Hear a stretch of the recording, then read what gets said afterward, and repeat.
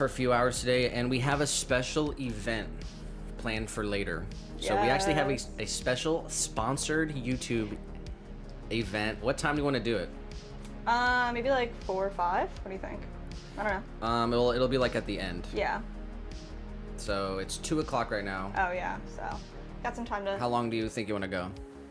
At least 6 hours. 6. So at 8 o'clock maybe. Yeah. Yeah. That sounds good.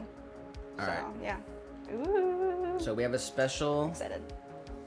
event, sponsored event, guys. It's gonna be at 8 p.m. Eastern Standard Time. So it's pretty cool. Yeah. Don't miss out. We're gonna keep it a secret till then. All right. Yeah. So what are you gonna do today? All right. So yesterday, we did throw 10 more of the 4-inch planters because we have so many that we have to go through. So we're gonna trim the 10 planters today. We're gonna throw 10 more. We're gonna throw 5 large planters, tabletop planters. And then we have some customs that we need to do. Somebody ordered a stein. So we're gonna make some more steins. And we did get our steins back from the kiln, and they are giant. They're, we measured them out, and they're 32 ounces, and we were aiming for 24. So we're gonna make some new steins, cut them in half, or cut them by like 25%, is that what we said? To make them 24 ounces. Yeah, but we have some custom stuff. So a smaller bowl with a spout, 5 inches, the stein. Somebody wants this very specific tea set. It's called a Gaiwan tea saucer. It's like a serving set, so we're gonna make that for them.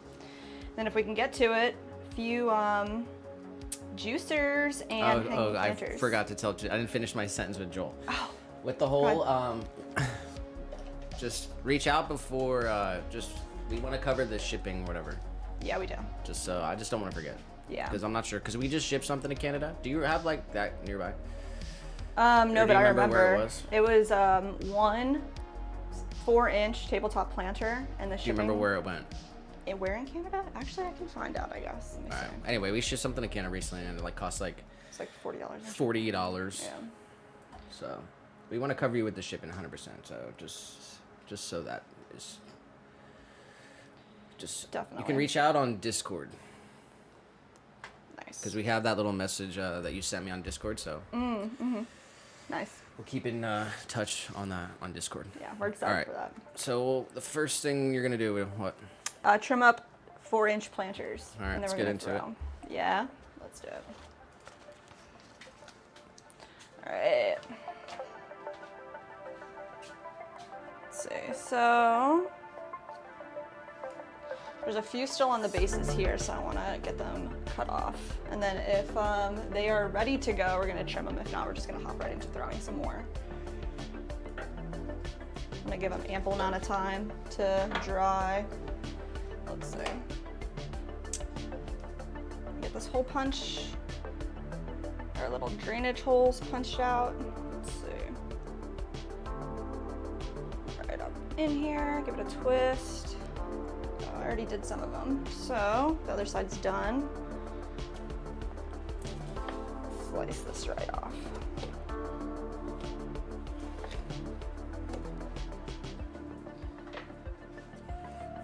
Yeah, I just don't want Joel to feel like obligated because it was kind of I like mentioned it or whatever.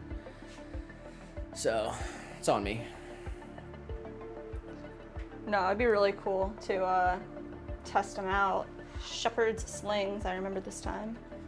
But yeah, 100%, like we got you on the shipping, and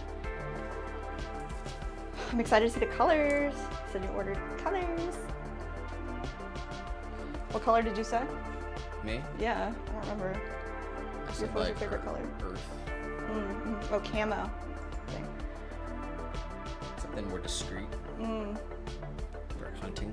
Yeah, I guess mine is I said bright front and center. All right, just flipping these upside down so that the bases, they're a bit thicker so that we can trim them off. They're gonna dry a little more evenly. One more, and then, let's see. We can trim some of them up.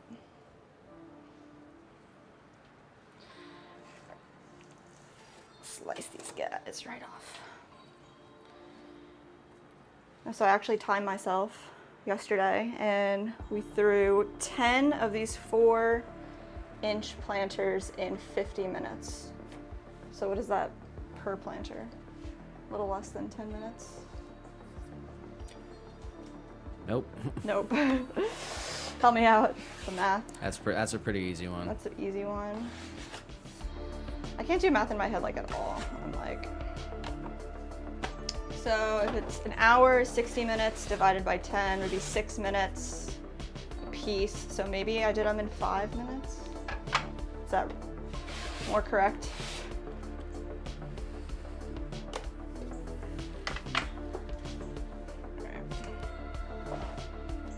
Yeah, I know math. Not at all. So. Alright. I'm gonna make our chamois cleaner. Left our surface a little crusty.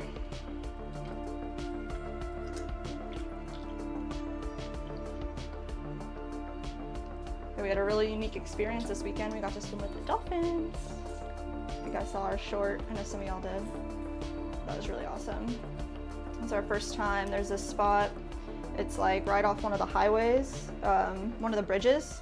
It's called the Gandhi. And there's little coves where the mangroves grow. And we got to be in the bay. And I can't believe Nick saw it, was like, Jess, come here quick. And there were just like 2 dolphins playing. It was really cute.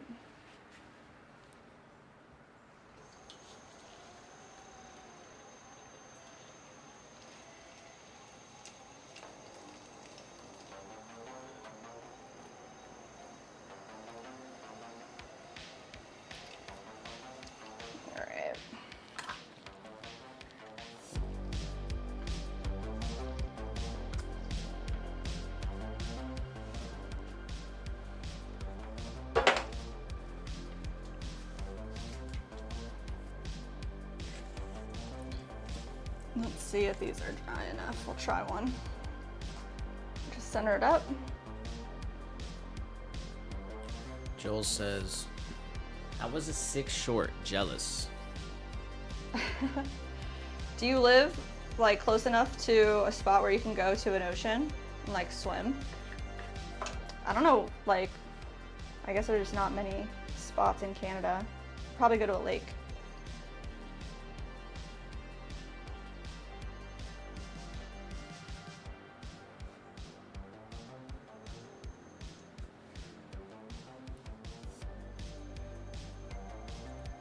There's a lot of dolphins like in the St. Pete area. We've seen so many dolphins down there.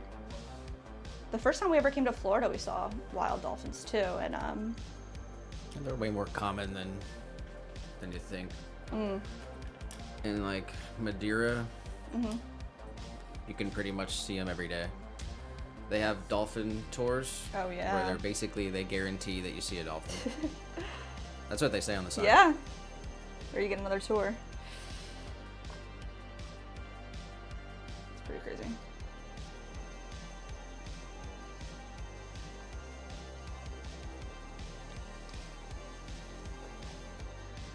Jill said lots of lakes, most fresh water in any country on Earth. Wow, I didn't know that. That's awesome.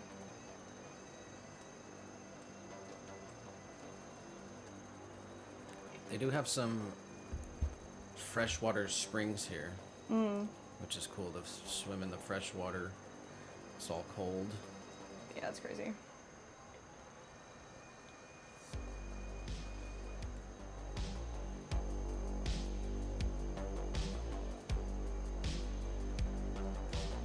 Jill said, scratch that, we're third, actually.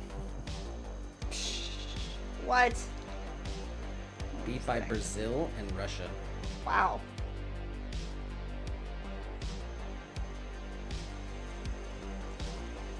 I'd say number 1 in my book.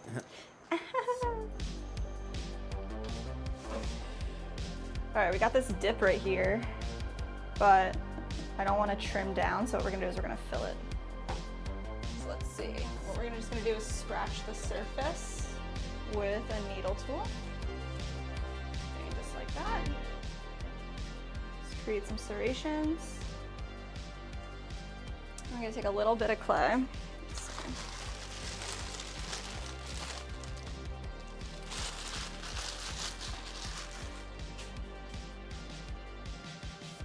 A little bit of slip.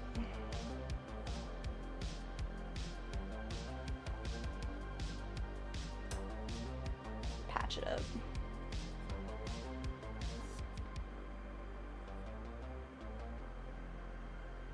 Then trim it down so it's even.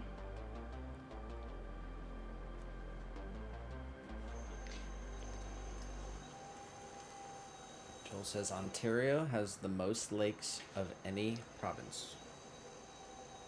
Wow. Yeah, we live right by this, like, the amount of lakes.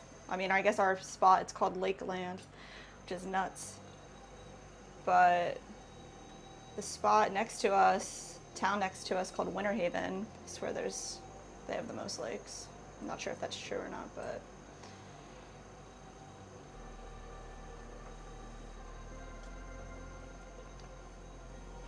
Lakes are cool. Down here, you can't really, well, you can, but all the alligators live in the lakes. So a lot of people say, you know, don't swim in the lakes here.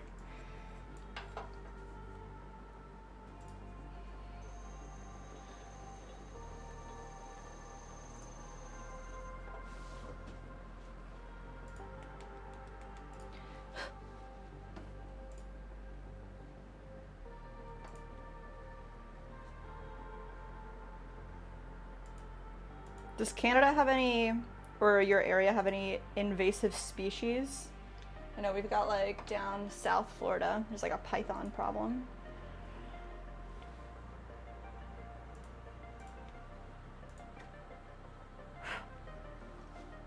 All right, this one's nice, one down.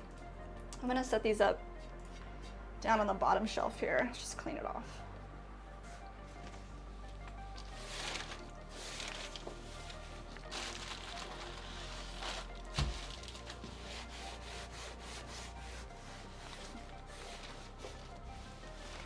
The only thing that they worry about is leeches and snapping turtles. Ooh, leeches are the most terrifying thing in my mind. I can't even think about that. I feel like any lake, swampy area probably has those. But yeah. Snapping turtles? That's scary too, but at least you could probably see them.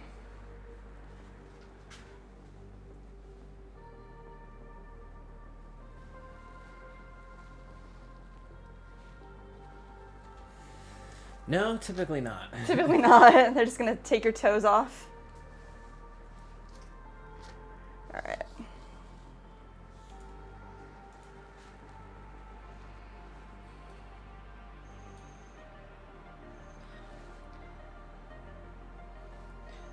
The closest lake to our house, the one that's like 2 blocks away, there's one tree that's growing like from, I guess it's like a big palm tree, like from the land out and down and around. So the turtles really like to sit on the trunk, and we always call it Turtle Tree. There's always turtles on it. I don't think they're snappers though. Do you think they are? No. They're like red-eared turtles. Is that what they're called? Red-eared turtles. They're cute. We see a ton of turtles. Yeah, red-eared slider. Ooh, they be sliding. I'll tell you that. But I have seen alligator snapping turtle. And one time, I told you this story. I was driving. There was a turtle in the road, and I pulled over to get it, and it turned out it was a snapping turtle. Yeah. And it almost freaking bit me. I didn't realize because it was smaller, and it didn't look like a regular one. It was like a different kind. They have a special. They have a specific Florida snapping turtle. It's a specific like species. And then they have like the traditional one. I don't know. They have a couple different varieties. That day that you stopped, is it the one you like put them in your car and like put them in a safe spot? No, that was a soft shell turtle. Ah, my gosh, there's so many different types of turtles. Yeah, that was a big soft shell turtle. Is just what it's called. Because they like need to be in the water. They're more like water turtles, and he wasn't. He was like in the road in the parking lot of like a grocery store, and I pulled up the map to see where the closest water was, and I was like, dude, there's no water anywhere around here. Maybe somebody like maybe he escaped somebody's grasp, or like somebody tried to like set him free. So I popped him in the car, and I drove him like the closest water. You're a hero.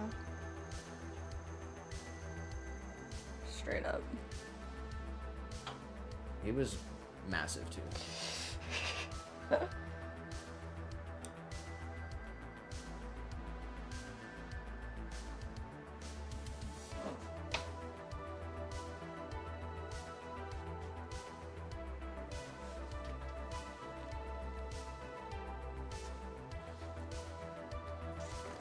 Bill says grass carp are a problem, and emerald ash borer are very invasive here, killing our beautiful elms. What is that second animal? Look The it up. first one, I imagine carp's fish. I know they can get like insanely large, like whale size or some shit. But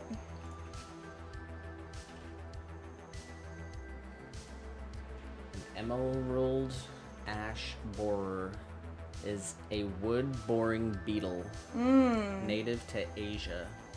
oh my gosh. And it kills the trees. That sounds like the lantern flies in Pennsylvania.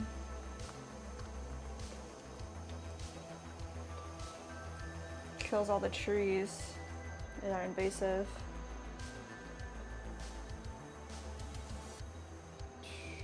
Jeez.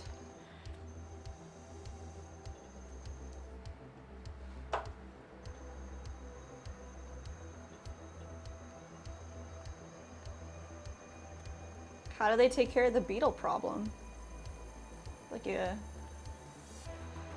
birds eat beetles, right? I wonder, like, they have to, like, breed birds. I don't know.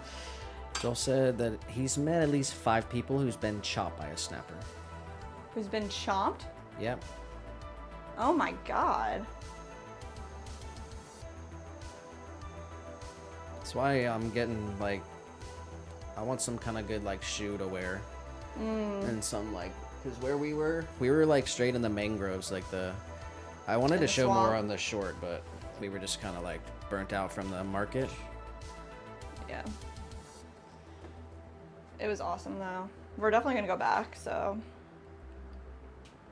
But yeah, there was, like, ton of crabs there, mud crabs. Like, they're the mangrove mud crabs. Is that what they're called? Yeah, That's there's all kinds awesome. of species. They were, like, this that, like, big. They only live in the mangroves. So that's why they're, like, super important. Wow. And basically I discovered the ultimate mangrove seed pod, like, place to get them. Because there's a million there. So True? Yeah. Now I have ultimate, like, seed pods for bonsai. Bonsai. Yes. So I grabbed a bunch. Actually, I'll go grab them. Yeah. He's like cultivating and propagating the mangrove seed pods, and the way that they float into the river is insane. Like, the mangrove tree produces the seed pod, and then it's like this long stick, and it drops off and then bobs throughout the water until it lands back on land, which is insane. And then it grows a whole new tree, so you see them all along like the riverside or the bayside.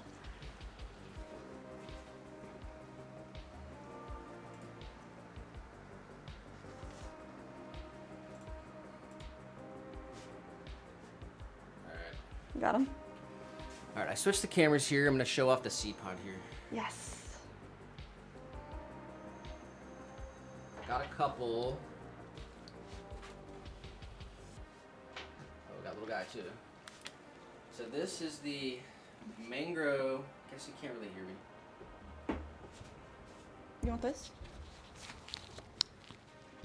So this is the mangrove tree seed pod.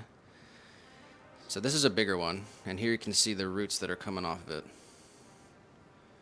But basically, it exists on the tree like this, and then I have it in this jar of water, and it dumps in the water, and it floats around like this in the waves, and then eventually it'll come up on the beach, and then it'll get rooted there.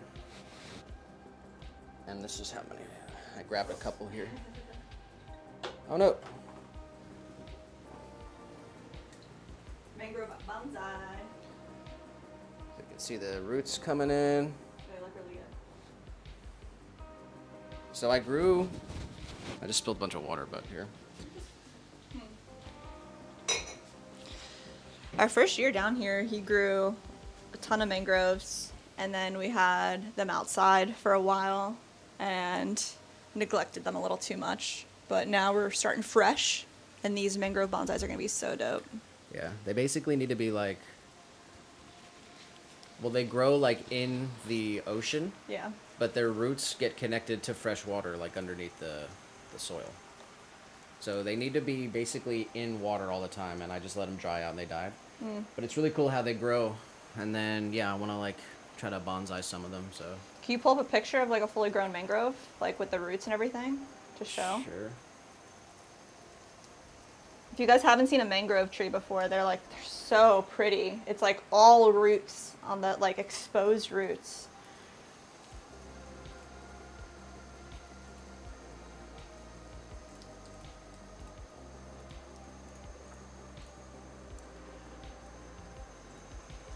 By the way, Probably it is seen something like a mangrove tree before, but that's pretty much what a mangrove tree looks like. And then I looked it up, but they have some images of bonsai mango trees, nice. and they look really cool. Hopefully I can get some good roots coming out of them, and we'll need some good bonsai pots, and then try to do some, because that would be awesome, because there's a million mangrove seed pods there. Yes, million. honestly, like straight I up. just grabbed a couple.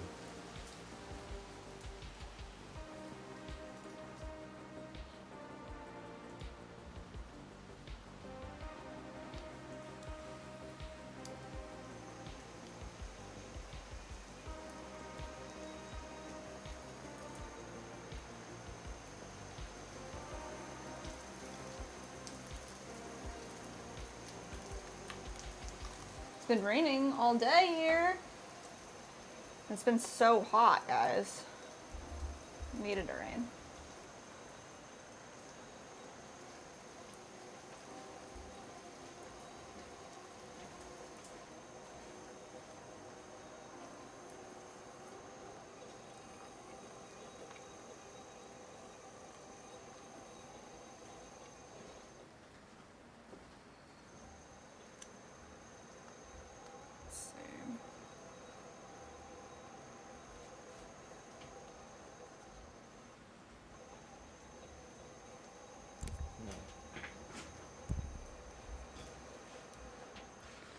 Smoothing out the bottom here.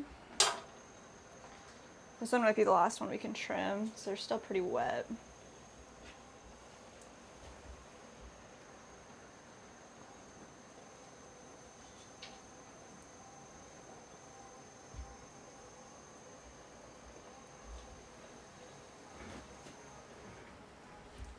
Go.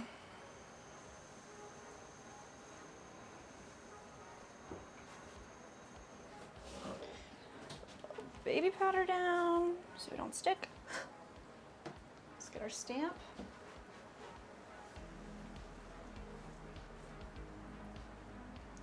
Nice.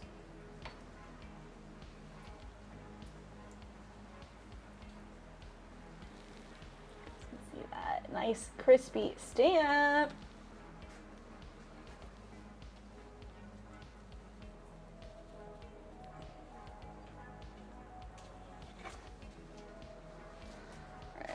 There's a few more we can do here.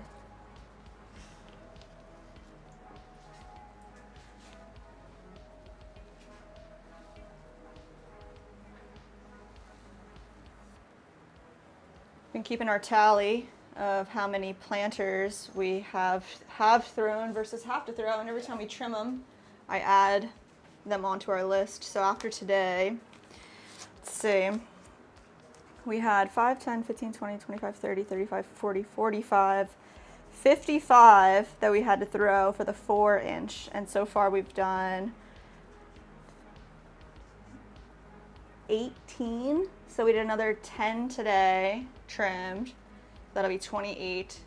And then we'll throw 10 more, 38. So I think we're gonna try to throw 10 every day until they're done, because they need to be done.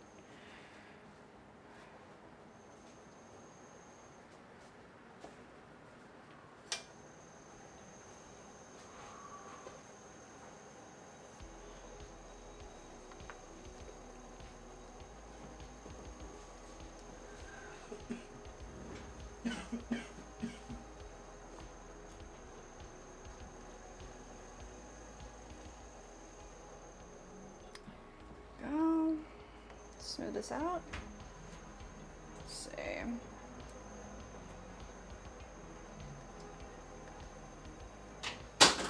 And all the way over. Smooth it out. Nice.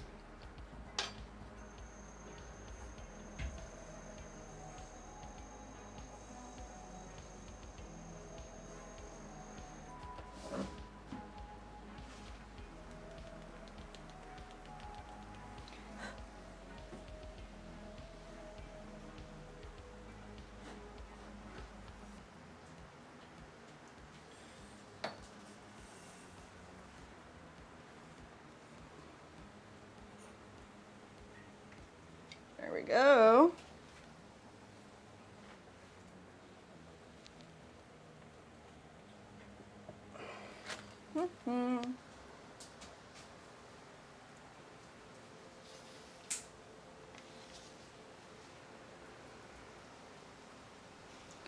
Let's do this one right here.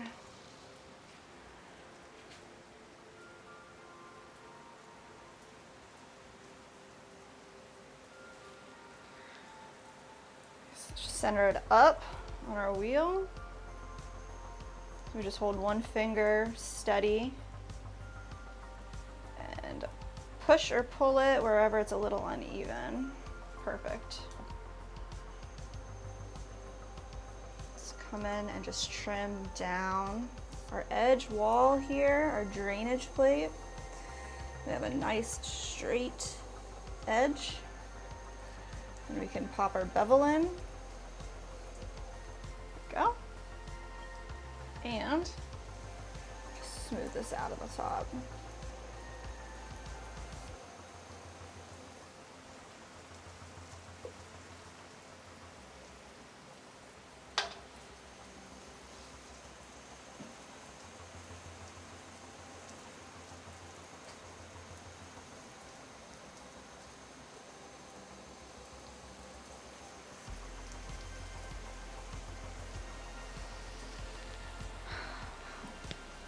Nice. Woo! All right,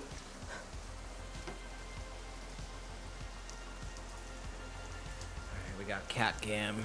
Cat cam engaged. That's what I'm talking about. Got a big old bell break in there.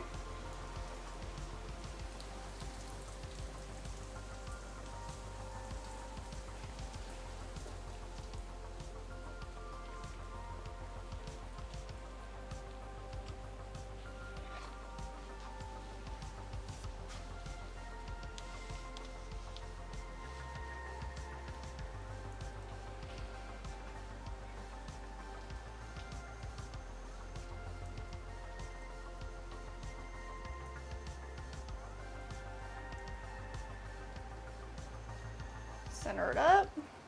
Use our cork to apply some pressure evenly. Just gonna trim down the sidewall right here. Nice.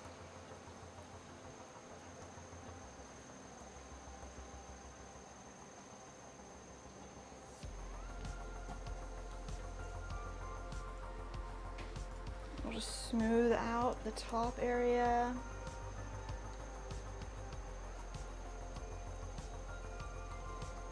Perfect. Hit it with our sponge.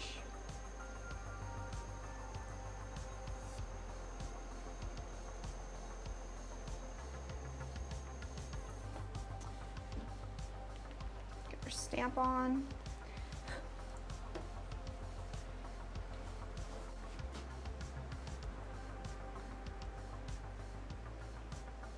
Nice.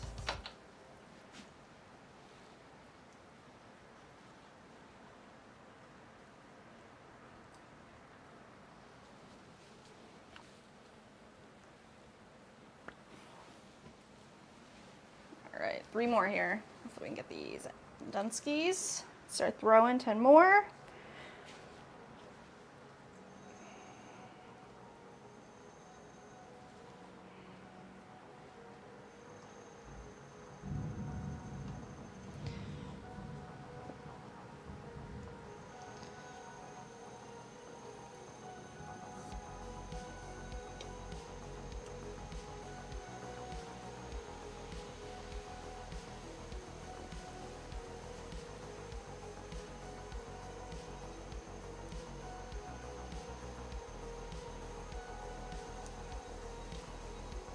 So somebody actually emailed us asking for a custom order for something I had never heard of before called a butter sled.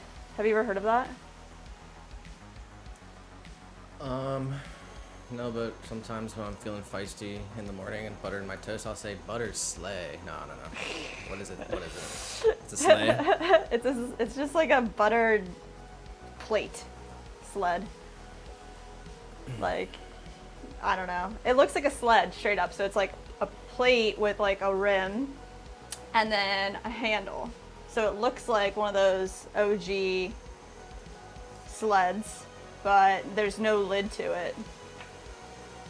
So it's just like a plate with a little handle. And they like sent an image of kind of what they want, just kind of like a rectangle with rounded edges and a little handle. And they want it in our triple melt glaze. So we're gonna work on that for them and our whole order, and the whole scheme of all of our orders. It's making a butter sled. Whoa, guys. Jeez. Did you guys hear that thunder? It's really coming down.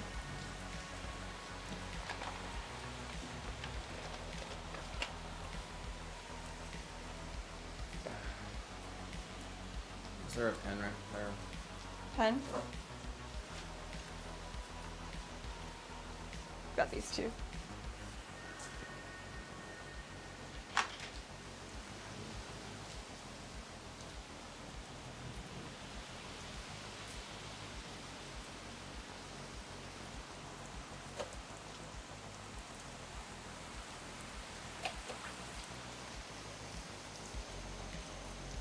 I love it when it rains.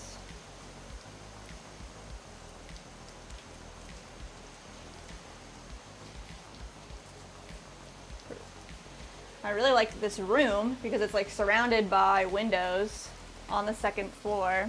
So we're lucky that we do have somebody next to us, but they only have 1 story. So we get to actually see what's going on outside off the roof. You guys have seen it before. It looks so awesome.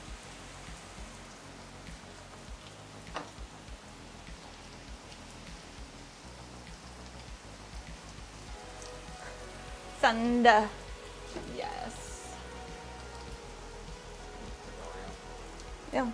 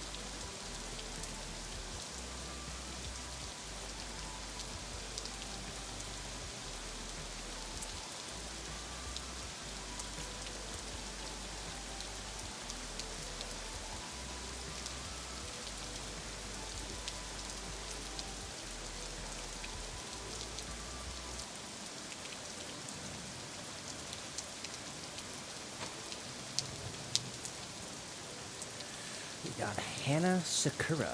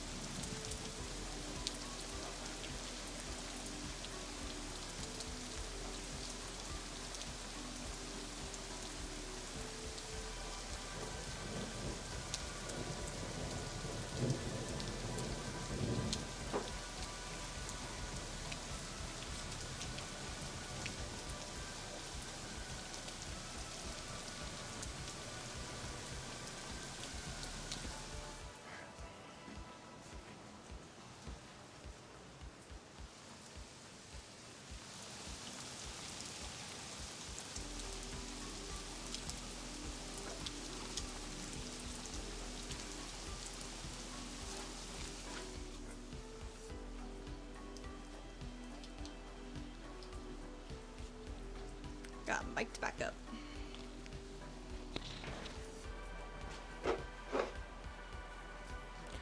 Alright, hope you guys like the rain sounds. Looks like it's slowing down a bit.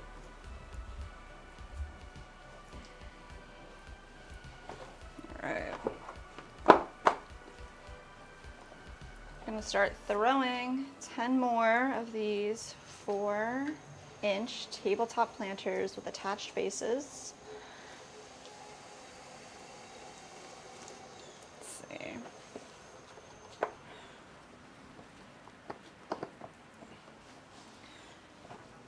Did a little cleanup on this wheel, but doesn't need to be perfect.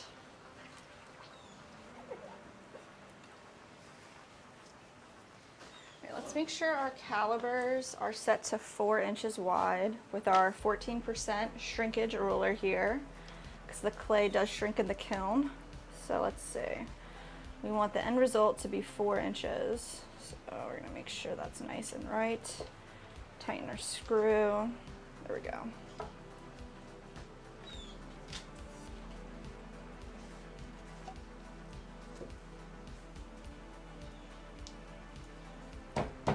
We weighed out all of our clay earlier today.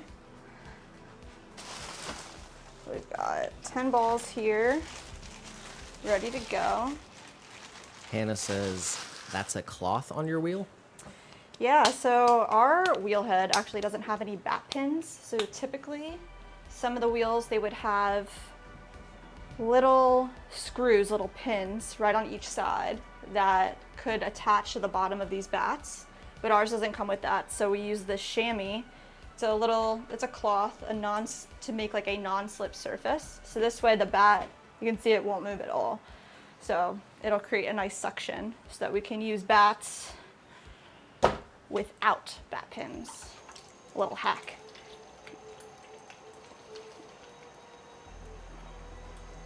You could use a like a little disc of clay as well. So when we throw larger, we'll end up putting a small disc of clay on the wheel head instead of using our chamois. Just creates like even more a surface where your bat won't slip around. See, sometimes it does that. That's not nice. So what ended up happening here is I just didn't wipe off my chamois before I added the bat. There we go. Why is it doing that? That's so crazy.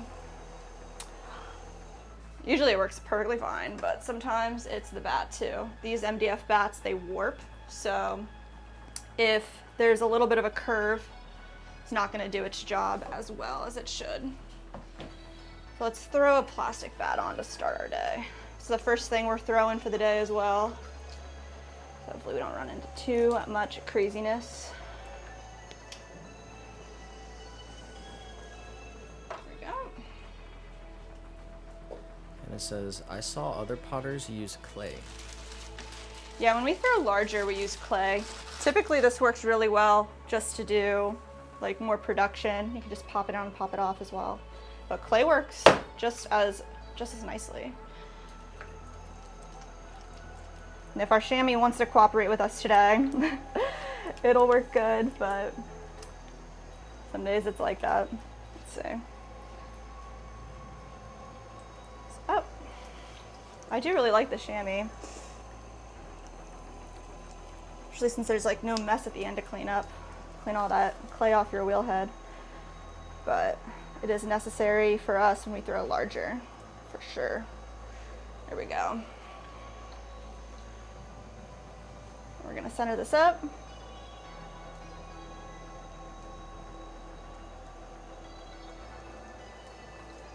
Come straight back down.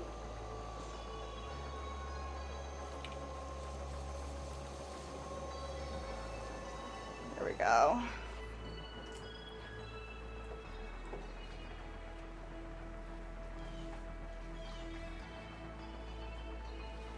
Sponge. It's going to start with kind of a flatter mushroom shape and then push a little bit of this clay off to the side. We're going to use that for our attached base later. And then we're going to find the center here with our finger, press straight down in the center, leaving about a 1/4 inch on the bottom. We're going to pull this open towards ourselves, keeping the base as flat as we can, and then we're going to open this up to the 4-inch diameter that we want. Let's see, all the way over. Start right there. Let's check it out. Just about perfect. So it's just gonna make sure our corner is like a 90-degree, and then we're gonna compress the base, keep it flat, push all the clay particles together.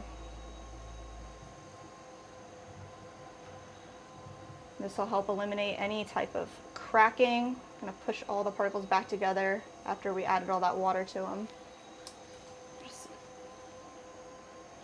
There we go. Then before we start pulling up our wall, I want to start with like a concave area. So I'm going to push all of our clay towards the center and compress the rim. And then I'm going to find our clay right at the bottom and pull it straight up towards the center. Keep our concave form until we get the height that we want. And each pull, we compress the lip. Come straight from the bottom,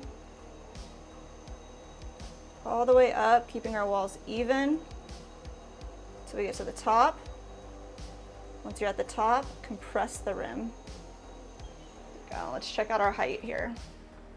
We're good on the height. So now all we have to do is match the top width to the bottom width that we started with. So we're just gonna slowly open the form up. So I'm just gonna start from the bottom, opening it up little by little. Little guy's being super cute.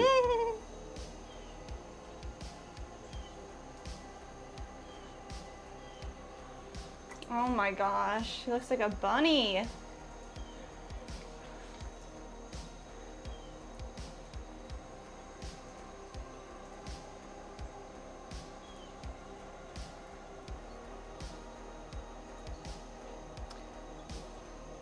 So these planters, we want pretty much a perpendicular wall, so I'm gonna come straight in from the bottom, make this as much of a cylinder as possible.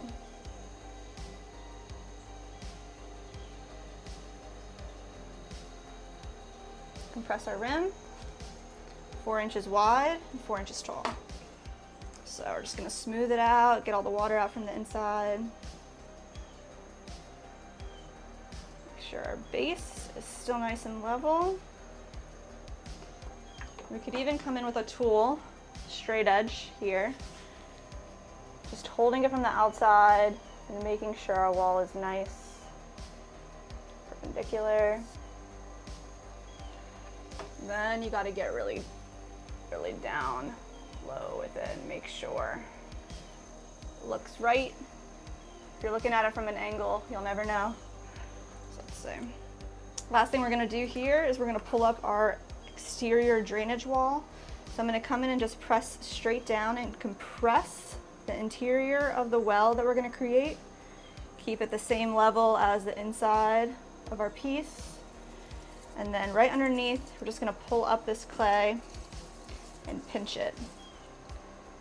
That'll be our little exterior wall pull. Compress the rim. Then since it's flared out, I want it to match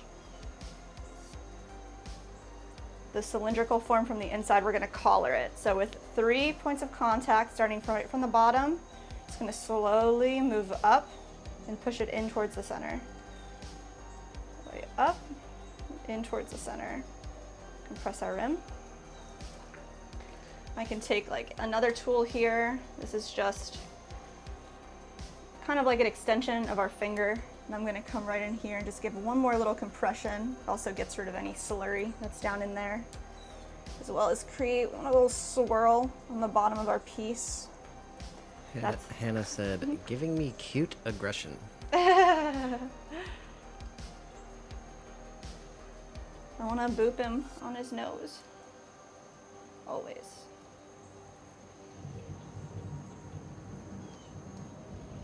He has his gator.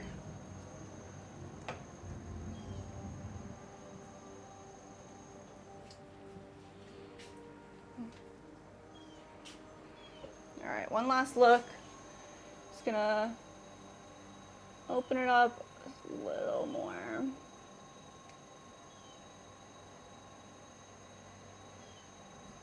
All right, there it is. Now we're gonna wire it off, set it off on our shelf to dry. We're gonna make 10 of these today. Let's see.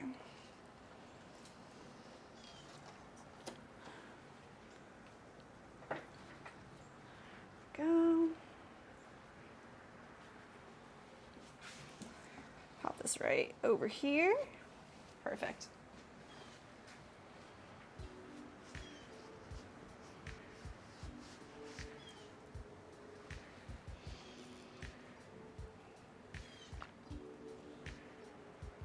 The last sip of coffee. It's over. It's done. All right. Line up our bat. Actually, I'm going to use this first clay ball that was giving us kind of a hard time. So let's slice it off.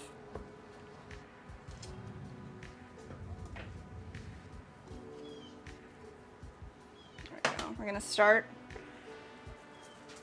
There we go. When you were throwing it, Hannah said, why concave? So why concave? We start with our walls going in towards the center, because if they flare out too much, it's a lot harder to get them to come back in. So rather than trying to like reverse something that's too flared out, especially the spinning of the wheel, this force is kind of making the piece flare out as well. So we're just going back and forth and combating this like natural element where it wants to flare out. So we start concave first. This way we have more control over the piece and where we want it to flare. You see that with bowls a lot. When you're throwing a bowl and it starts to get wider, if you were just to step on that pedal, it'll just flop. It'll fall down. So you want to control it as much as possible.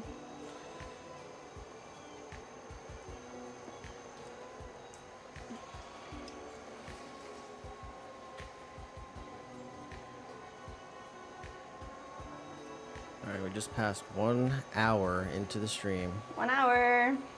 Shout out to everyone who has stopped by, everyone who's watching. Please like the stream real quick. Just double tap the screen if you're on vertical. Looks like no one's on vertical though, but Shout out to Joel. I'm not sure if he gets off work every day at 3, but it's 3 o'clock, so 3 o'clock. shout out to everybody. We're 1 hour into the stream. We do have both the streams going, just so everyone knows. You can go to our channel, go to the live section, and you can choose what stream you want to watch. Most of the people are in horizontal right now. I'm biased, but horizontal's the best stream. But we will be here for a few more hours, so appreciate y'all hanging out with us. Yeah. We have a special event happening at 8 o'clock. So definitely hang out or come back at 8. Yeah, we have a special YouTube-sponsored event happening later in the stream, so keep an eye out. Hannah says, how many hours is your stream usually? Usually we go for 8 hours on Tuesdays and Thursdays. So we start usually around noon Eastern Standard Time and wrap up around 8. And then occasionally we'll stream on the weekends, but today we kind of got a late start. Typically it's 8-hour streams, Tuesdays and Thursdays. Yep, there you go. Typically we do 8 hours Tuesdays and Thursdays. We started a little late today. We might make it to 6 hours today. Maybe. Maybe. But we'll we see. were 1 hour into it. We'll be here at least for another 3-4 hours. Yeah, so. for sure. We got a lot to throw, a lot to do today. Joel said 3:30 usually, but 5 today. Bummer. Wonder what Silas is doing. Wrapping some buses, dealing with the customers. Hopefully he pops in later.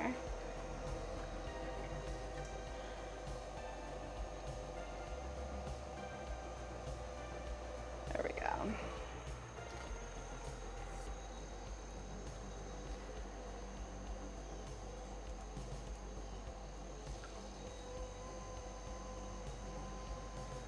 Let me just double check our width here. All right, we're looking good at 4 inches. So I'm just spend a minute here compressing our bottom, just moving back and forth, pushing the clay down into the bat with our finger. And you can use a rib tool, a knife tool, anything flat for this as well. Now we're gonna pull up our height here, grab a little bit of clay at the bottom, come all the way up to the top, to keep it concave, compress our rim, keeping all that clay together.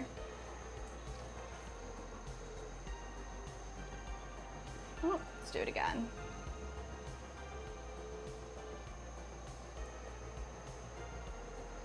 You can feel there's a lot of clay down here on the bottom still, so we're gonna grab that, bring it all the way up.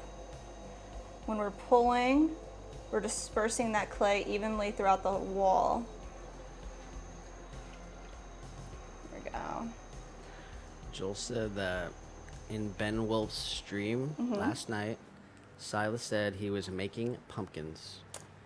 Making pumpkins? Wow, Halloween is here. It's coming up soon.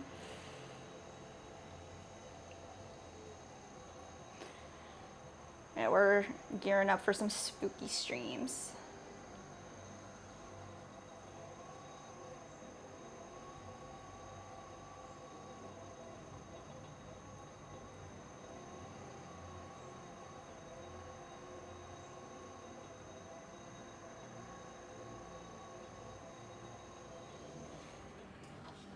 All right, 4 inches tall. Now let's just match our base. Hannah says, your stream does pop up often in my short section. Oh, awesome. I'm glad you came through today. Checked us out. Happy to have you here. This timer's going off. All right, well, we'll do it in a minute. All right.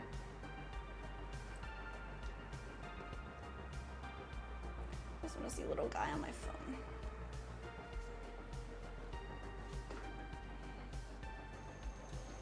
Ah! I literally just punched it with my finger. Let's fix that. I'm gonna straighten it out.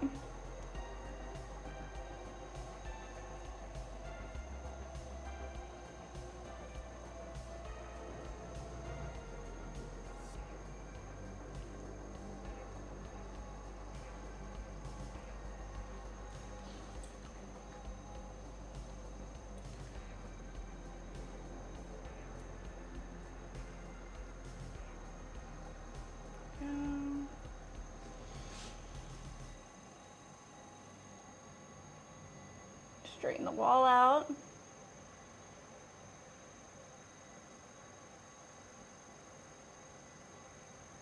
There we go.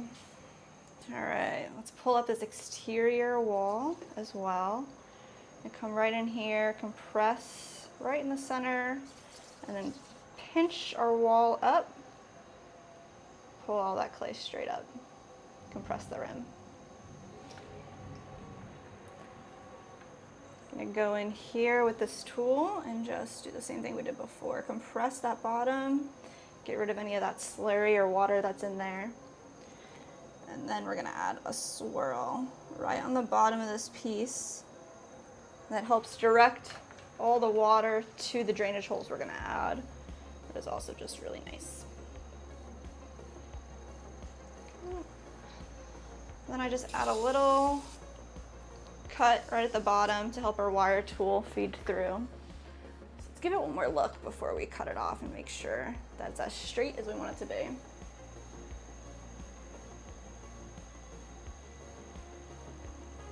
That looks good to me. Just take our wire tool and we hold it tautly on both sides, and then with one straight motion, flat, coming all the way through the other side, keeping it even.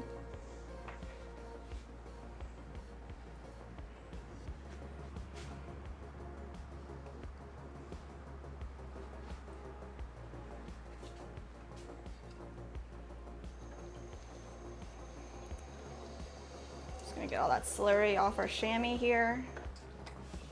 Add another bat. There we go. Get another ball of clay.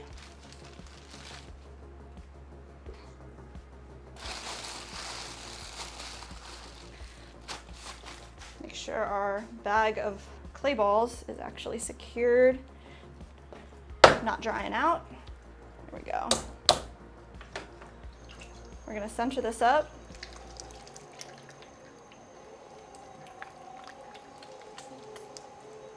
Go. So we're just gonna take this from two directions, push all this clay in towards the center, and it forces it up.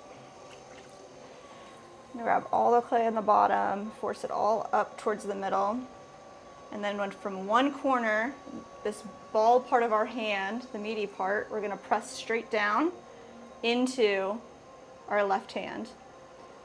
We're just creating this triangulation with our thumbs. We're gonna push this whole thing straight down. We're gonna do that as many times as we need to get this clay centered on the wheel. Let's go ahead and pull it up again.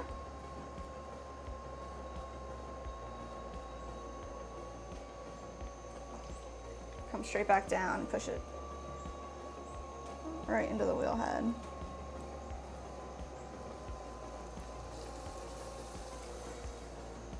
There we go. And that whole time I'm just applying pressure with my right hand with this meaty part of our palm right in one corner of this clay. And then we just push all of that while it pushes down into our left hand. So it creates this nice rounded form. This is where I want to start. Right there.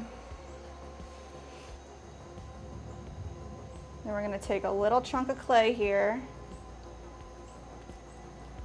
push it off to the side, save it for later. Now let's open this up.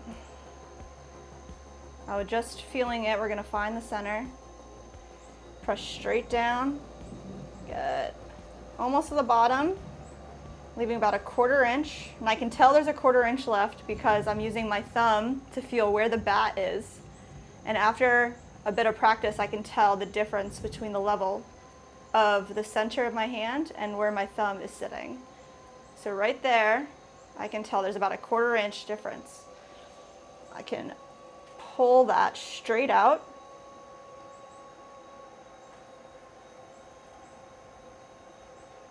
There we go. And we're going to compress our center.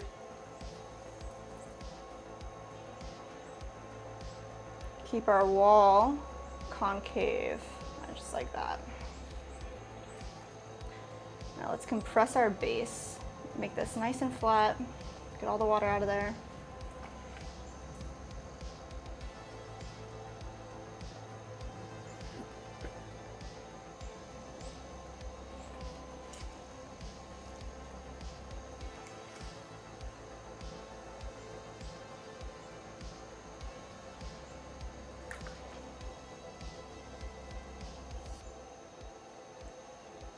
want to start with this opening at 4 inches.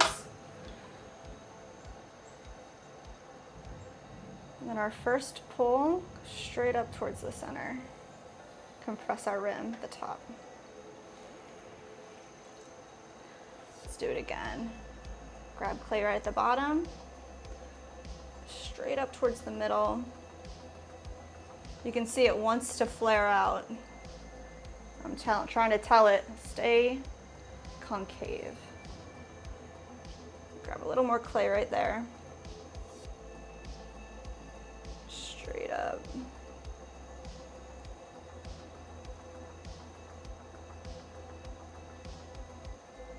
Press the rim.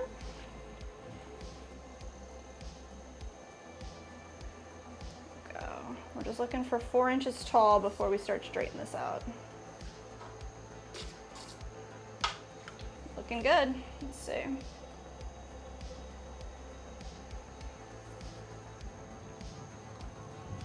Let's go ahead and grab one more small pull just to even our walls out. I can feel the thickness. Straightening the whole thing. There we go.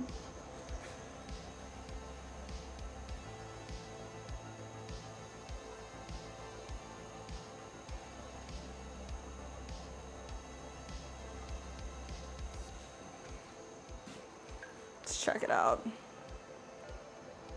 4 inches wide, 4 inches tall. Ooh. The thunder sounds really nice. I can see like the clouds are rolling really fast too.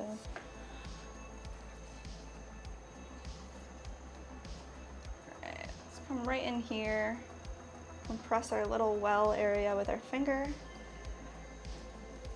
Come right underneath and grab all that clay we left. Just pinch that together. Bring it straight up, compress the rim.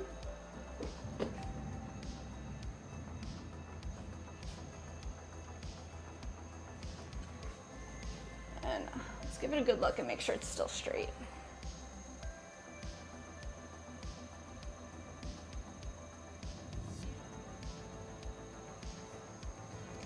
Straighten this out as well. Nice.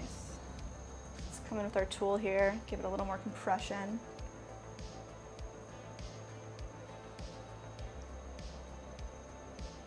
Get all that slurry out of there.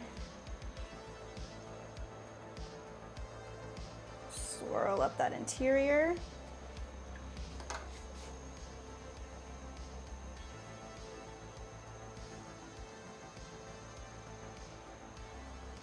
Pull it out a little bit, even it out.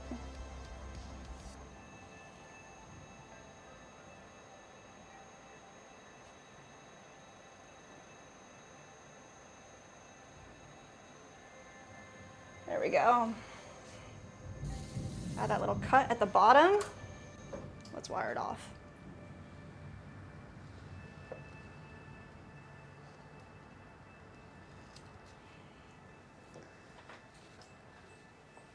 All right, that was number 3.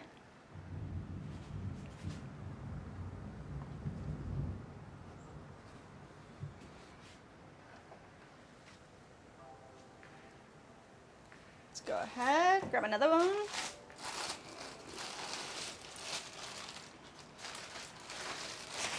And these clay balls, they're all weighed out to 2 pounds and 6 ounces.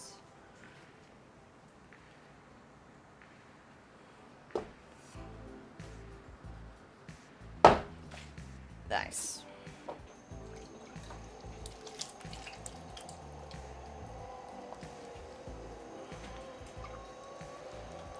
Ooh, lightning. Did y'all see that?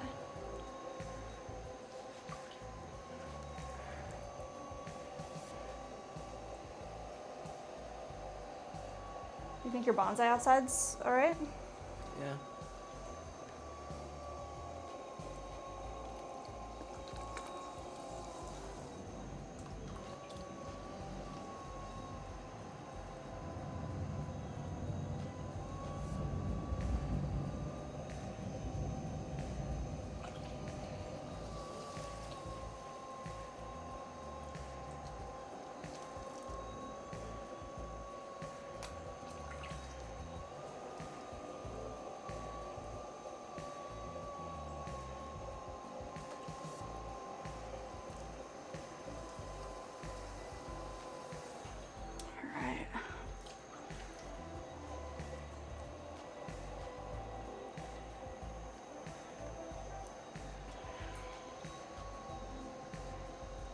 Push that little bit of clay off to the side if we like. Keep that for later. Straight into the middle. Open it up.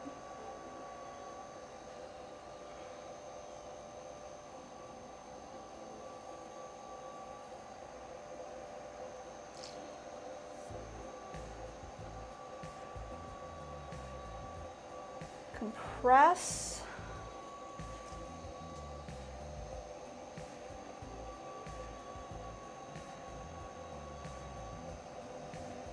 All the way into the center and all the way out, pushing all that clay down to the base.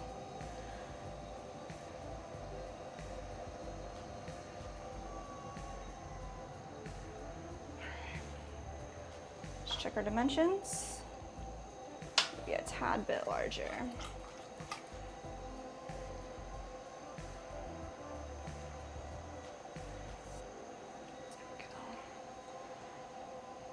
Bring all that clay straight up towards the center. And press the rim at the top. Let's go ahead and do that again. Find our clay right at the bottom. Bring that bulge all the way up towards the middle. Compress the rim. All right, I think I need a little more height there. Yep, I need a 1/4 inch taller.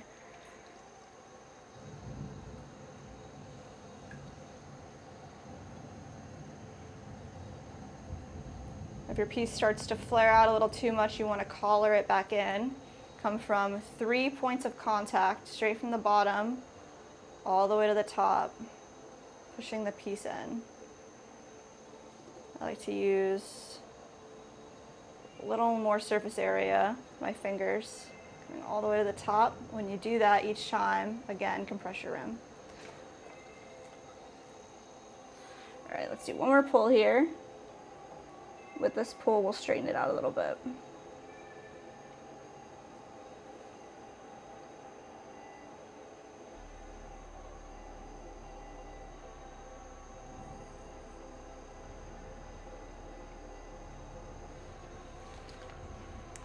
All right, let's take all that water out from the inside.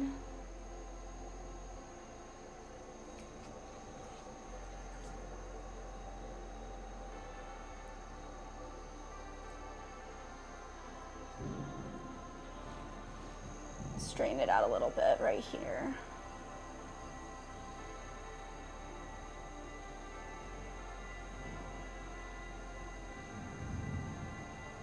Nice. Let's go ahead and open our base up. We're just going to compress straight down for our well. Making it the same thickness as the interior. Coming right underneath of this, pinching our wall up. Compress the lip.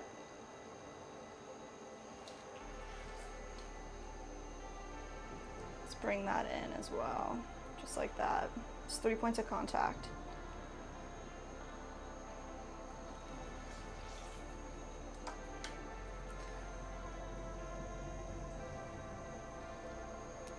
Compress our base. Add our swirl.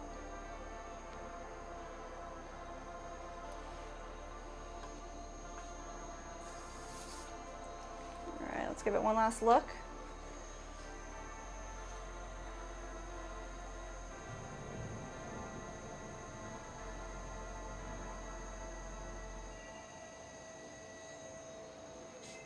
Nice. Make sure we got the 4 inches, good. 4 inches there, perfect.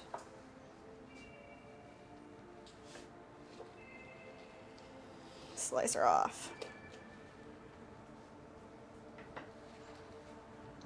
Number 4, down.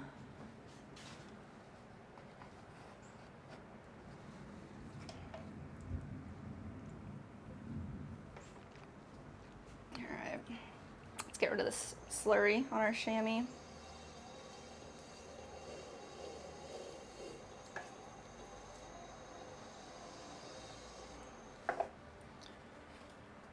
Pop this guy right on there.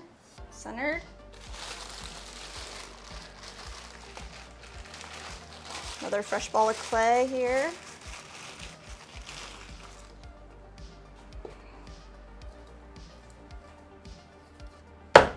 Secure that. All right, let's center it up. So I'm just pushing in from 2 points to get this little centered, pressing down. Now we're gonna go for a big center. Come all the way from the bottom, up to the top, then straight back down.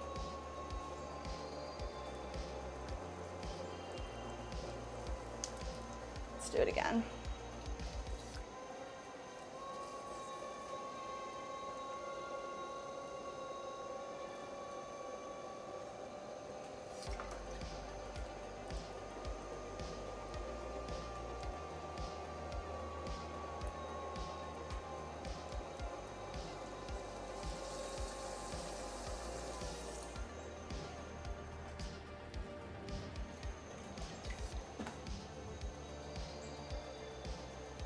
Perfect. Push that bit right off to the side. Open it up.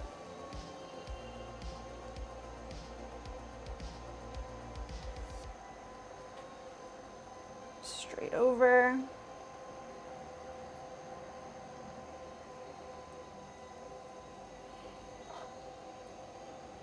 Go.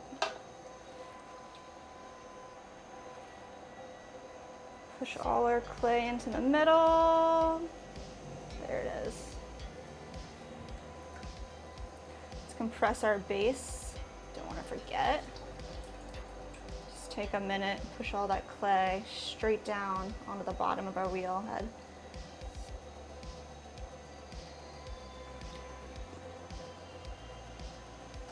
Just moving from the center to the edge and back. Do that a couple of times.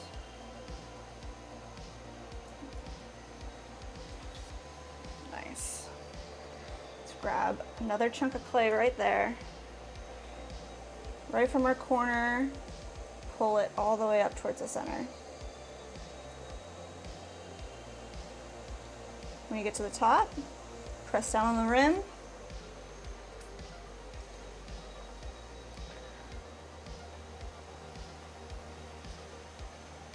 Let's do that one more time. Bring all this clay straight up. Distributing it through our walls the whole time. Bring it up to the top, compress the rim.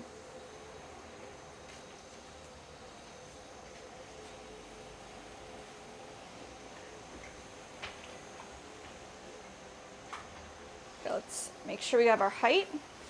Yes. Now let's just get our diameter straight from the bottom. Every time we can in this, especially here, we're going to connect both of our hands together to create this triangulation. Just helps with stability. All the way up to the top, just opening it up. All right, we do have to go take a short break and do that, though. We got to go switch our laundry. Yeah, fair. So we have a shared laundry space in our apartment complex, so we have left it in there. Yes. We got to go do that right now, so we're going to be right back. Yes, guys, be right back.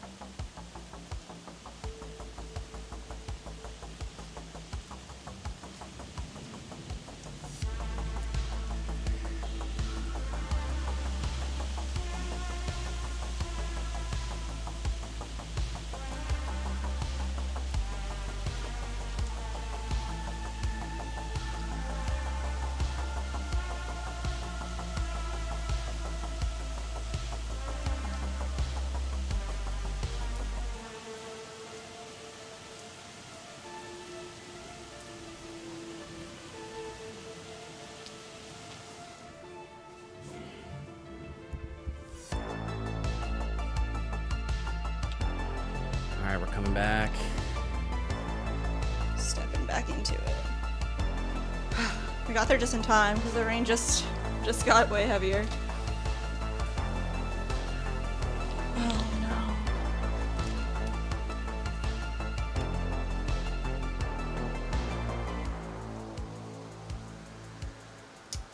My water just knocked over the last 2 planters. Huh? I put my water right here And it did what? fell into the planter. Into 2 planters. Into 2 planters, so I'm gonna So fix 2 of them it. are ruined? No, I'm gonna fix it. All right, let's finish this, fix that, get back into it. And then I'm gonna have a snack.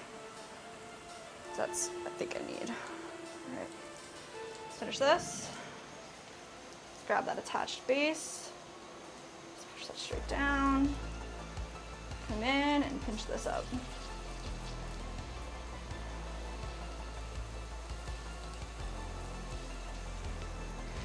All right, come straight down and make sure it looks nice and even. Gotta open it up a little bit more.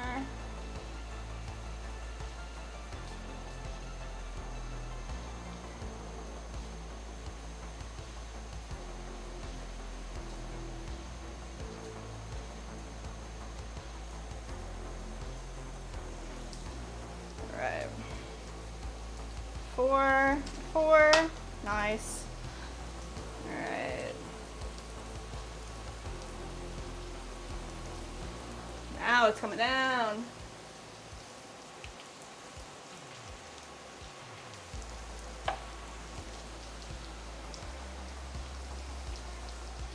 I like this one better.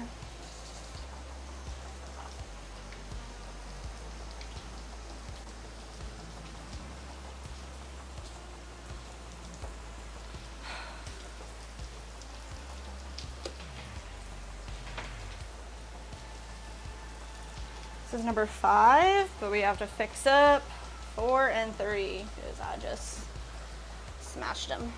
So right here, center it up.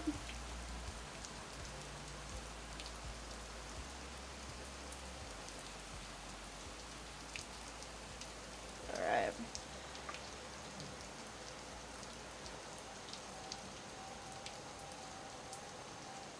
That one just hit the rim, which is the better of the 2. This other one's looking pretty rough, so let's see if we can fix it. This one's good.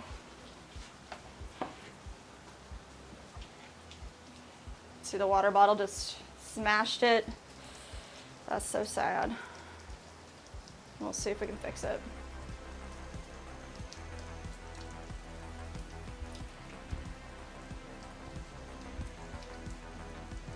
Centering it.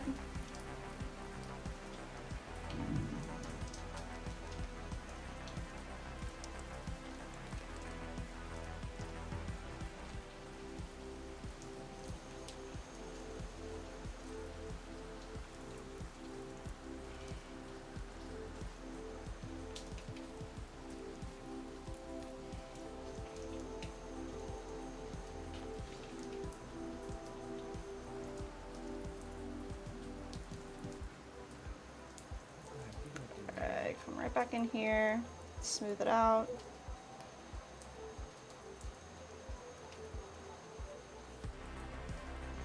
Let's see what's up with this wall.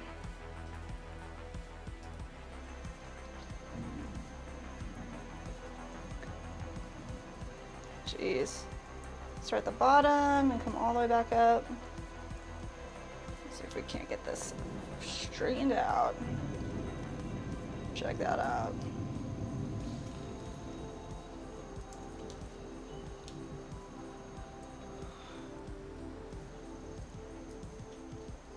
It was a pretty decent fix.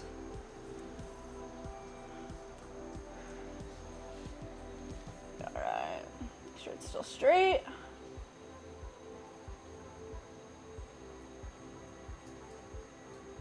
All right, no more of those mishaps.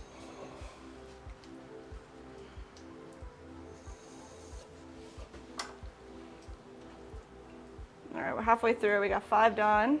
5 more to do.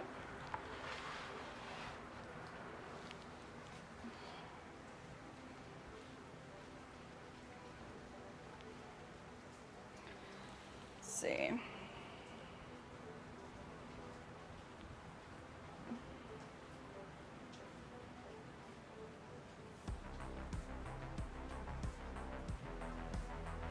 I actually do want to take a sip of this water that sabotaged me.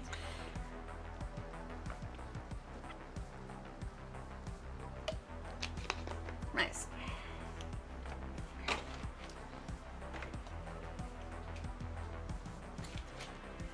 Just gonna take a quick bite of these walnuts.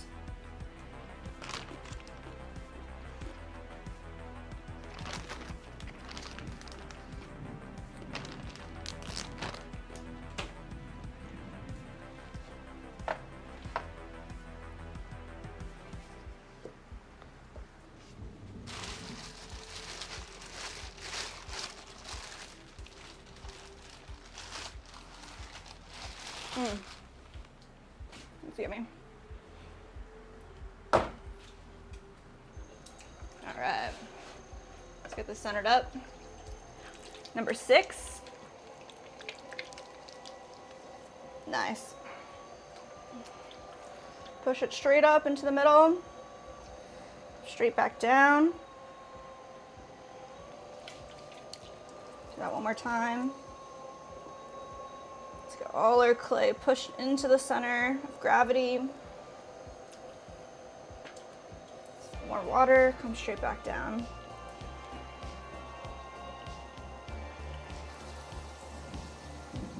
There we go.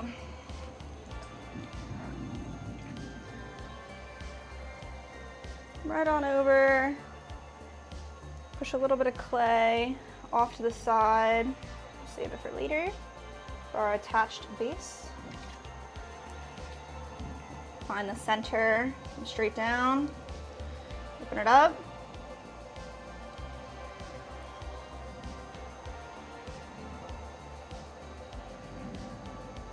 Compress the bottom.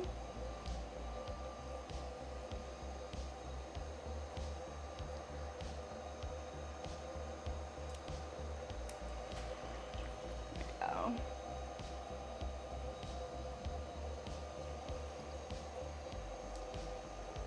Make sure that we have 4 inches in diameter down here on the bottom. A little bit bigger.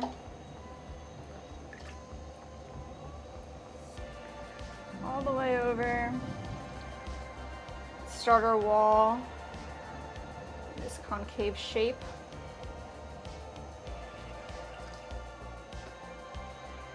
Pinch a little bit of clay, bring it straight up to the top. All the way up and press the rim. I'm gonna do that again. Let's find our clay right there. Grab that bulge, bring it all the way up to the top.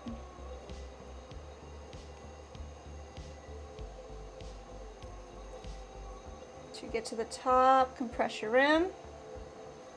Let's see if our height is there. Yes, 4 inches tall.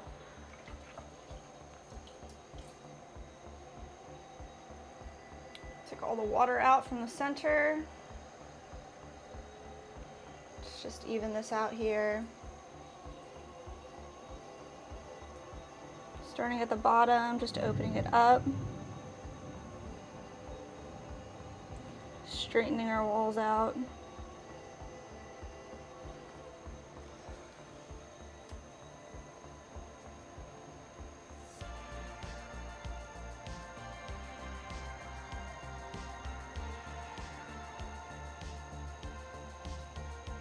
There we go. All right. Let's come in here and press straight down on the edge, creating a little well for our attached base. You can come underneath right here. Just pinch this together. Just bring that straight up.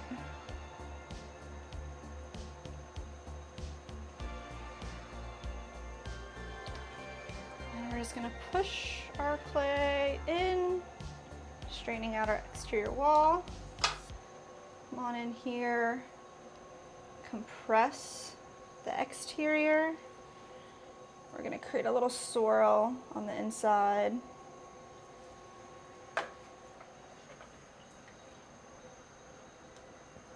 And we're just gonna give it one more look and make sure it's straight.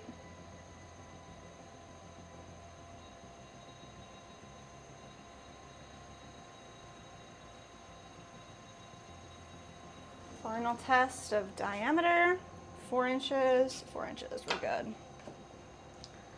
Let's create a little bevel right there. Helps our wire tool feed through. Take our wire tool, come all the way from one side to the next, straight through. Number 6, totally done.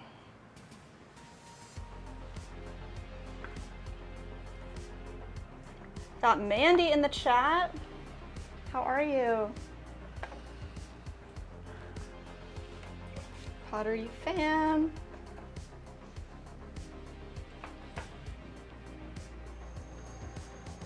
We are out here throwing our hearts away. We did 6 4-inch planters and we've trimmed 10 4-inch planters already. So we're gonna finish up our next 4 here. And then move on to large planters.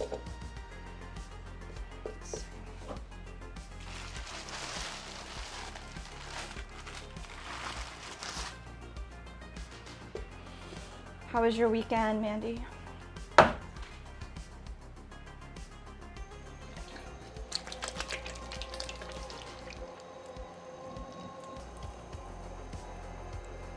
Yeah. Center it up. Bring all this clay up towards the center.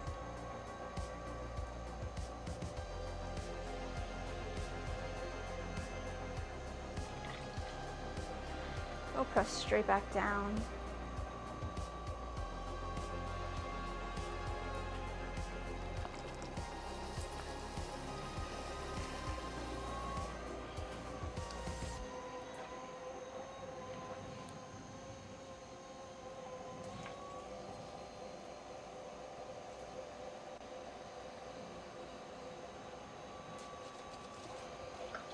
Try a little bit of clay off to the edge.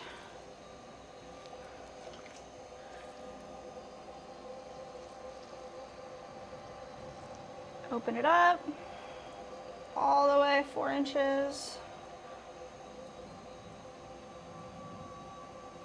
Compress.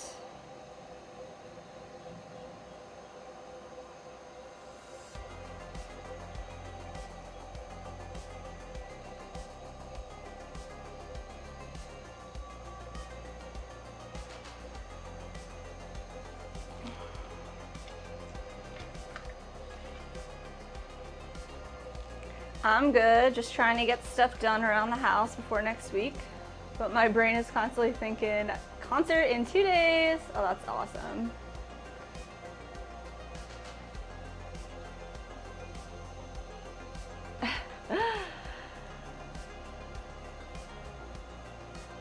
Chris Stapleton.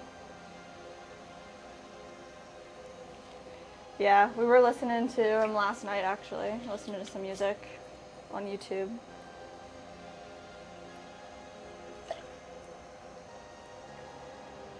That's gonna be really, really awesome. Be safe out there.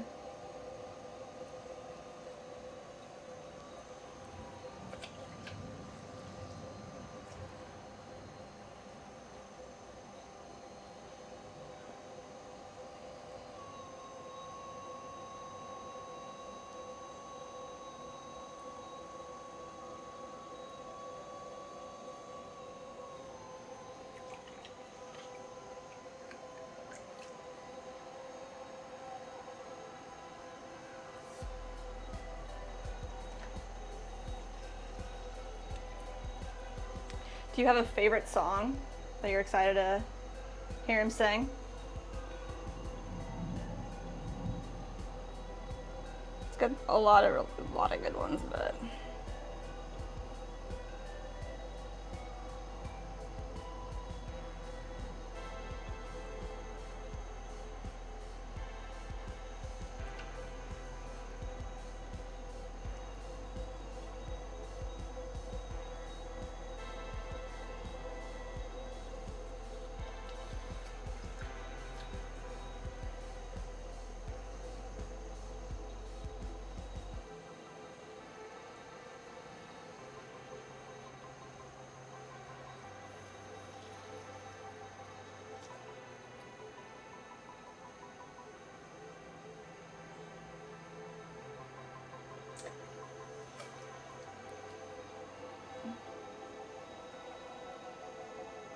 Straighten these walls out. There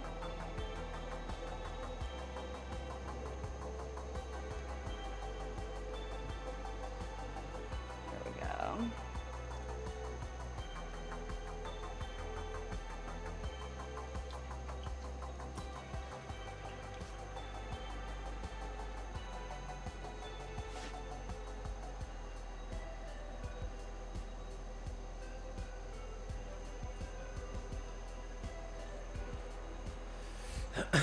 Yo. What's up, Mandy? We also got Jackie Lee. Hi, Jackie. Says hi from Sri Lanka. Oh, sweet. And then Mandy said, my brain always gets like this when I have a disruption in my schedule, whether it's fun or the opposite. Doesn't really matter the time frame. I could literally pick up groceries next week and my brain won't focus on anything else. It gets all jittery for no reason about the anticipation of any sort of upcoming event. Sounds kind of nice, like butterflies.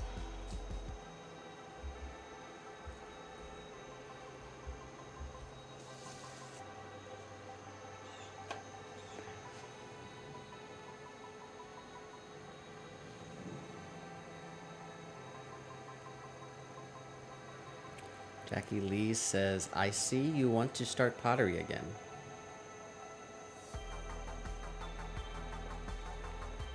Say that again? I see you want to start pottery again. We are always doing pottery. Never gonna stop.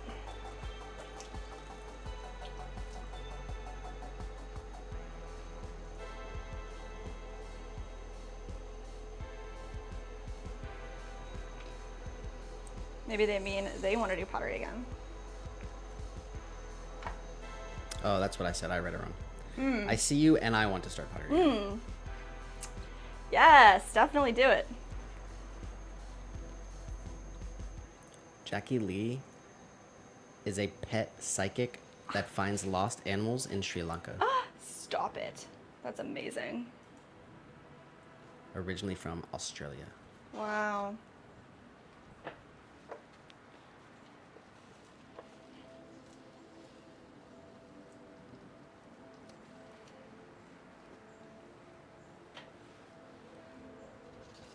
Finding lost pets. That needs to be done.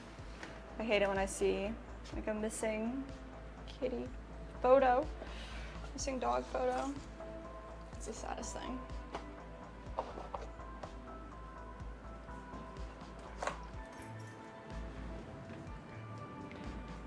Amanda, does that mean your birthday's in 2 days? Are you going like on your birthday? That's fun.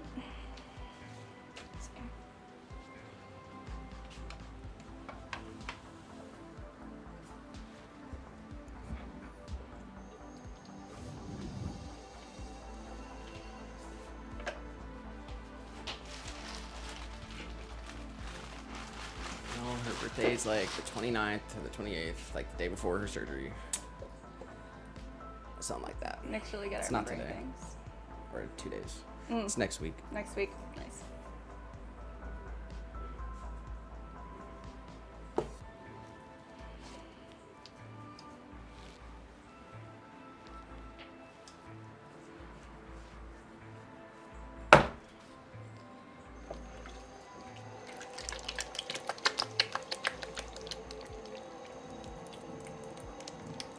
There we go. Let's center it up.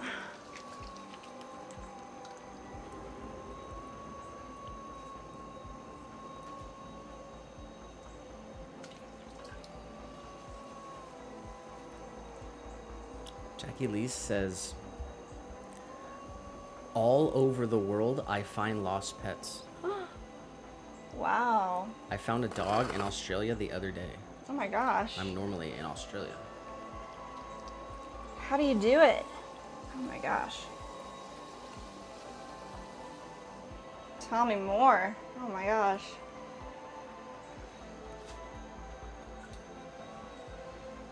Let's try to get cat cam activated. We do have our little guy here with us.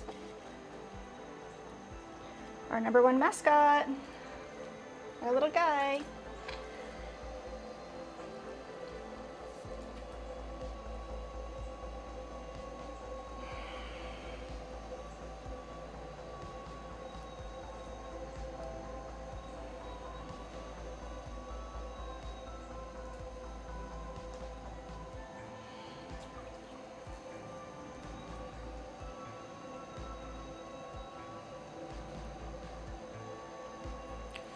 And he said, "Loving You on My Mind" is my favorite Chris Stapleton song. Ah. Wow. That's a good one. But Get Down in Arkansas will be an awesome experience. Everyone getting hype about our home state. Get Down in Arkansas. I don't know if I know that song off the top of my head. Do you know that one? I'm not sure.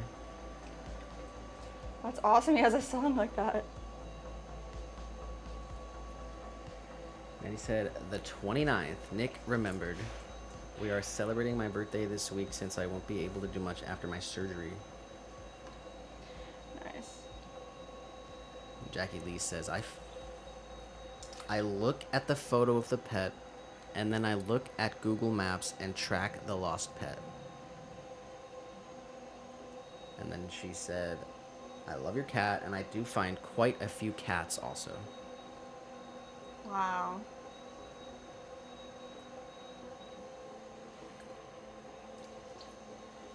That's amazing. Using your gift for such good.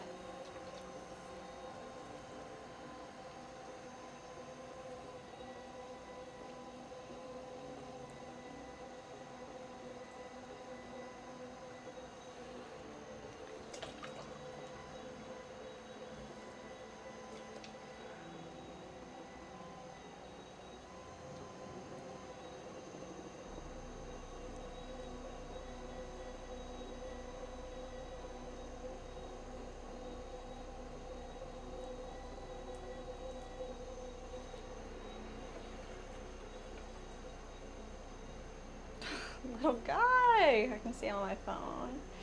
He is so cute.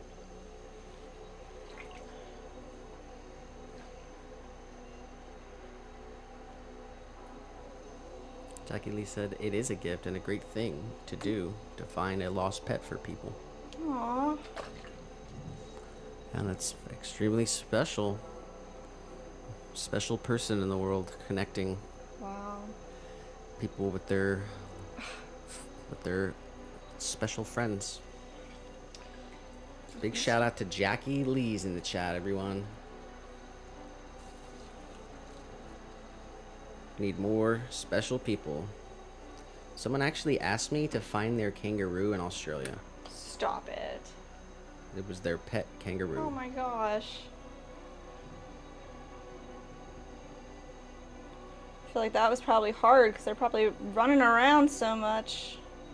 Probably move really fast. That's what I imagine.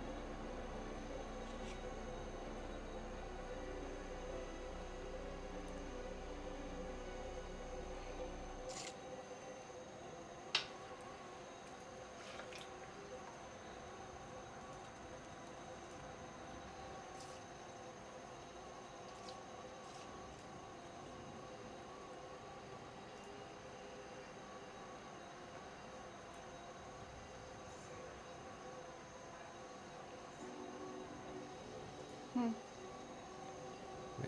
she's totally legit. What's her YouTube like? She's got videos from 7 years ago. Wow. Elephants in Sri Lanka. Man.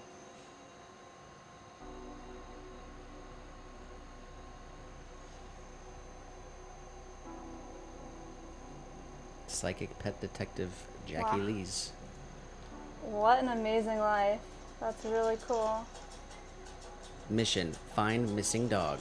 Name: Roxy. Description: black, tan, German Shepherd, age 3 years old. Last seen: Houghton, South Australia. Loves bones and cuddles, terrified of storms. Psychic pet detective name, Jackie Lee's description, bubbly blonde lady, location, Sydney, Australia, loves red wine and chocolate, terrified of spiders.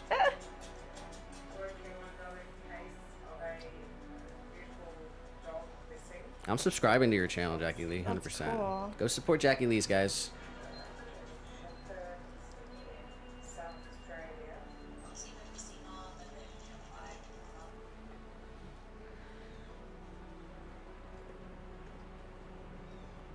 Wow.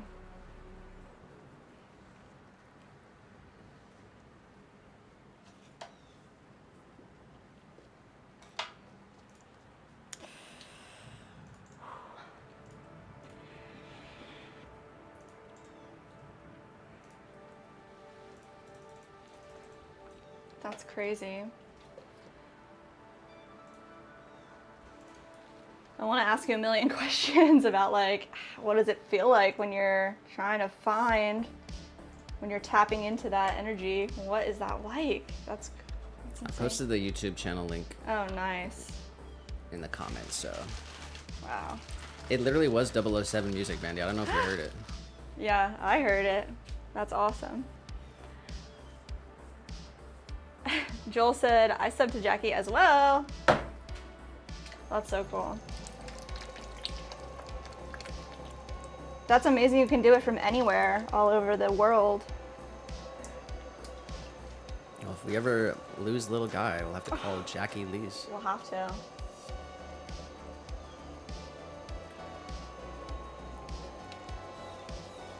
Little guys never gonna get lost.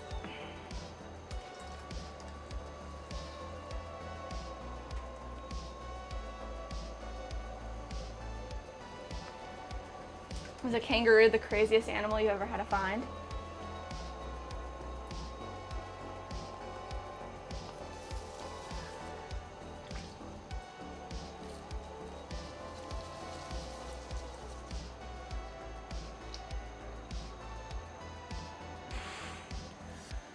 Mandy says some of the lyrics to the song, something like, so my wife bought me a fast car, but the fast car was in Oklahoma City. So me and JT back there on the Bass got dropped off in Oklahoma City, and we drove like a bat out of hell through the Ozark Mountains all the way to Nashville, Tennessee, and that's what the song is about, Chris, on Get Down in Arkansas. Wow. We'll listen to that later. We do have the 2 streams going, guys. Just so you know, you can go to our channel. Make sure you're subscribed. Go to the live section. We do have 2 streams, so there's kind of 2 groups of people chatting. But shout out to everyone. We are just crossing 2 hours. What? We're at 1 hour 59 minutes, so. Nice. Jackie Lee says pig. Pig? Yeah. Whoa. Piggy.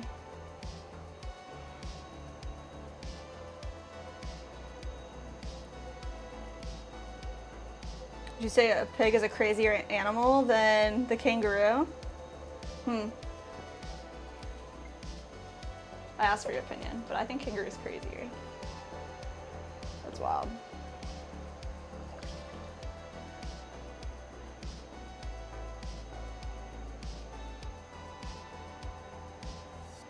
I didn't know you could have a kangaroo as a pet, but I guess.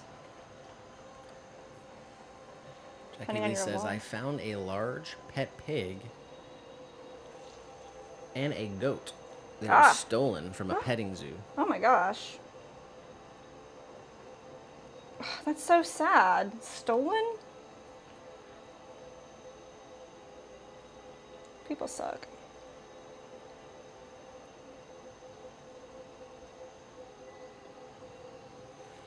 Little guys being cute.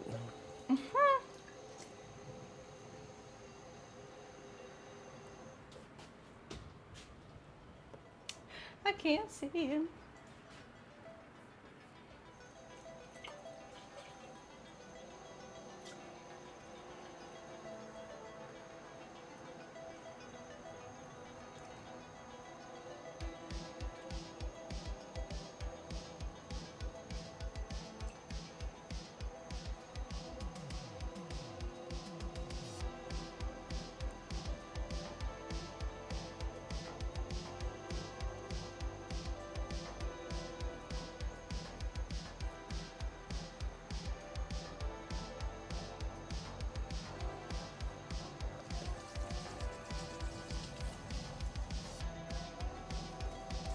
Lee says, yes, you can definitely rear a kangaroo, and it will hang around your house, but mainly stay outside.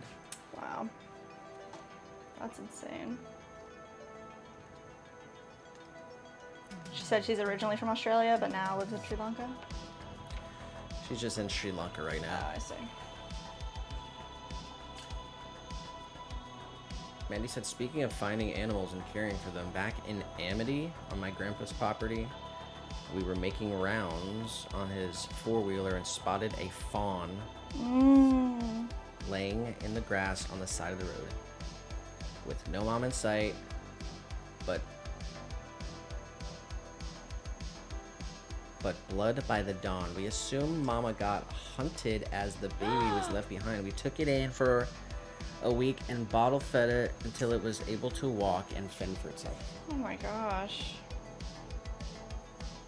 Jackie Lee says, I'm Scottish originally. Whoa.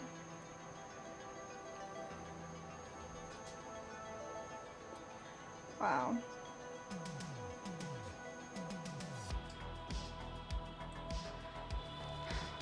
You ever taken an animal like that, Nick?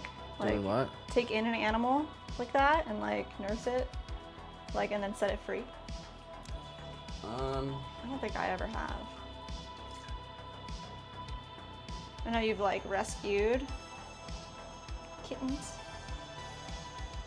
Yeah, I'm a man of many spirit animals. You are.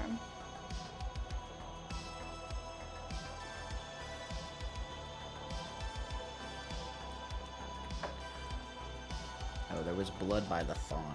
Oh. They thought that it was hunted, the mother. It's so sad.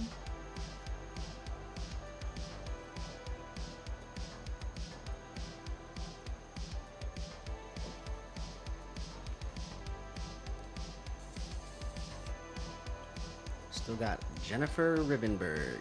Jennifer, thanks for being here. All right, this is number 9, number 8. 2, 4, 6, 8, 9, number 9.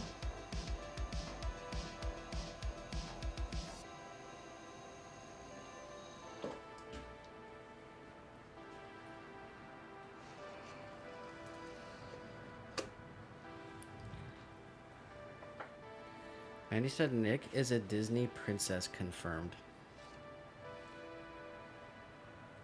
Nick, oh, because of the animals? Like a Snow White? I'm definitely more like Belle. Aww. And Jess is the beast. Just kidding. If I had to be a Disney princess, maybe Ariel, because I love the ocean. Aww. That's a really good But I don't one. really like that movie very much. Really? The OG? Eh? I just didn't grow up with it because I like watch more boy stuff, I guess.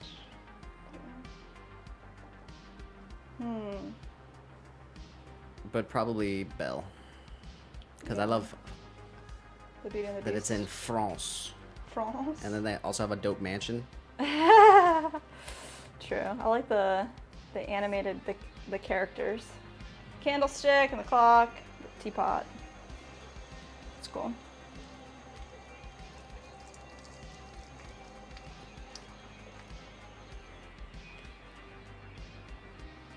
Jackie Lee says, you're doing so well. I love your pots. Thank you. It's really sweet of you. This is the last 4-inch, and then we're gonna do some big guys. Oh yeah. This is one of our 5.5-inch big, large tabletop planters, totally finished. This one's an opal melt. So this one, it is 5.5 by 5.5 with the attached base so that you can put water on the side and just do some bottom watering. The plant will drink when it's ready. Or, yeah. So this one came out really, really nice. Lots of good drippies. Opal melt. So it's pink opal with our purple on top. And it creates these like red streaks. I'm getting clay fingers all over him, but you can see, I don't know if you can see in the camera, the swirl that we put in the middle. It's kind of like underneath the clear, so it's pretty faint, but this one's got 3 drainage holes. Play fingers.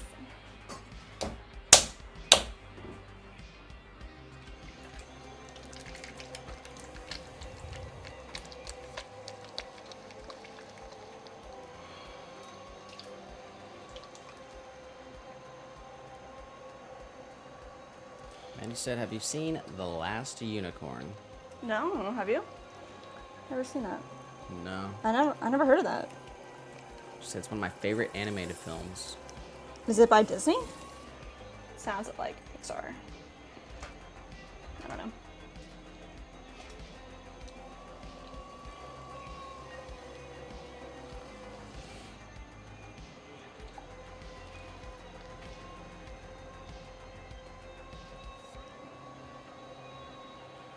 The Last Unicorn, 1982.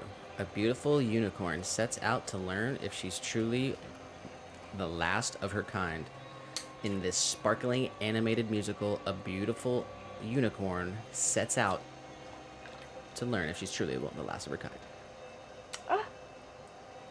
Musical.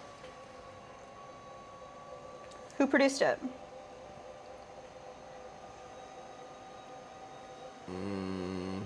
Produced by Arthur Rankin Jr. Oh, so do you think it's like affiliated with a production company, like Disney or? I'm not sure who Arthur Rankin Jr. is, so I'm not sure. Sure. Well, maybe Mandy can enlighten us.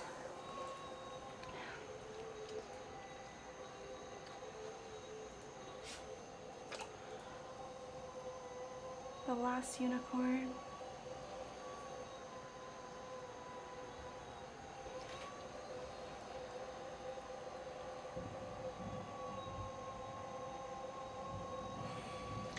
Maddie said he did the animated Hobbit. Whoa. The animated Hobbit. I don't know too much about the Lord of the Rings universe, to be honest. I want to.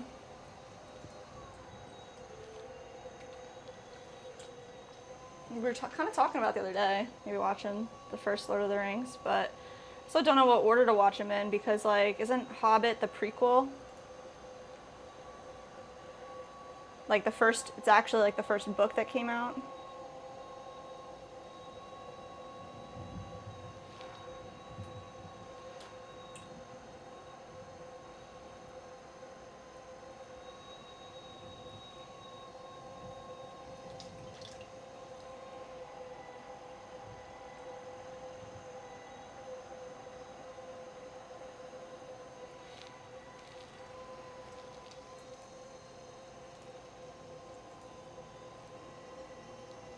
This is number 10. This is number 10. So what are you going to do? After this one, we're going to move on to large planters, the 5.5 inch. We have 5 pieces weighed out, ready to go. And then once we finish that, we're pretty much going to look at our production list and see what the next order is. The next Squarespace order or Etsy order. Which I'm pretty sure it's like a couple bowls. And we have to make some steins, so we'll make some steins later.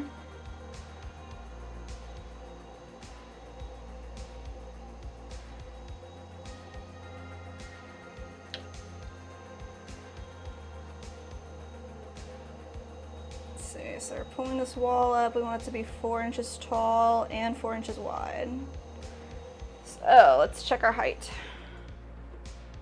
Just about there, so it needs like about a 1/4 inch more. So what I'm gonna do, make sure we're nice and collared still, keeping this concave. I'm gonna do one more pull, straight from the bottom. This last pull, we're gonna straighten out our form.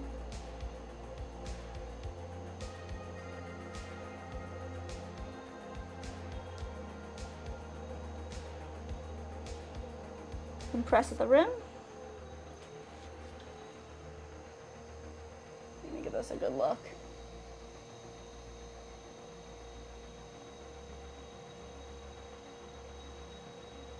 Go. We're gonna pull up our exterior wall here. Just come right underneath of it and pinch this together, bringing it straight up, compress the rim. Come right in and compress the bottom. Just get rid of any water, slurry that's down in there, pushing all the clay together. And then create our little swirl in the center here. There we go.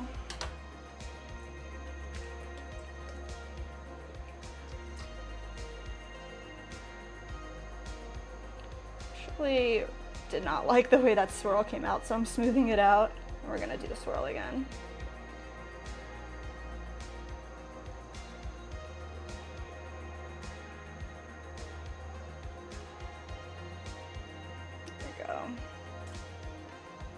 Start right in the center, just come out softly, straight out to the rim. Make sure we got our 4 inches. Yes, 4 inches there, perfect. So one last look at the side, make sure got our cylinder straight up and down, same with our wall. Come right in here. Create that little bevel so our wire tool has somewhere to go. Slice it right off.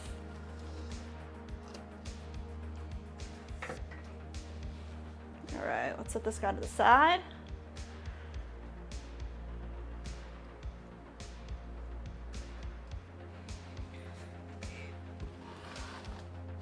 Nice.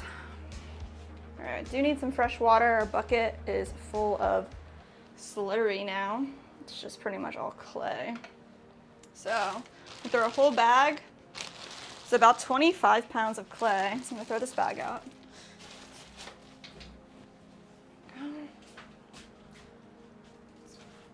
Pop our slurry water into our reclaim bucket. And our reclaim bucket is like straight up overflowing. So I'm gonna take a second and try to like pull some of this clay out and put it on our reclaim bat. So we have some more room to work with here. So we do have a plaster bat on our bottom shelf right here. And then it just helps dry the clay out a little faster. So I'm just gonna grab like a pretty big chunk. Just pop a few handfuls of our reclaim right down here. And then this clay dries out. The moisture gets soaked up by the plaster bat, but also by the air. So once it's dry enough, we wedge it up and then we can use it again, make more pieces. There's no waste. Mandy says, in Lord of the Rings, it's about Frodo's story. Yeah. And The Hobbit is about Bilbo Baggins, Frodo's uncle. Yes. So, which movie do you watch first? Doesn't matter. I think when I tried to listen to the audiobook, but I didn't get nearly even halfway through. Tried to listen to The Hobbit. But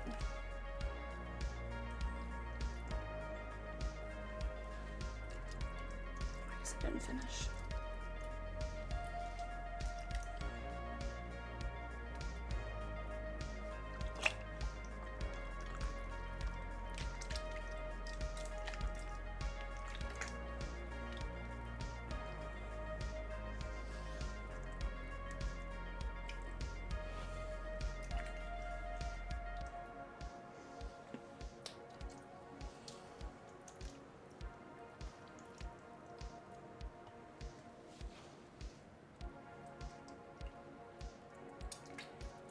There's a movie theater down here called the Polk Theater we talked about before, and they play like old movies or, you know, not new, fresh movies. And it'd be cool if they played Lord of the Rings. Go see that. They play Star Wars in May. For May 4th. But I really haven't seen them play Lord of the Rings at all.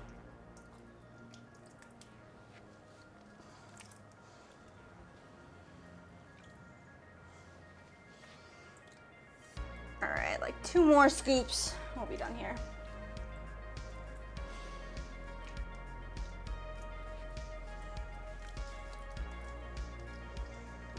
There's still a lot of reclaim in here. We can pull some more out later, but it gives us a lot of room to work with. About 1/3 of our bucket down.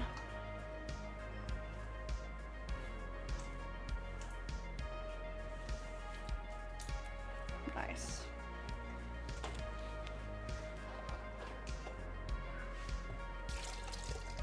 Empty our splash pan right into there.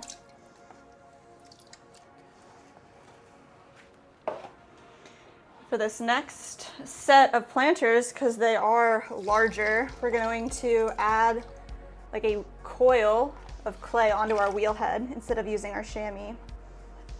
This way our bats are extremely secure, as we'll be throwing 5 pounds of clay at one time. So let's make that happen.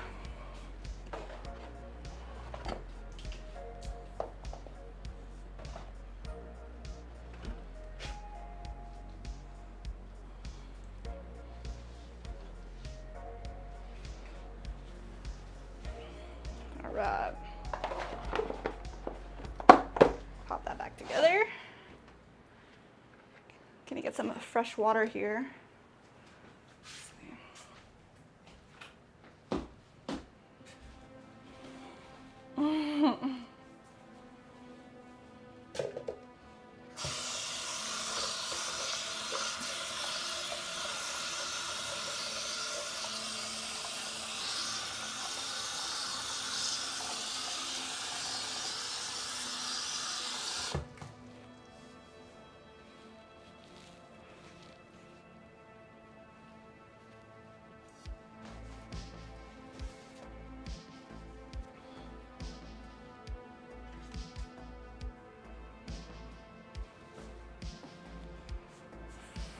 Little guy.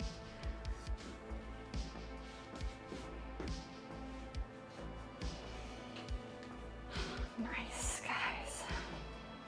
All right.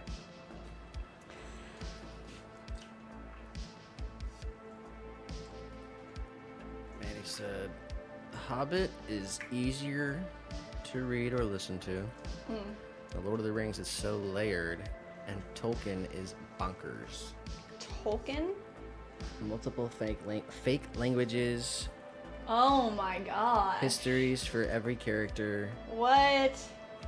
She would watch synopsis videos that fans made, but definitely recommends reading The Hobbit. Nice.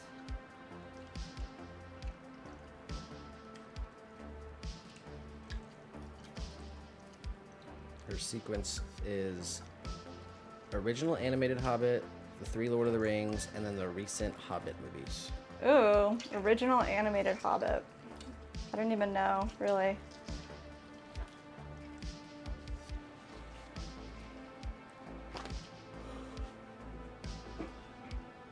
Thank you for sharing. That's what's up.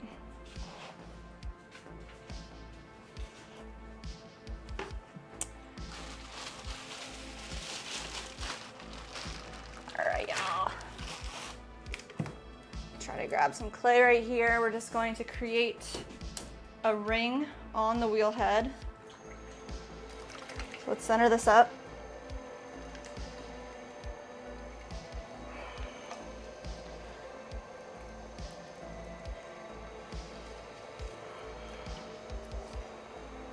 Come together and back down.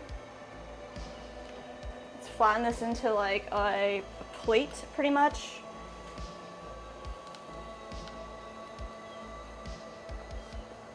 Just want it to be pretty even on the top so it can attach to our bats, just like that.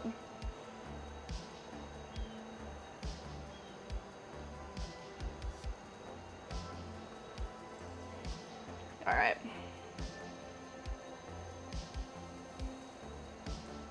Not bad.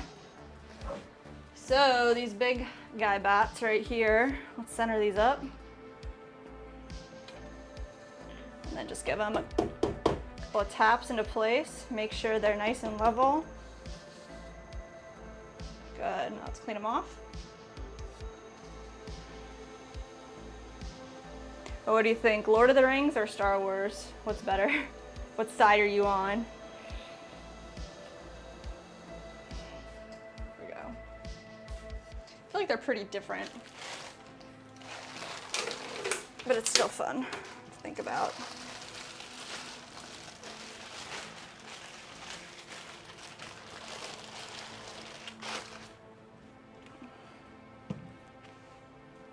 All right, we did wedge these up.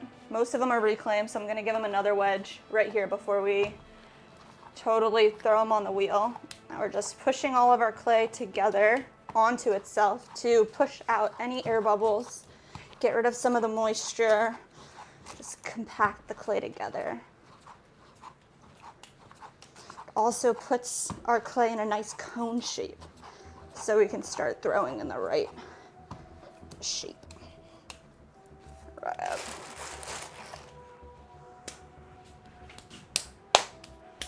All right, so this is 5 pounds of clay.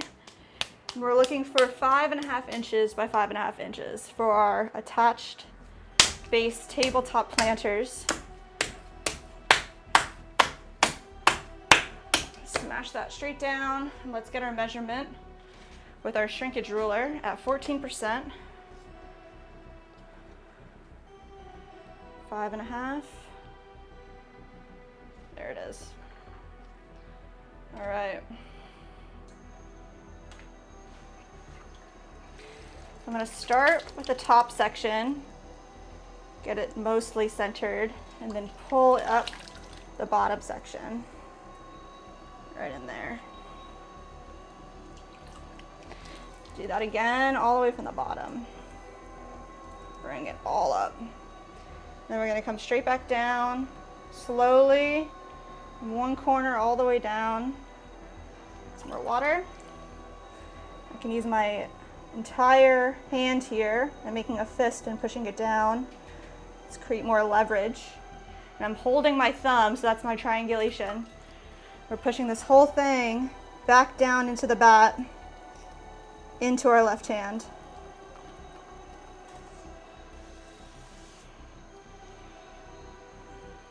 Mandy said, Lord of the Rings for sure. Revenge of the Sith is an awesome film also. Man. Nothing beats New Hope. New Hope's so good, in my mind.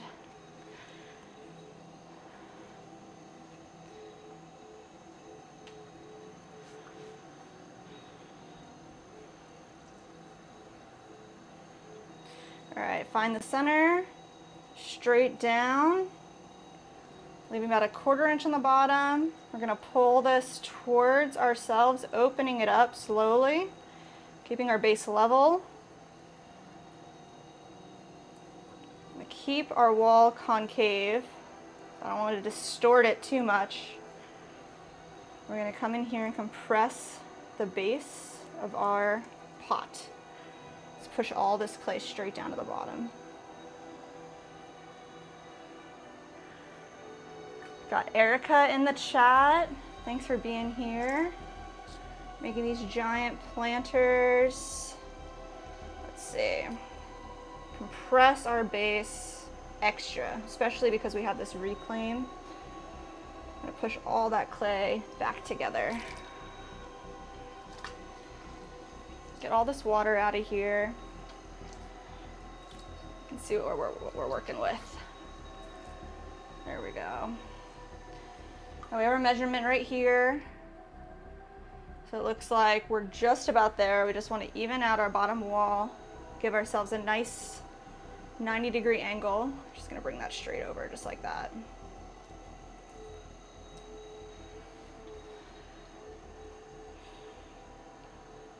Nice. I'm not gonna pull quite yet. I'm just gonna push all of our clay from our first wall into the center. Just gonna guide it into this concave shape that we want to start with. Right there, compressing the rim.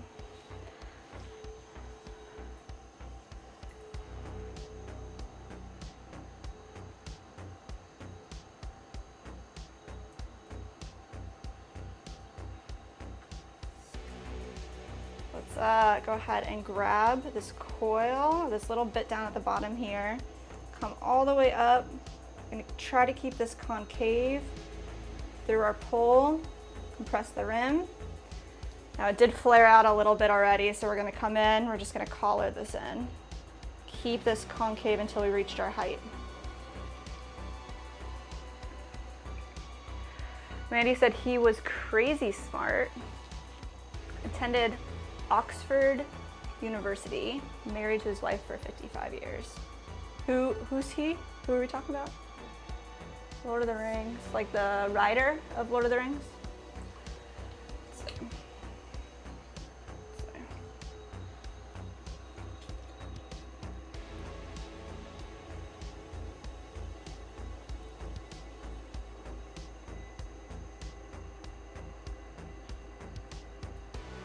Once you get to the top, compress the rim every single time.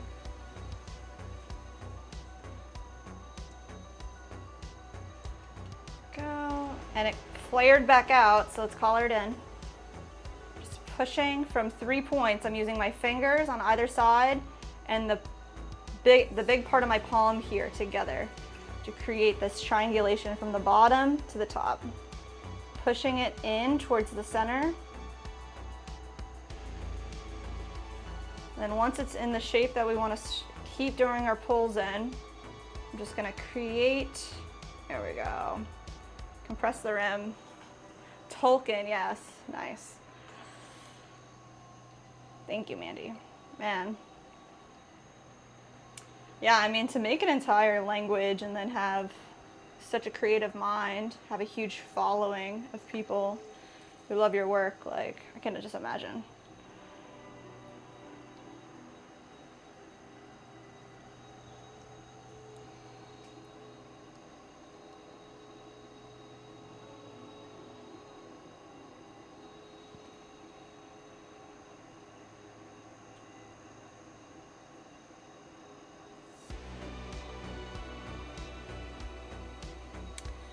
All right, we're looking for 5.5 inches tall as well, so we're almost there, about 1/4 inch off. So what I'm gonna do is one more pull, and with our last pull, we're gonna straighten our walls out a little bit more. Try to match our opening, which is the 5.5 inches. So let's see. I don't want it to flare out too much on us, so let's keep it concave, keep it slow. Start from the bottom, find our clay, pull, straight up.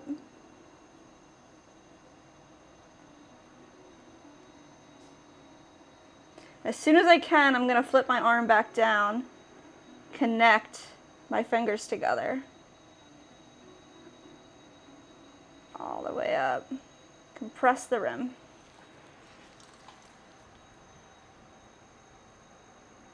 Take out all this water in there.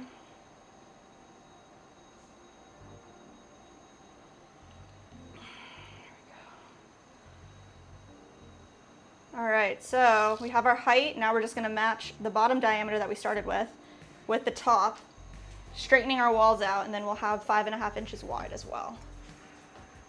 We're just going to add a little more water here. Straight down. Slowly open it up.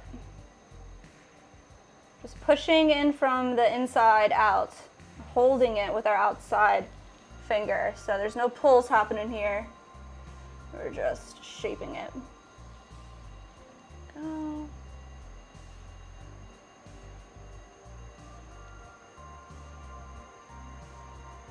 Compress the rim. Nice. I'm gonna use this tool right here because I want to get some of the slurry off the edge. So, just come right in a little bit more, just pushing from the outside. Sorry, pushing from the inside into the tool. And then you can see all the slurry came off the outside here. There we go. Now we're gonna go super slow. Step back, give it a good look. That part needs to come in a little bit. It looks pretty good though. All right, We're gonna open up our exterior wall. We're just gonna press down. Keeping the well that we're gonna create the same depth as our inside wall. And then we're just gonna pinch up this exterior wall all the way up, compress the rim.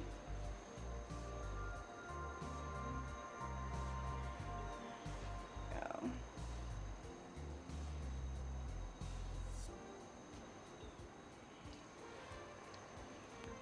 And then collar that in a little bit so it's straight. That looks good. How much Tolkien loved his wife is my Roman Empire. Same could be said about that ground poem. That's awesome. That's beautiful. My Roman Empire. 100%. Aw. Okay. All right, so we're flaring out a little bit too much here, so I'm gonna try to collar this in.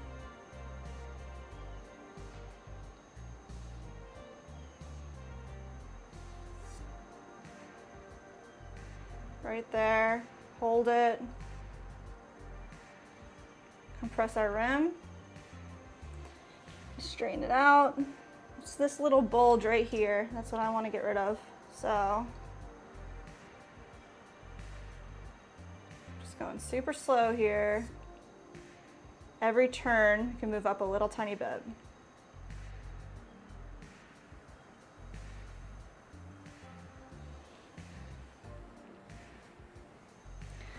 But there we go. Straight walls, compressed rims. Come in here, cut that off. Gonna compress our outside edge. Get rid of all of the water that would be left in there. Any water on our inside. Let's add our swirl. Straight from the center, all the way out.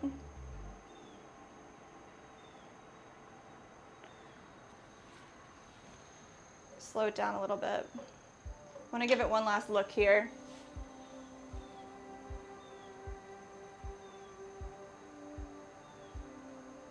There we go. Perfect. All right. I'm gonna slice this off.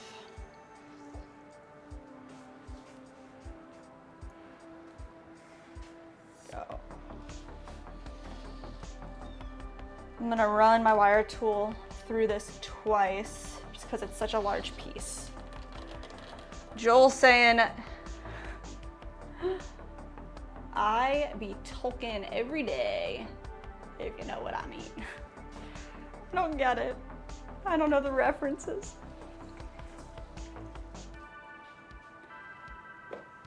Mandy probably gets it.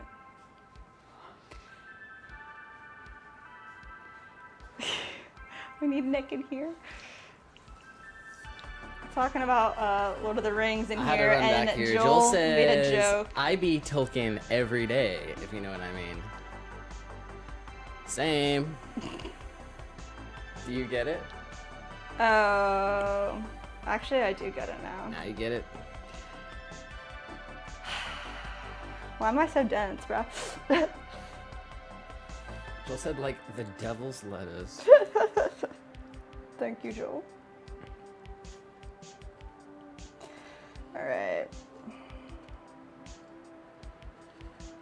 It's very lax in Canada. Is it?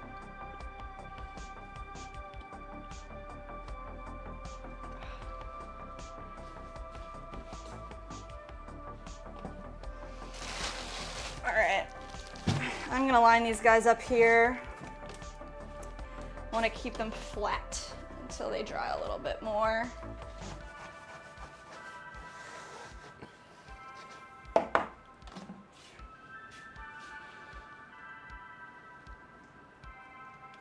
"5.5 inch tabletop planter, 1 out of 5 Dunskies."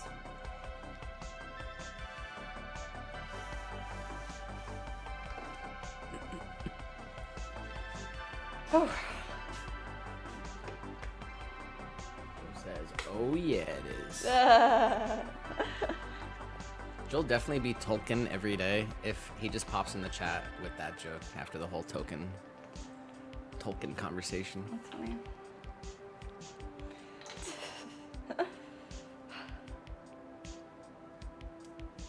Uh-oh, we got movement on the cat cam.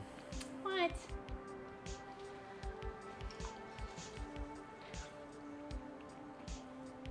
Can't sit on the keyboard though. Mm-hmm. Is he getting used to his new spot? No. Oh, he hates it still.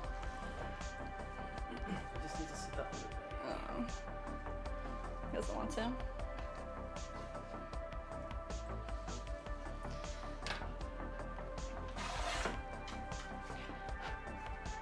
All right, 5 more pounds coming on. Center up this bat.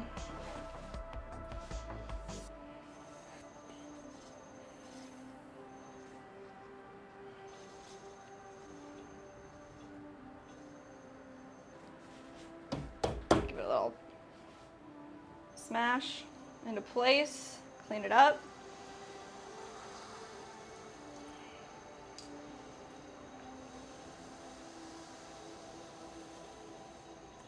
All right.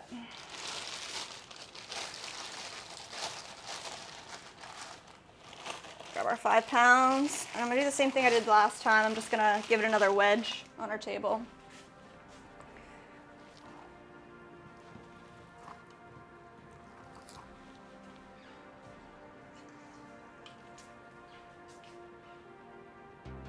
Pretty sure they beat Tolkien in the Hobbit movie. Really? I don't know, we watched it all one time. They had pipes.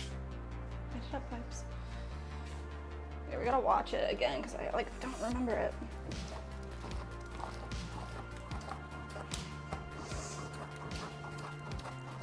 I remember them talking about Tolkien in the book a little bit too.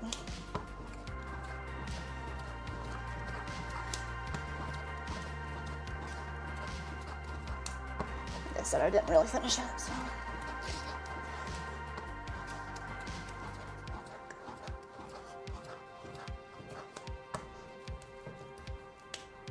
All right. Feels good.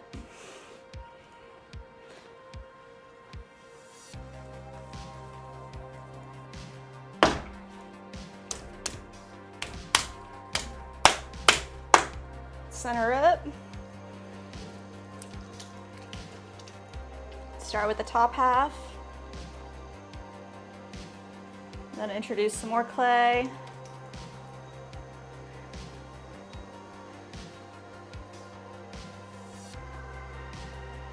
Grab the rest of it.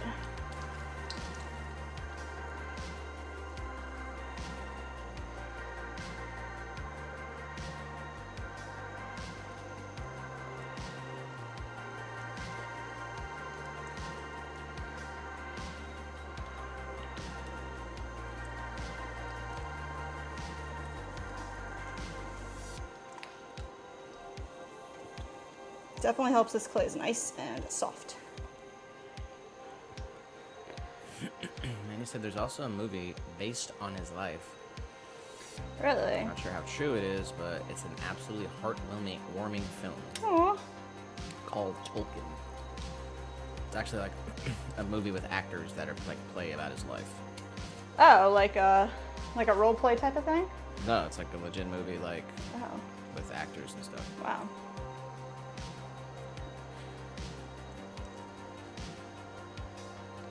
I love when movies have like such deep cult followings.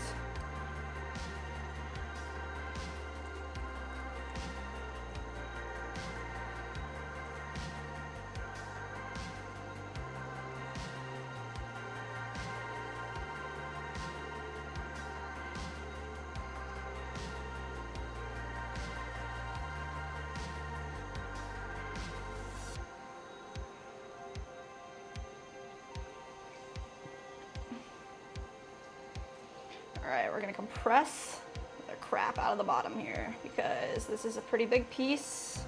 We don't want any cracks, so we're gonna push all this clay down to the bottom. Extra compression.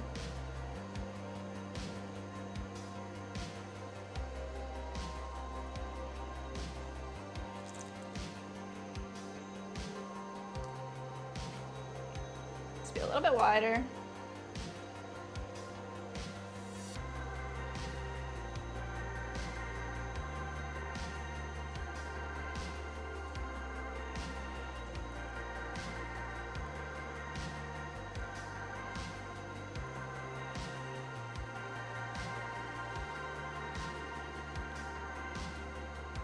Nice.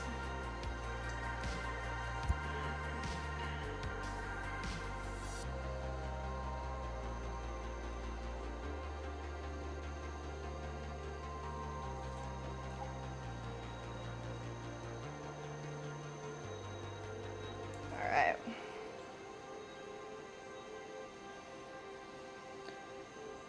Start with our concave shape here, our wall. Keep it kind of even, compress the rim. Let's find some clay right down here. Our first bulge. Bring it straight up towards the center.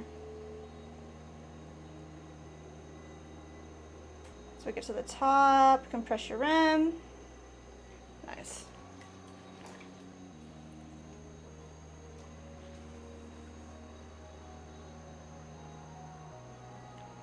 Read it. You talk about Tolkien and now my brain won't hush, but all bottoms have cracks. But that's funny, that's funny. Not these bottoms. I'll tell you that. These are special bottoms.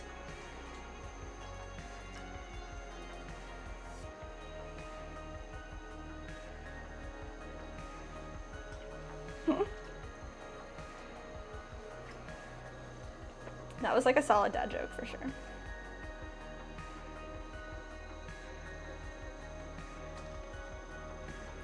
All right, let's bring this straight up. The top, keeping our walls even. Pressing the rim. We're going for 5.5 inches tall, so it definitely needs to be taller. So what we're gonna do here, let's go ahead and collar it in a little bit more, keeping this, of course, concave until we've reached our height. All right, let's do another pull here. Clay at the bottom.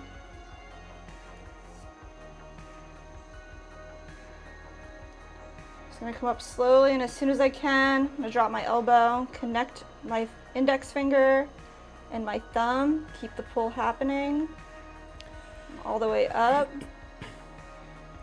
Once I get to the top, hold it, compress your rim. There we go. SJM pops in the chat. Someone say toking? Toki? Toking. Tolkien. Tolkien. Do you still not get the joke? What's that? I get it. I'm not sure. I get it, guys. That was hilarious. SJM just says, someone say... Oh my gosh, that's funny. Is it It's yours a are ringing or YouTube what? stream, guys. You can... Maybe one day we'll do a kick stream. It'll be Patreon only. Oh my god.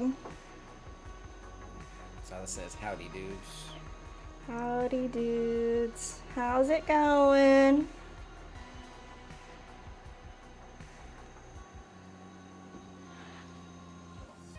All right, 5.5 tall. We just need to make our top the same width as our base. Straighten the whole thing out and we will be at the right dimension.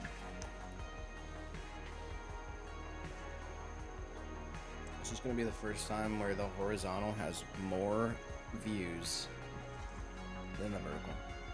That is a win in my book. Horizontal is a way better experience, y'all. I mean, when it's on the PC, it doesn't really matter, but it's crazy. As Sham said, I'm camping tonight. What? Like straight up tents? Popping your own tent?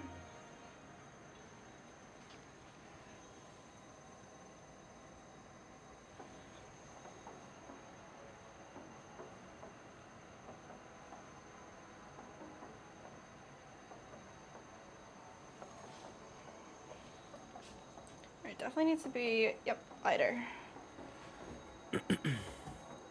Mandy said that she was just timed out of horizontal. What? Still looks like it's still running. Silas says straight up tent. Wow, buddy. We got air mattress or what's on the menu? Are we grilling something?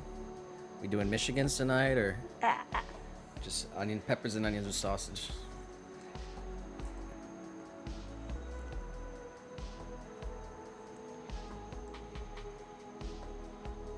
He said all the wood around is wet and he's having a hard time getting a fire going. Oh, it's a bummer.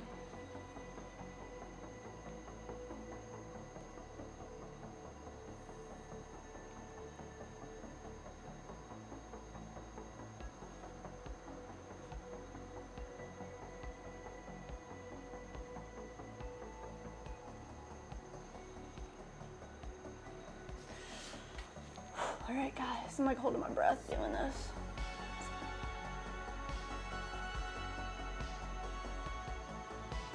Let's pull up our exterior wall. Just pinch this together. Slowly pull it up. Compress the rim.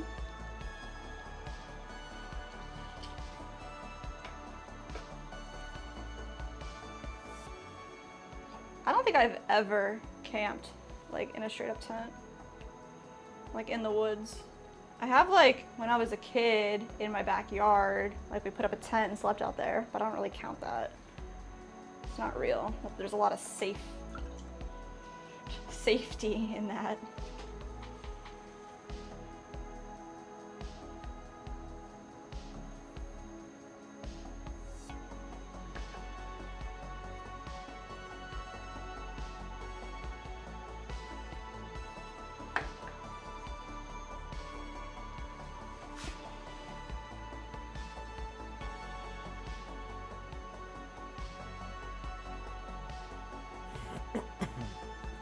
Mandy said, "Are you able to see what I see? What I said? I don't understand." Yeah, I see what you said. But we still got Silas in the horizontal. Go refresh your app. Go back to our channel. Go to the live section. Everything looks fine on my end. What does that mean, timed out? I'm not sure. Like, how would that happen?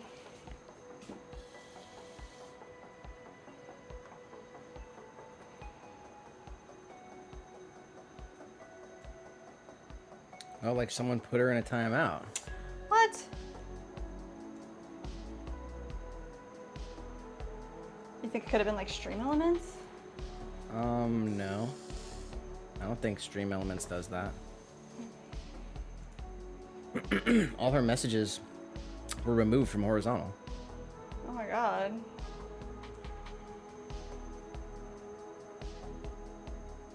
Like all the messages are gone.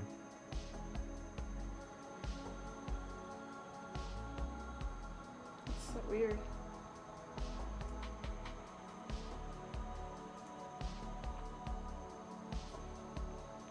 The heck?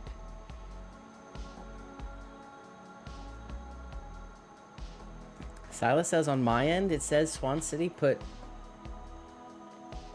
Manny in a 1.8 thousand timeout. What? Can you remove that? I don't know. I don't see where it says she's in a timeout.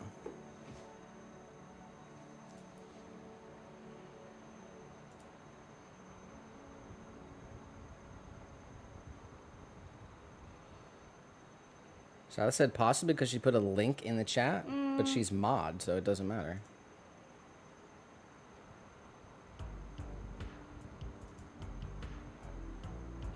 $1.8K seconds. Where do you see that? I see that in the chat. Right above SJM's, someone say a token.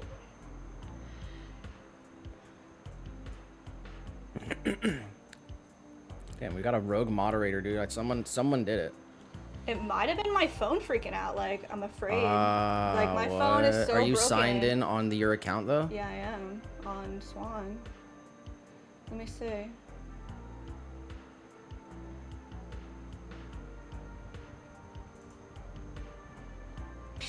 don't know. I don't even know how to see like if it was me or not. I don't know.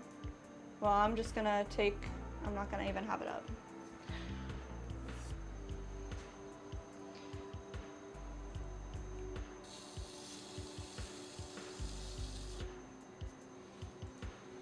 How many minutes is 1.8k seconds?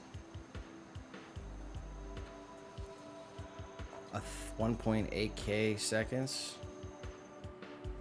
I mean, 600 seconds is 10 minutes, so it'd be like 30 minutes. What?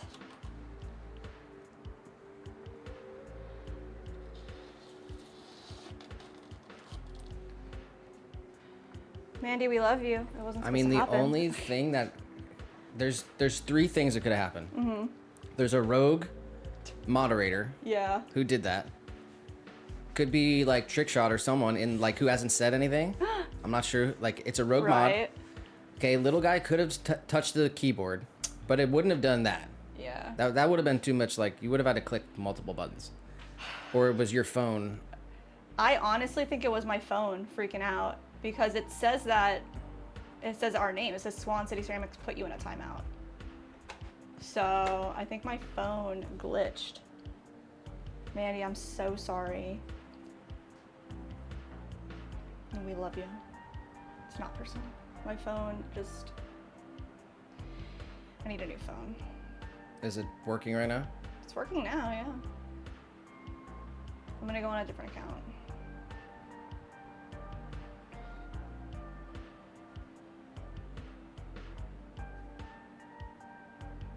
Mandy. Mandy, you didn't do anything. My phone is just so bad. Is it doing it right now? No, it's not. Not now. It like just happens whenever it feels like it. It just goes into a fit and starts glitching out.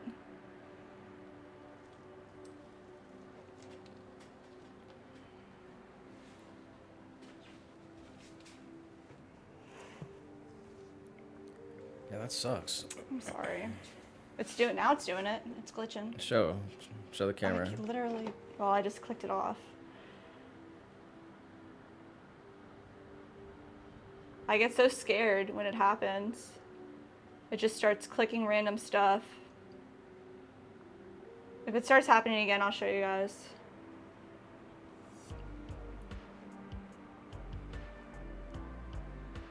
It'll just like go through different people's streams and start following them and like clicking on comments and stuff.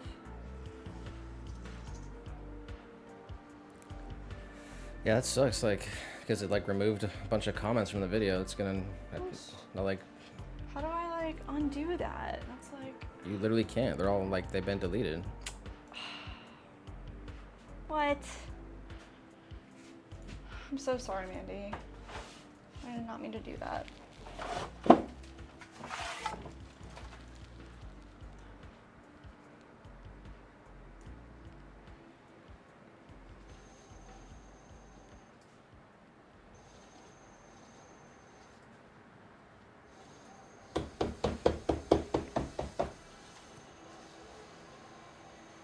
I'm glad we got 2 like streams. Otherwise, Randy would be like, it's muted for like 30 minutes. And then come back and be like, what the frick?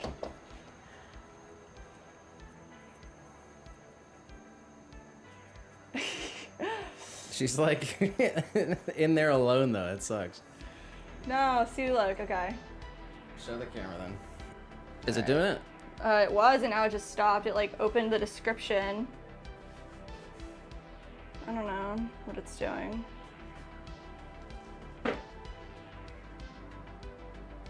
No.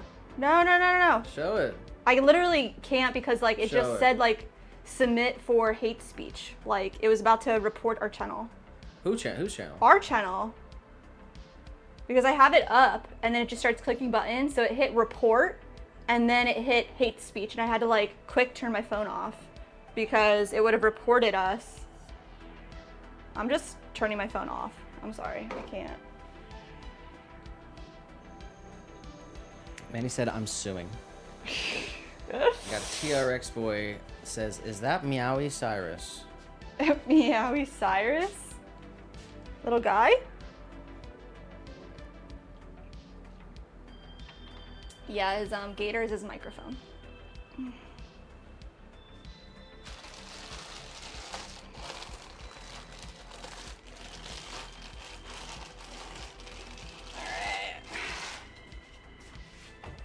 Joel said, time me out for 2,000 seconds. I want to break the record. Oh my gosh, guys.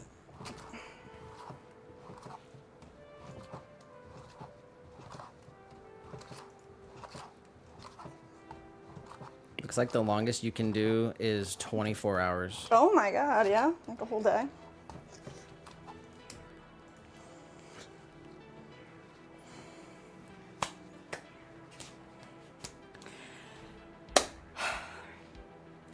I'm eating some more of these nuts before we do this next one. We've done 2 large planters already.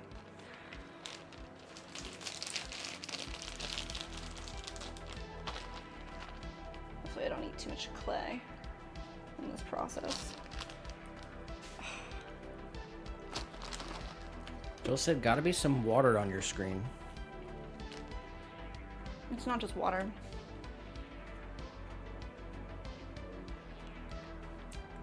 Unfortunately, it's been doing this for about a month, and I've just been trying to hold out, figure out like what kind of phone, what deal I want to do, like what's next. Buying a new phone sucks. It's like they're all crap.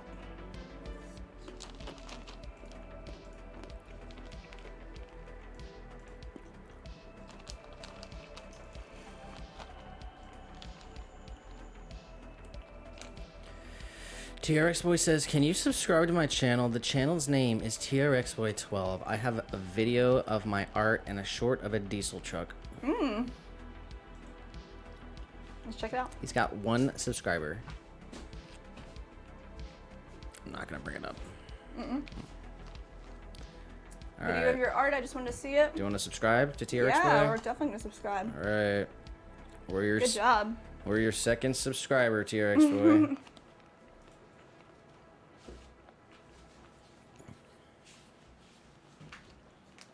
Keep making art.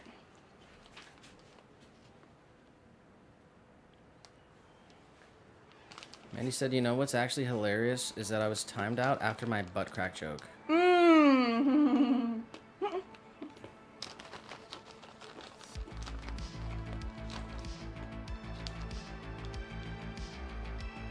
After you said, okay, I'll leave.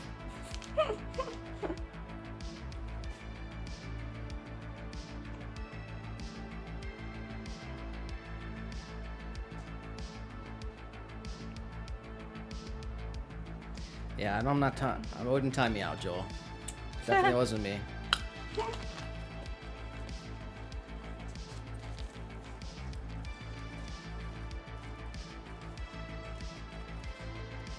Yeah, I want the new phone, the iPhone 15.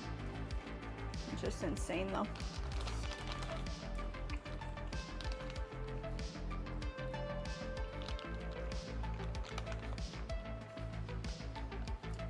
They're about to drop the next iPhone already. It's crazy.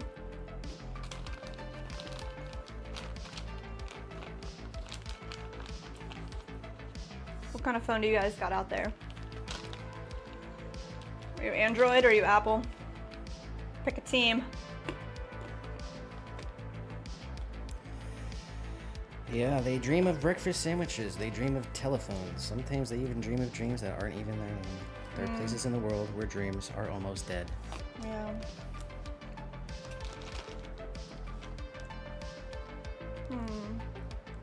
Enjoy your Apple iPhone 15 though. It's got a brand new sensor. It's got more multi-camera, multi-megapixel LED 380 1080p LCD technology built right in. I just want the nice camera to take pictures of the potteries.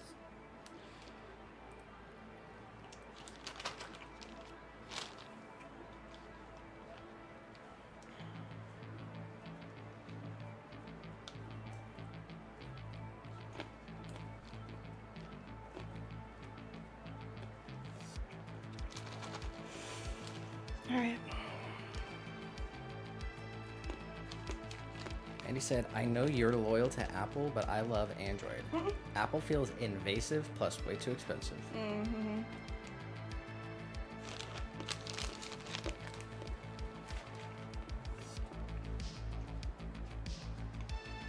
Definitely valid. She said, okay, that little guy stretch was illegal.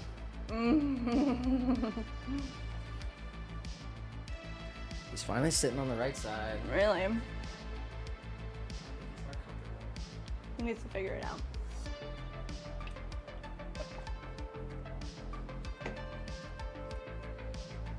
All right.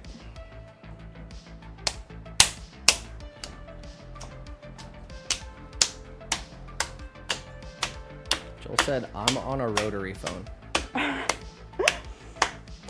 That seems right.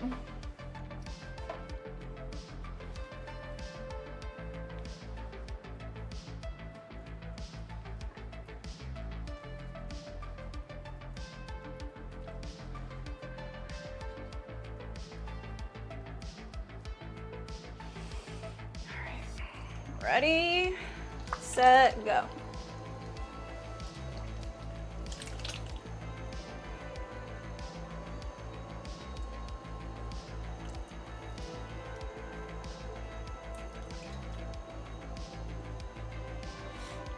As Jam said to Joel, classic Canadian.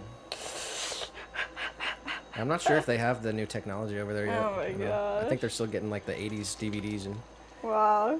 80s VHS. Oh my god. We just send them over there when we're sick of them. Mandy said, I have the Samsung S24. Do you like it? She said, it's been awesome. Nice. That's what my family has. My mom, my brother, they all have the Samsungs. But I do like iPhone.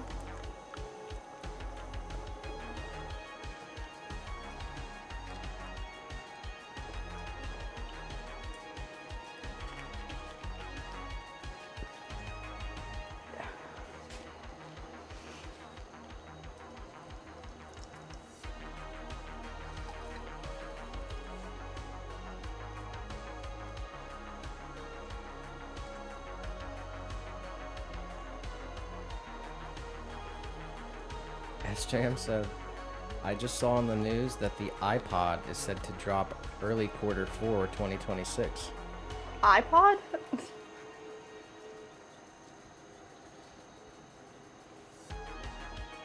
Wow. They're really bringing it back, huh?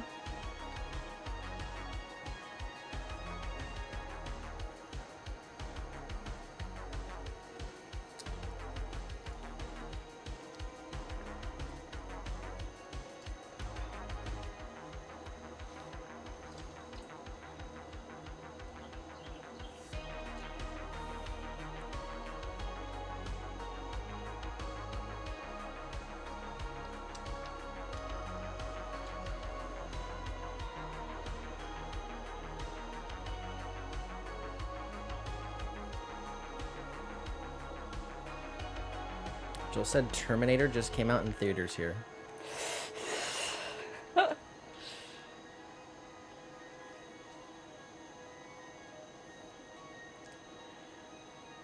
sure there's better things to do in Canada. It says 2026 is the 25th anniversary of the iPod. Wow. So they're gonna bring it back when everybody already has an iPod on their phone. Like,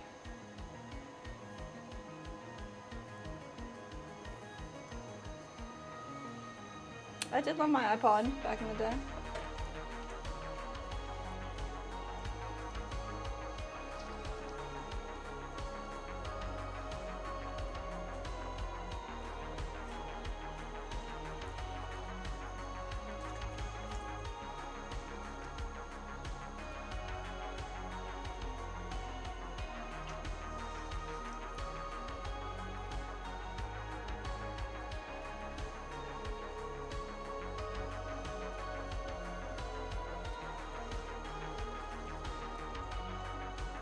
Mandy said, loved my clip on shuffle. Felt so cool with it clipped on my jeans. That is cool. I never had the shuffle, but I had the nano. Always in pink. It's like, I think I had red one time. Then pink. What color was your shuffle?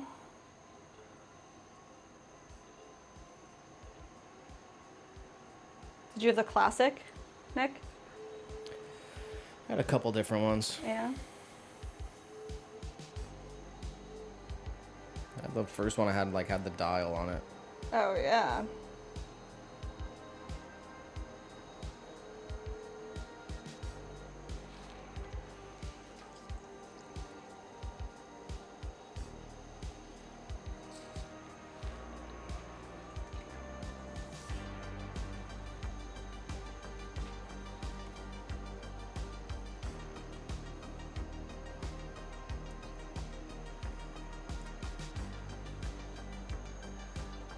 We've got the Ministère des Vies et de Poissons says salute.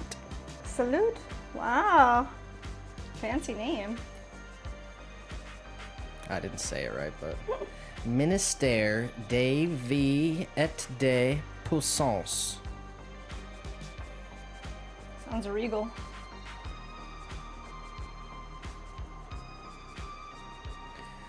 And as Mandy said, in my little Amanda brain, I was the main character, had a broody expression, like I didn't listen to any authority,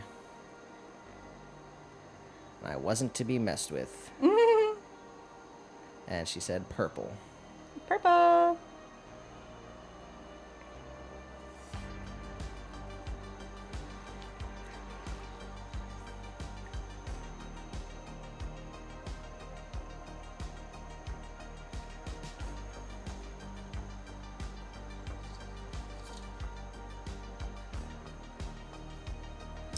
I think little guy's bored of the stream.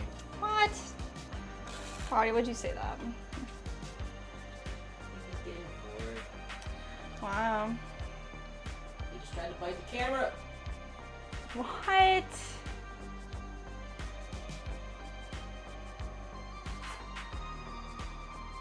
Gonna let him do that?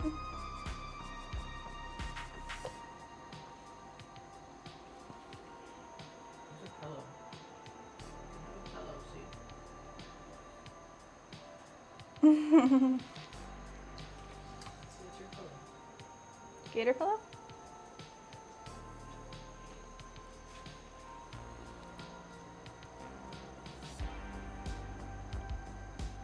T-Rex Boy said, wow, the cat moved. He's usually a sleepy boy, but sometimes he moves.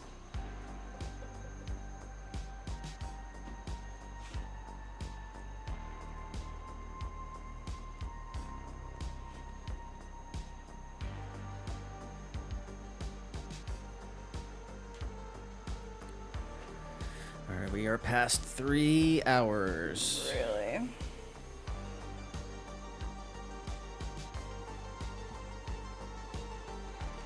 Three hours. Oh my gosh. Alright. Definitely need to get these done. We have enough stuff to load another bisque kiln, so I think we're going to do that tomorrow. We actually did Faire some work for another local potter here this last weekend. Well, there's not a lot of kiln firing services in Lakeland. Well, people will reach out to us. We'll help them out.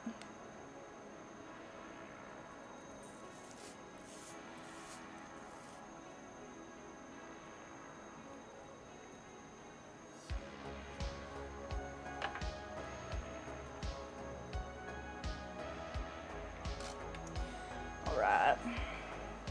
Strain it out a little bit more. Call this one gooch.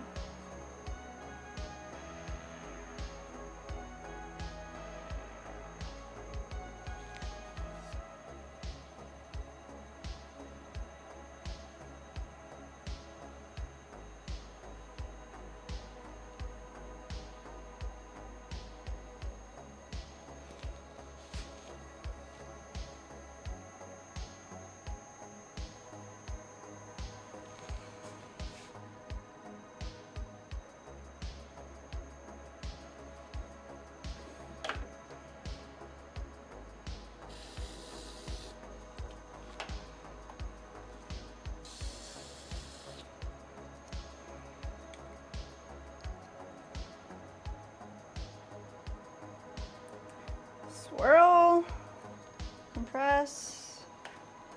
Let's slice.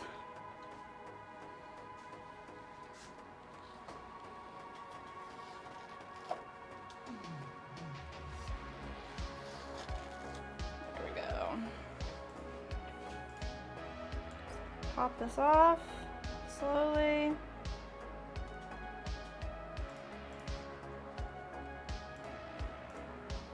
Big guy.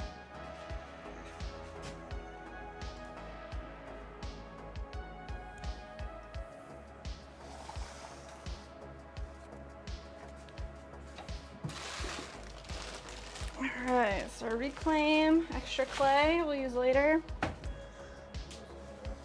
Okay.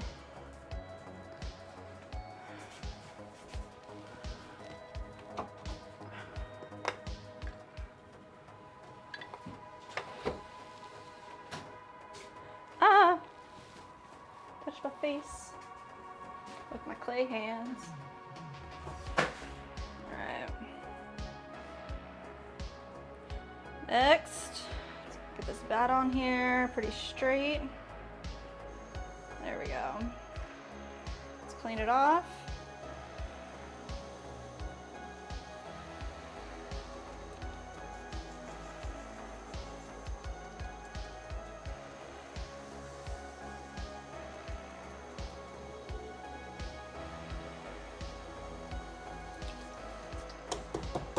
Smash it down.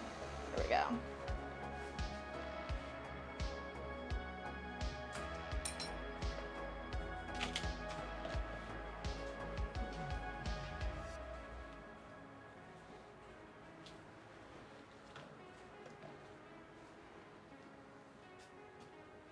Five pounds of clay. We have got 2 more clay balls here, weighed out, ready to go. I'm gonna wedge them up right now while we have the space.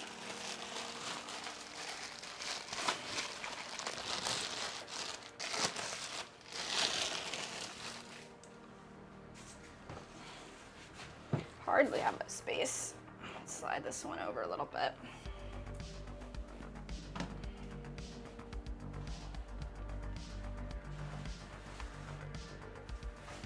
There we go.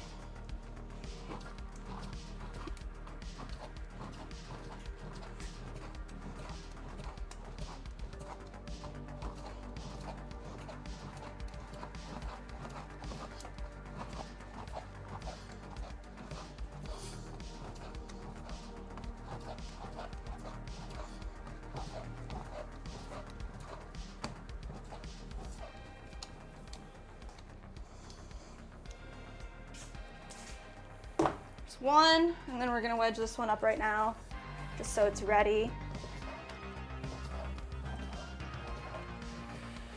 TRX Boy wants everyone to go watch his diesel truck short. Oh. And then Mandy says, what are those stretchy capri pajama bottoms that every girl wore with platform flip-flops? I loved wearing those with my shuffle and the Happy Bunny t-shirts. Happy Bunny t-shirts. Oh my God, Mandy. Stretchy. I don't know about the capris. Literally, Happy Bunny like ruled Spencer's. That was like, that's crazy. It's a good memory. It's like the original, one of the original memes, I swear. All right. Actually, I'm gonna start with this one.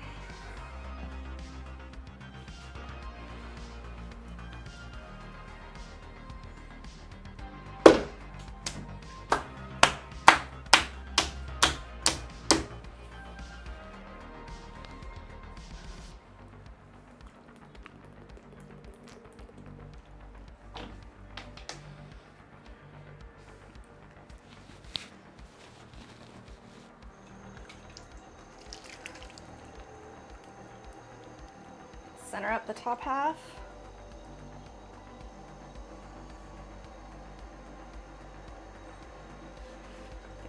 Bring in a little bit more.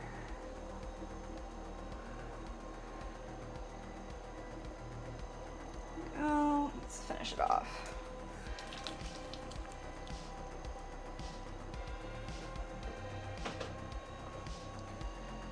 They said girls loved wearing the cheap Old Navy flip-flops with the capris.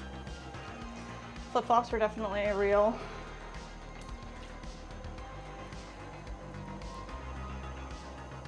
Capris. I don't remember the capris.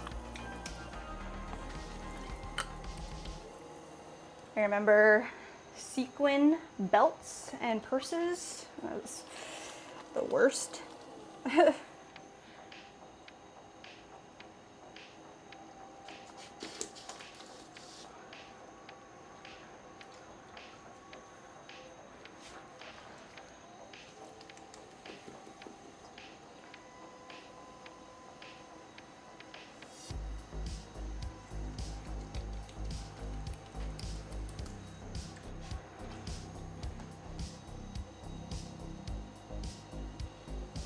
I had those Converse.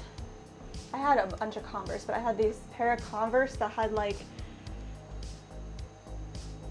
2 or 3 layers of like tongues and sides. They were all like different colors. They were atrocious. I loved them so much. Looking back, I'm like, man, those are so bad.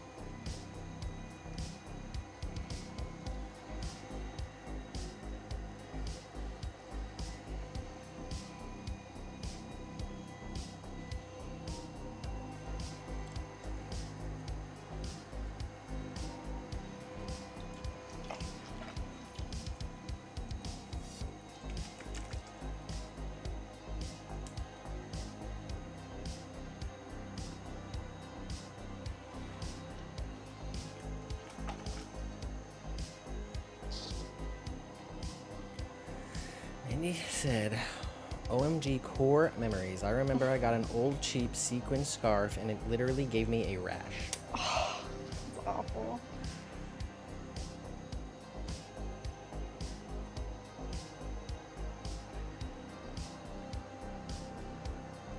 My mom did like a lot of sewing, so we'd always go to the fabric store and I would get like just like a yard of the sequin elastic stuff and make belts.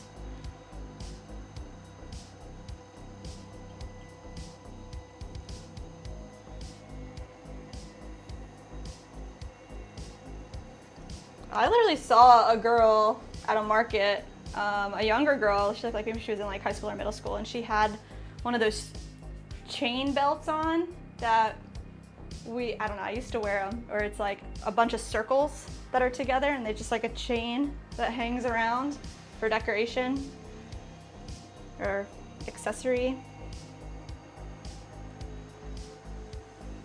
Not like, they had ones, you know, that had the wallets attached to them, not like that. This is just like a belt that goes on top of your shirt, on your waist. It's like, man, I'm bringing that back.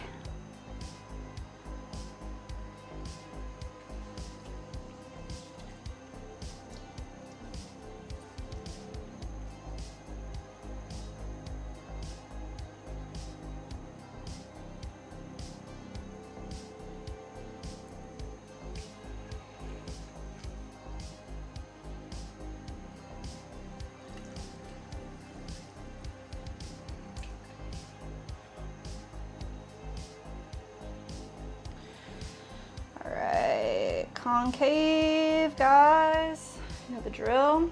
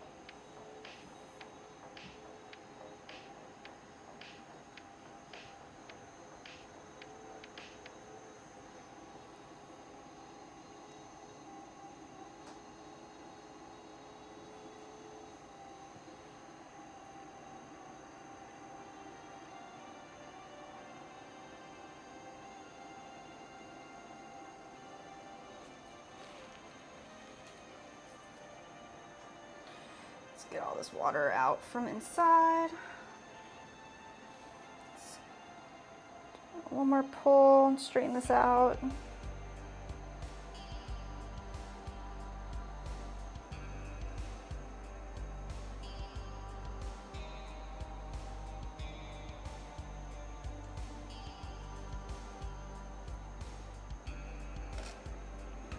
A little wider. This is Mandy's dad in Vegas around 2004. You have a picture? No. Oh, tell me. Chain wallet, jorts, shell necklace, skinny black matrix glasses, Whoa. sunglasses.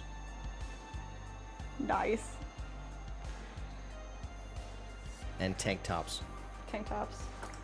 I swear people are rocking that now. Everything comes back. She said, I remember thinking he looked so cool. The skinny glasses.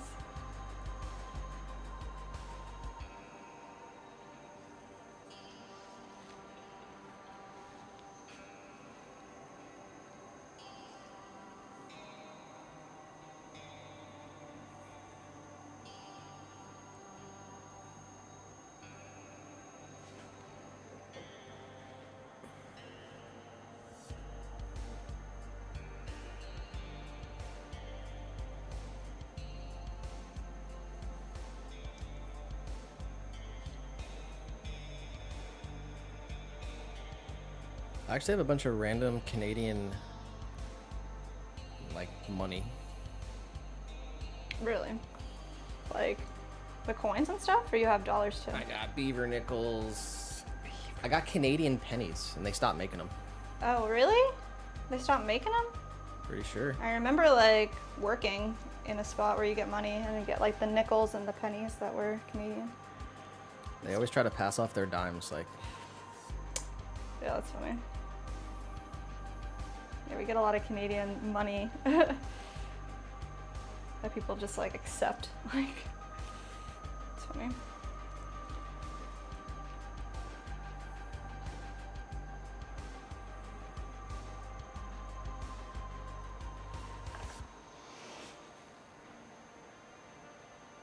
Yeah, if I was ever working a customer service job, I'd accept Canadian coins.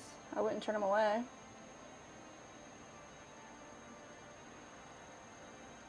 Although at the end of the day, I guess the business wouldn't be able to use them, so it's kind of crazy.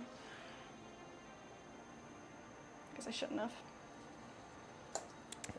Silas is on one today. Really? He said, I always have some Monopoly money lying around. I'm also like 30 minutes from the border, though. Oh my god, bro. That's funny. That's a deep cut. Silas out in the woods camping. He's feeling different.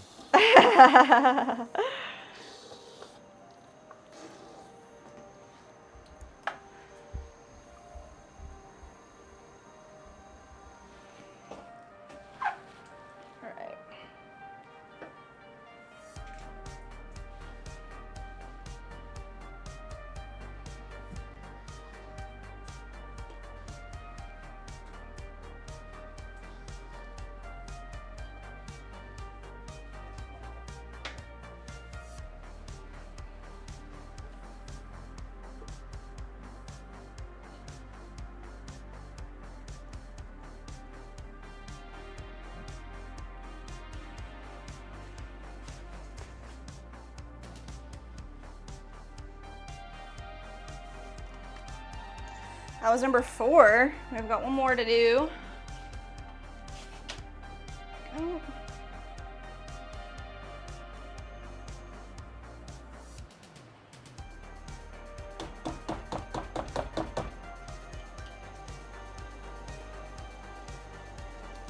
Oh, someone actually, we were at the market. Mm-hmm.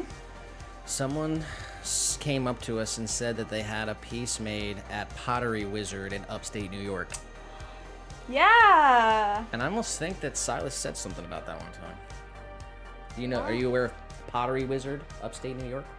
Some lady said that she had like her kid's urn imprinted with like a leaf from a tree that was planted when he was born. Yeah. Pottery Wizard. Should look it up. See what they, if they sell like clay or what do they sell? So I said, I mean, it's colorful and plastic. Monopoly money. Oh. That being said, it's way stronger than the paper crap we got. Show me you can rip a Canadian bill with your hands. Oh, wow. Oh, wow, true. I mean, I'm down for colorful money. Like, I don't think it needs to be just boring, but not to say that our money's not boring. It's full of secret messages.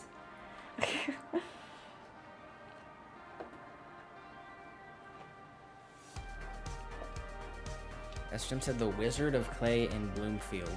Oh, I knows about it. Give me your review. Need to know.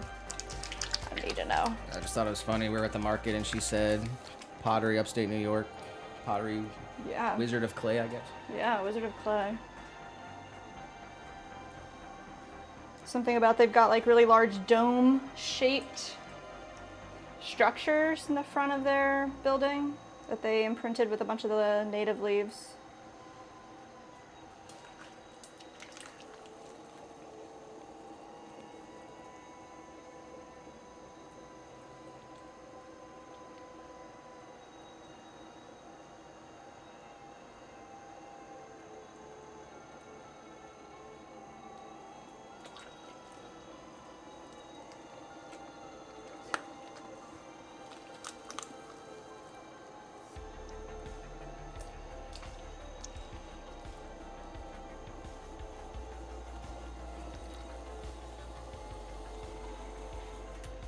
All right.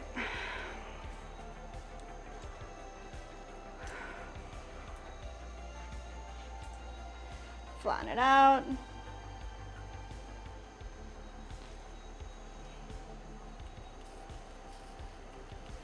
Take our little bit for later. Open it up. Let's find the center. Straight down. And get over. And a little lower. Pull it out. There we go.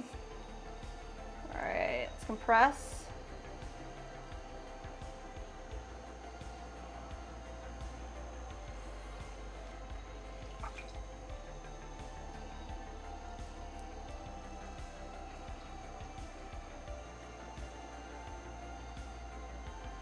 Definitely needs to be wider. Let's check it out. Yes.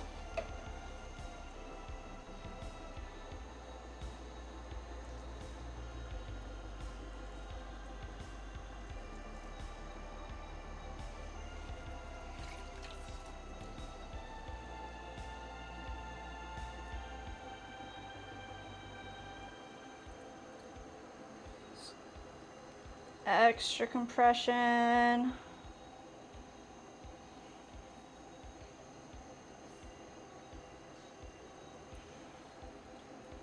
All right, let's check it out. Oh yeah, that's almost too much. Let's bring it back in a little bit. Yeah.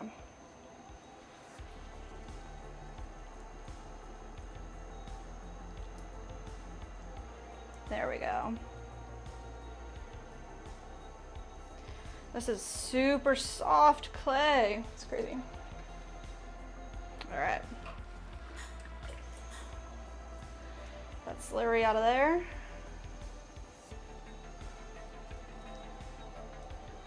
Start here with our concave shape. Come all the way up to the middle. Compress the rim.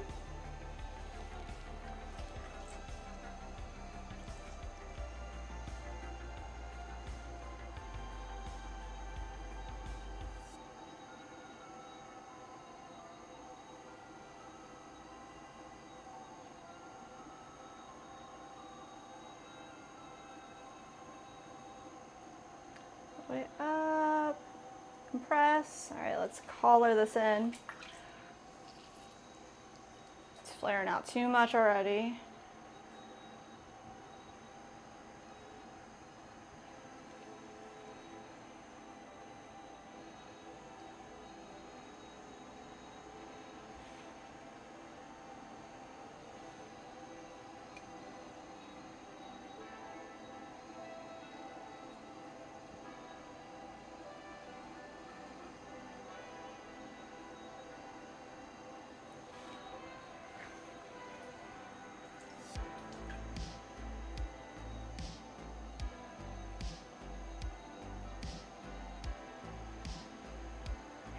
just color it one more time. Let's see. Gotta get this height.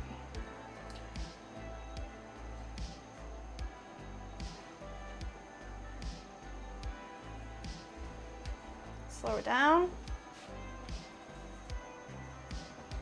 Can't see this bright light.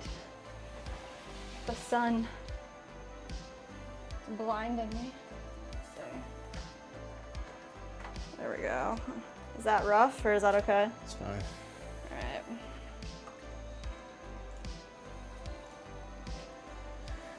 Joel said the $50 bills smell like maple syrup, no lie.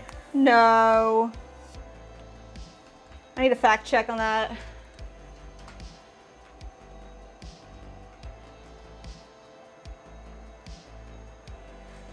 It says Dale Alexander, the senior consultant in the Bank of Canada's communications department, denied there is a secret recipe to the bank's notes, telling ABC News the bank has not added any cent to the new banknotes. The debate has spread to voice other concerns. Oh my god. This is from ABC News. New Canadian money smells like maple syrup. Oh my gosh. Wow.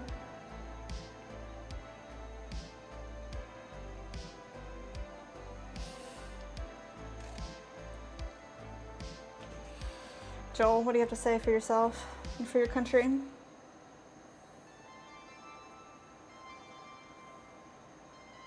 You stand on behalf of all of Canada.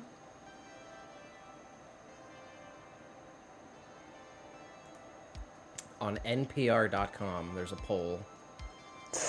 What does it say? Oh, it says, if you could choose a cent for U.S. currencies, what would it be? Huh.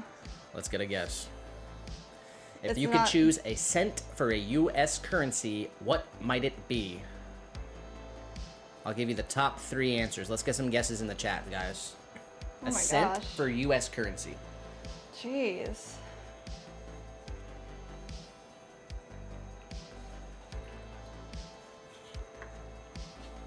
Fabric softener. It'll make everybody smell good. That's your vote? Mm-hmm. That's American? That represents... I'm just saying that's the best answer for any currency. Because it'll just make your clothes smell good. It'll make your wallet smell good. It'll bring, like... Man, he said, what am I guessing? Say the question again. If you could choose a cent for the U.S. currency, what might it be?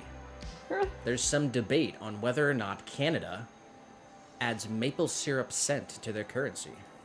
That's But if you could choose a cent for U.S. currency, what would you choose? And I'll give you the top 3 answers. This is a poll on NPR Wow. that has over 3,000 votes. Wow. Okay.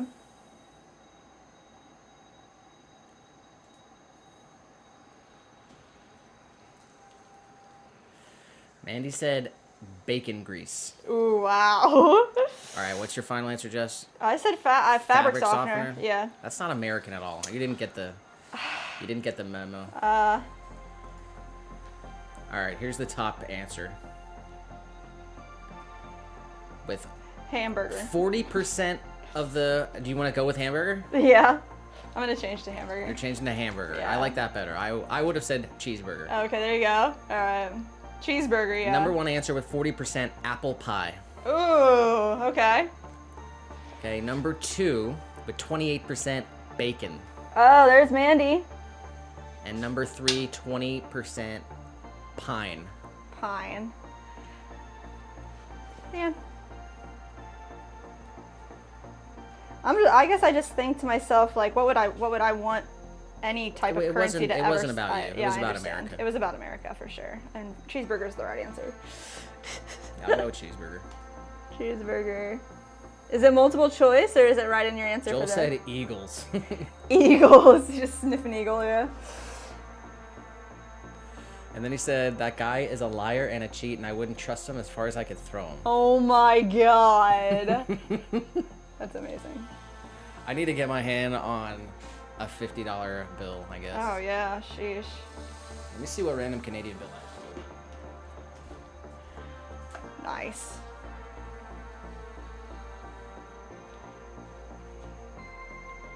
Yeah, Nick's got like an awesome coin collection, actually. It's like insane.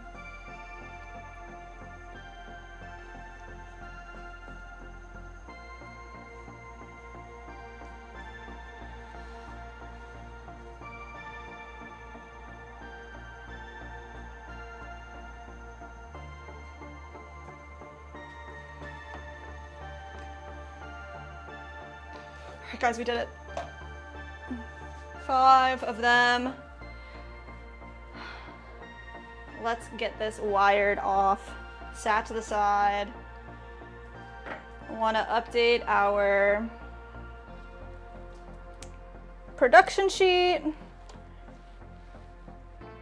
We're gonna throw some more stuff. It's gonna be great. We're still going.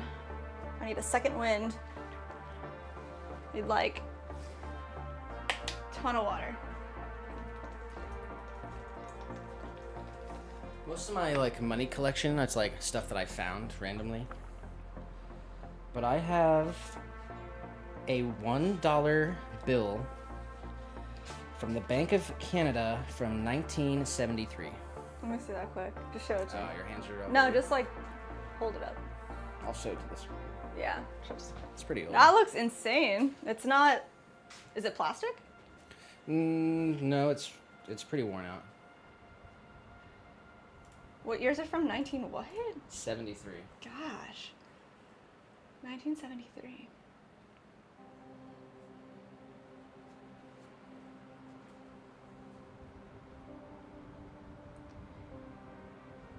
Who's the lady? That lady.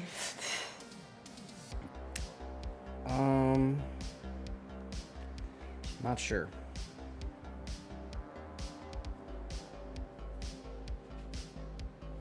Possibly Governor I'm not sure. I don't know. And then check out this. Check out this dollar bill. This is legal U.S. tender. Mm-hmm. These are all the scraps of dollar bills that I found. Oh my gosh, stop it. Legal U.S. tender. So you can find these on the ground. In a parking lot. Jeez. This middle one's got burn marks. Oh my gosh. You think a store would take that? I do not, no. Unfortunately. I think Swan City Ceramics will take it. If somebody handed that to you at a market. I would consider it worth $2.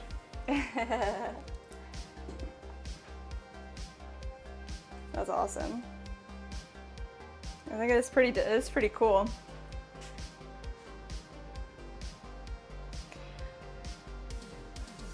Random thing about specific smells. Have you ever been to Haunted Mansion? My mom loves it so much that every year for Halloween she brings out Haunted Mansion decor from Spirit. The soundtrack, yes. We have been to the Haunted Mansion at Disney, and it is awesome.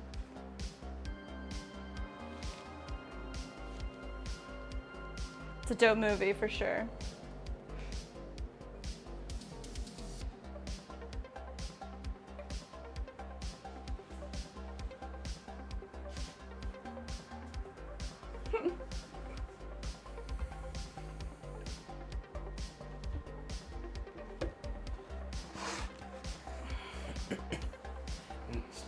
Nick really said, and then it's just dollar bills emojis.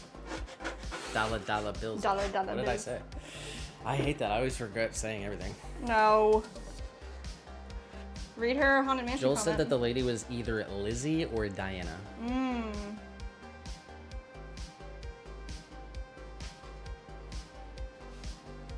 And then he said plastic money started in 2011. Oh, wow. That's pretty recent.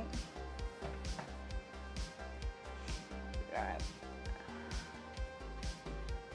I need to, itch my nose. I've got nothing to... I've got clay all over my face.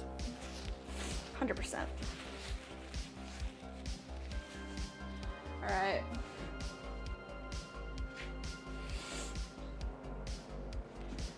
We made 10 4-inch planters, 5 5.5-inch planters. Are we at 4 hours yet or no? We're at 344. 344. All right, let's check this out. Need a pencil. Let's see. This pen will work. All right, so we did trim 10 more planters. So I'm gonna cross that off our list here. So 1, 2, 3. Oh, it's like the emoji 6, 7, thing she 8, sent. 9, It's 10. like dollar bills like chopped up together. Oh my gosh, nice. That's awesome. I literally have half a $5 bill that I found, and I'm waiting to find more pieces. That's awesome, yeah.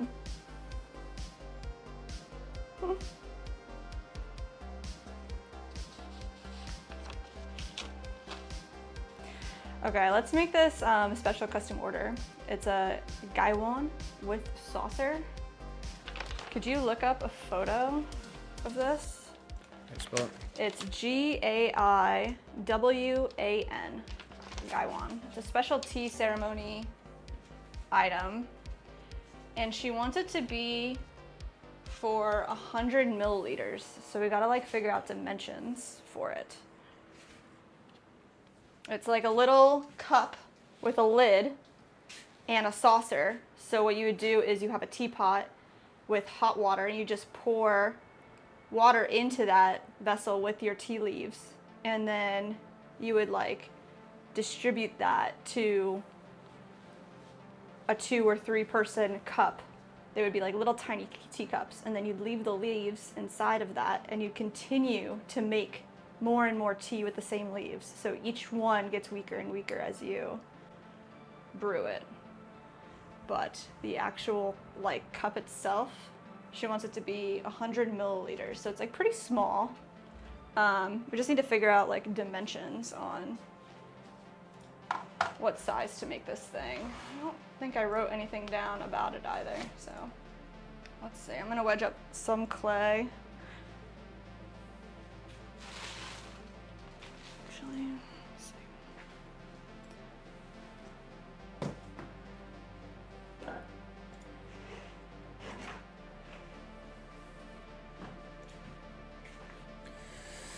It says 100 milliliter Gaiwan? Gaiwan is 3.3 by 3.3 inches? Yeah.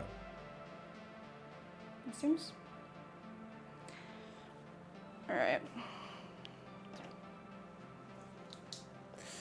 But that's like including the base and the lid.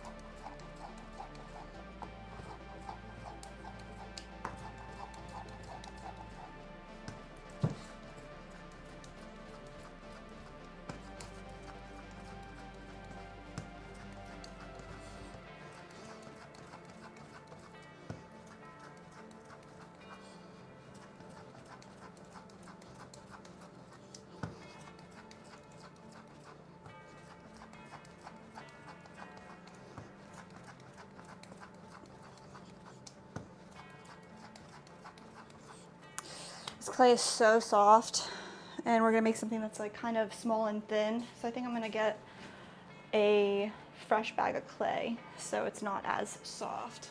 We can throw a little thinner.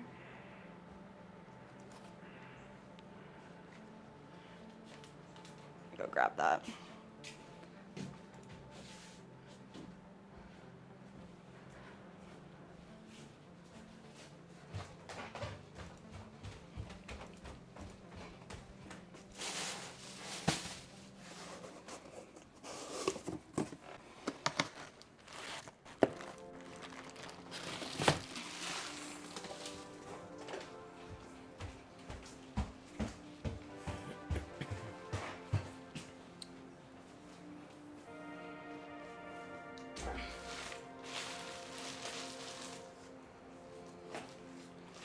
said, I found a mini Amanda photo with her shell necklace if you wanted to see Oh my what gosh. she looked like through the years. Yes. That sounds so dope. The evolution of the straight across the forehead bangs is a story within itself. Oh my gosh.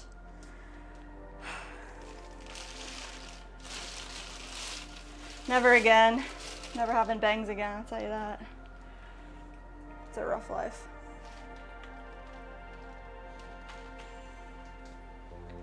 I like her bangs. You know what that's from? Is that Napoleon Dynamite? Better be. All right, so you're saying it's 3.3? I would go 3 by 3. 3 by 3, like in the largest parts? I need a picture. No, just the cup. Okay. I mean, you can come look.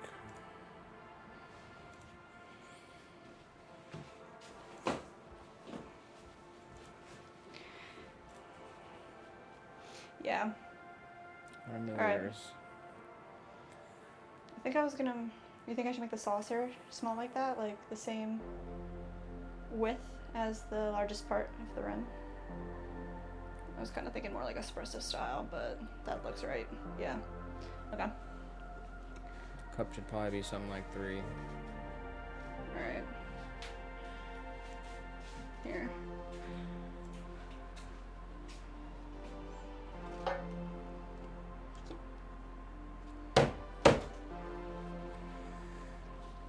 Silas said, I looked good with Bieber bangs. Bieber bangs. I guess everybody had bangs at one point or another, huh? Gotta get the swoosh.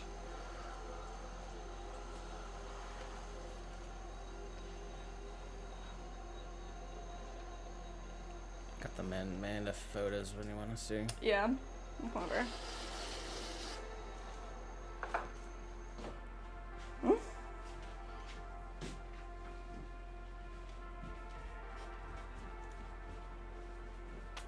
Oh my gosh! Mini Mandy. Oh, that one's super cute. That's what you got. Adorable. So like 90s. It's insane. Thank you for sharing. Joel said, vote for Pedro.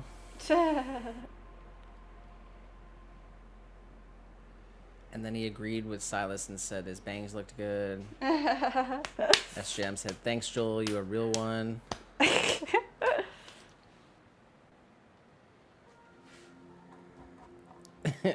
What? Silas said, man, this Deep Eddy going wild. It's only 6. I better slow down. Silas said that? What's Deep Eddy? Deep Eddy is it's a liquor. Like they have the pink lemonade shots. Oh my Like god. that's Deep Eddy. It says it's vodka. Yeah. They do like crazy flavors. It's still bright as heck here, so. Yeah. Alright, it looks like we're using 10 ounces. Fresh clay. I'm about to pull a picture up though.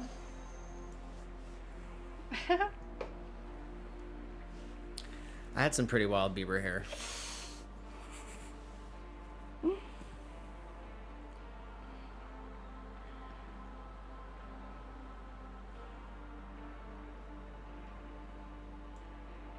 He said the lemon one tastes like lemonade. Wow. Dude, with the market we were at on Saturday. Oh my god. Or was it Sunday? Sunday. Sunday.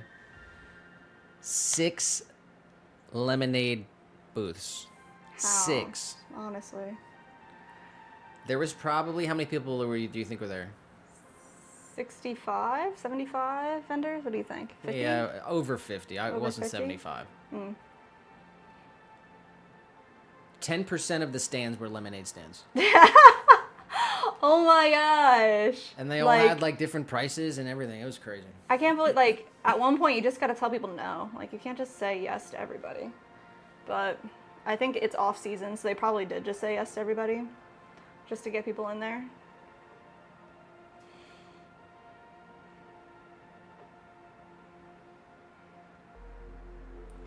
All right, I'm looking for a picture that you showed me so I can do this. Like, I noticed the first two and I was like, dang. And then I was looking around and then I was like, there's 4. And then we kept going. I was like, dude, 5, 6. They all had big banners too. It was crazy. Oh my gosh. Silas said that's a lot of refreshment. It was hot as heck. It was definitely hot. Everyone sure was drinking well. the lemonade, so yeah. it was good that they were there. But you definitely did not need 6 lemonade people. No, not that's at all. crazy. Joel said, how many lemons were there? It was literally... The world may never know. It was $5 for parking. Yeah, for patrons. Oh, yeah, not for us. For the people yeah. that were shopping there. Yeah. And there was like a line of people trying to park. Yeah, I'd do it again. Try it out again. Well, we broke our, like, bad streak.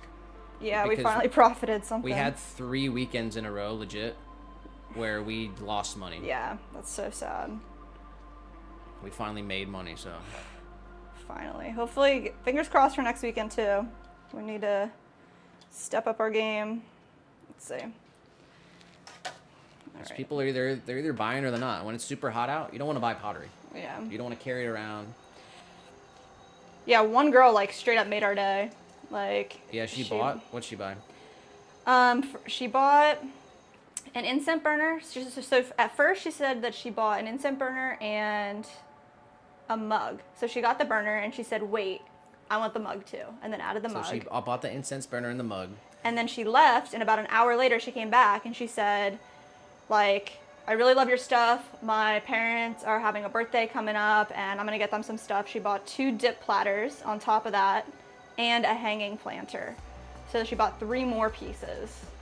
So she bought 5 pieces total, I think close to like $300. Like, thank you. Yeah, shout out to that lady. She was super nice. And then we were, we told her kind of like, you rock, you made her day. And she said she never spends money on herself unless it's for really good art. So that was a really nice compliment.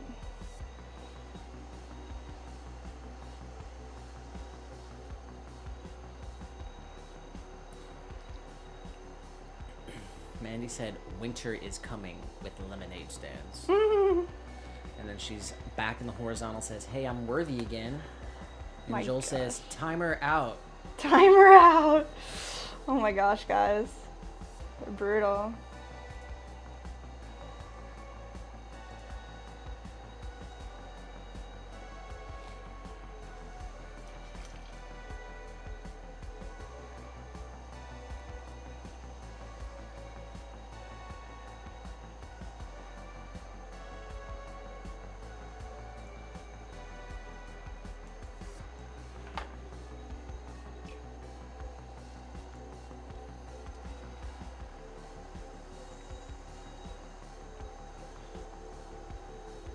Mandy, I was going to show you a picture of me with bangs from middle school or high school. Like, I'm embarrassed, but it's not too bad. Let's see. Maybe after this, we'll see.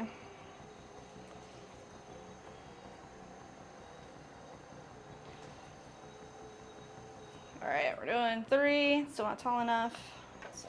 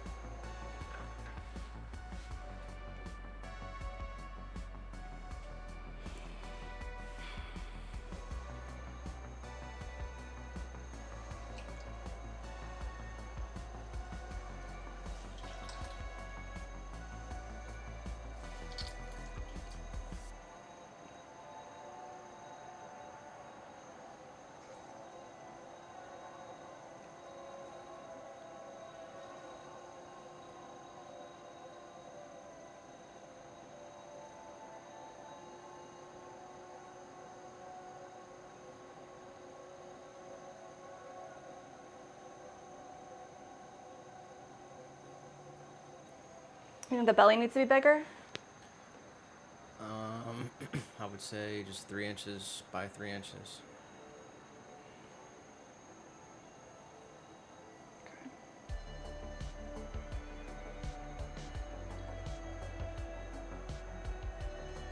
Oh my god, I have like the worst emo picture. Should I show it? Yes!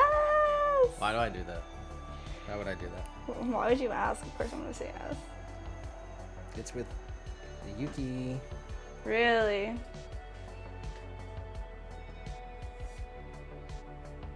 I'll find my pictures. Literally, like, the worst ones of me are all on like an SD card somewhere, so they're not accessible. Showing right this now. for like 2 seconds. Show me. I can't see. Show me for 2 seconds. Oh my gosh, have I ever seen that picture? That is the most emo picture I've ever seen of you. 100%. Oh my gosh. That's amazing. I was cool, dude. I was cool, trust me. I literally bought my jeans at Zoomies. Oh my god. I was not cool. I was the opposite of cool. I seen a kid snort a whole pixie stick. Oh my gosh. At the mall, 2003. What? At the mall? How do I even find my stuff? I literally don't even know how to use Facebook. Ugh. I gotta go way back for this.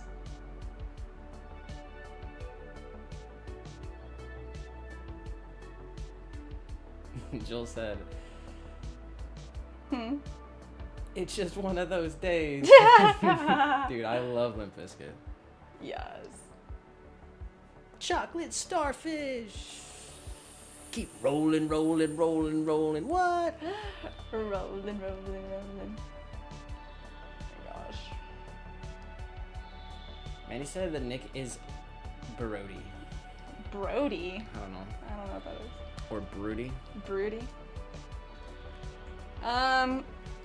This is the best. There's a bunch of pictures here, but I hate them all. It says broody, a hen wishing or inclined to incubate eggs.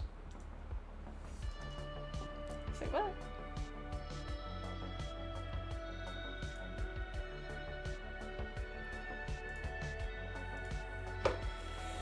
Well, let's see. Oh, broken. Hmm? Hashtag broken. Broody, I don't know. I don't know.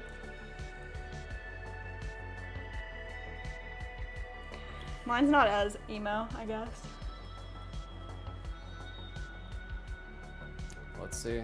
Oh, I still got the camera up. My phone's just glitching. It's not working.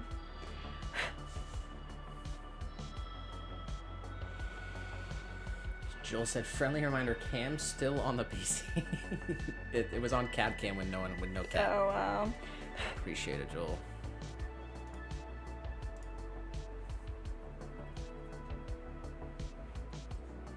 We're gonna be switching over to table cam Yeah. later on for a special YouTube sponsored event happening on the stream, guys. If you haven't heard, we're gonna end the stream. We have a YouTube special sponsored event.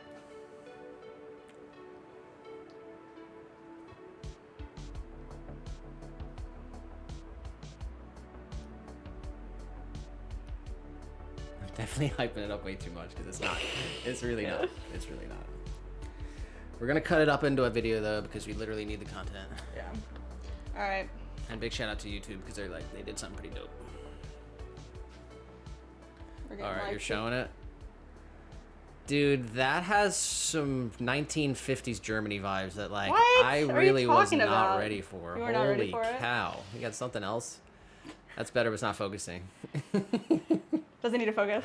They're all so like not Show me the worst one. good. They're all, well, the worst one, like I said, the worst ones are not on here. They're from cameras that before Facebook. But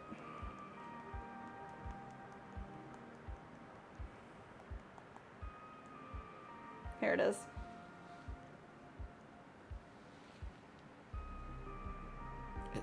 Like, what is that face? What am I doing? All right, that's I know enough. what you're doing. That's enough. Oh no, my phone. Joel said the hair mustache had me dying. That was like a big thing. Like That people was would a put like big the thing. mustache, like get a tattoo of a mustache on their finger and like do that. Like you don't remember that? I remember that, but it was never a big thing. Oh, okay. I don't think it was ever a big thing. Wow.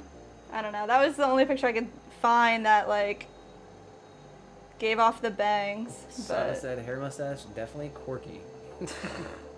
I was such a loser. When did that change? Never did. All right.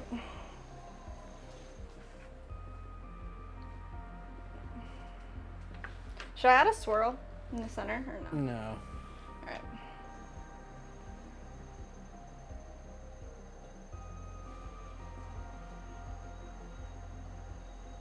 My water's not water. That sucks.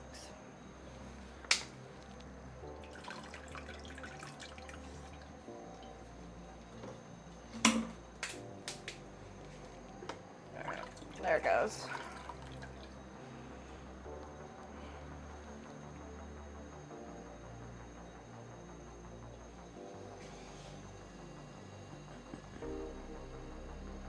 I'll show this one for Mandy. This is my 3 sisters from Arkansas. Focus.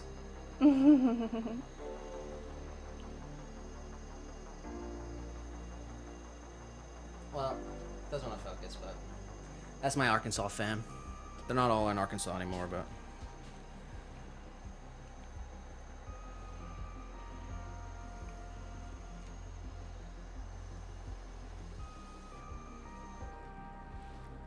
Silas said just grow a beard like a real man. What? To me? That's funny. Oh no, I think he was talking to Joel. Oh. I'm not sure. Could have been to you. Joel said, I just grow patches like a real man. Oh, wow. Yeah, I can't grow a beard. Yeah, me neither.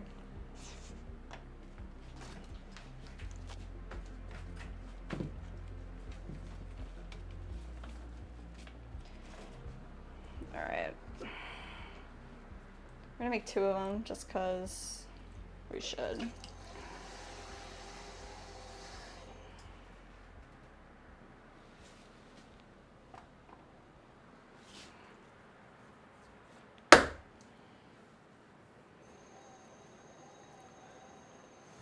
Oh, he said he said he's talking about himself. He says, I just grow a beard like a man. Yeah, Si's got a nice little beard. I only got the goatee. Or like that around the chin area and the mustache. I have no sideburns. Mm.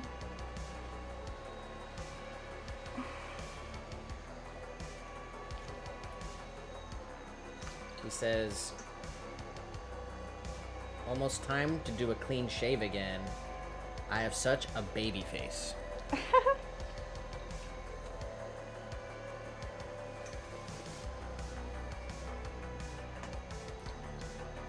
You go through seasons.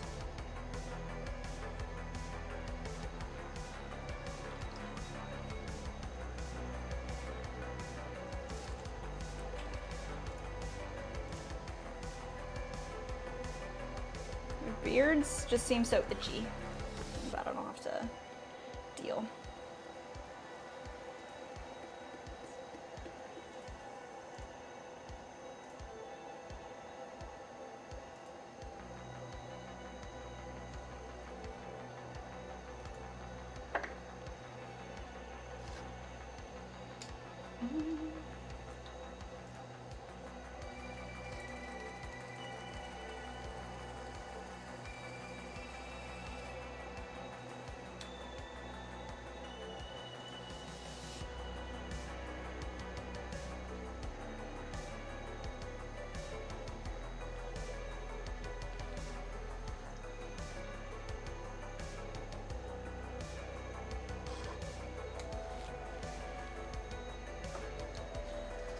Silas says, I never get ID'd, but when I shave.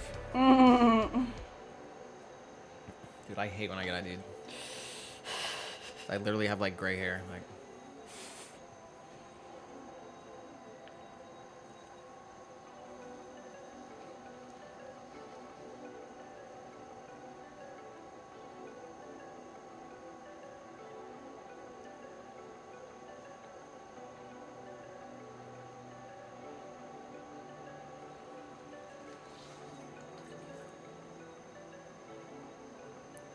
Yeah, one time we were at a bar. Like, we were trying to try to this new place. So we tried to go there one time. And she, like, pours us 2 beers. And then sets them down and then, like, asks us for our ID. And I was like, it just kind of infuriated me. Because it's just not, like, how you're supposed to do it. And I was like, well, what if I don't have it?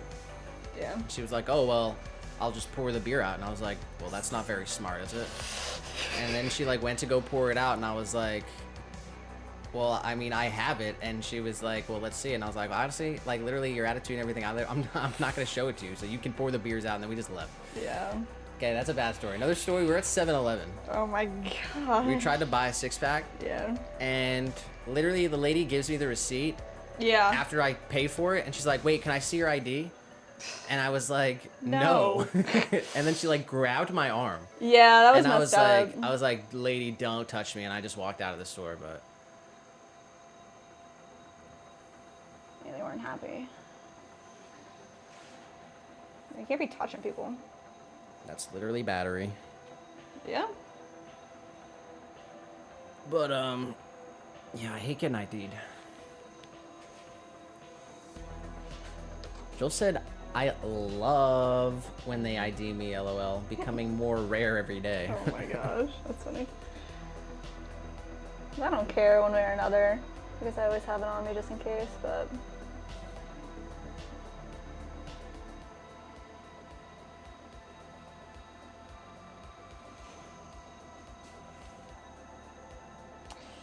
Alright.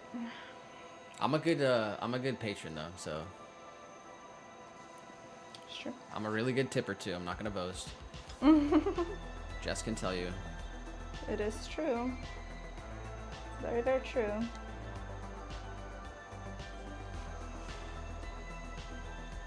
I'll tip like 50 to 100% if I'm happy.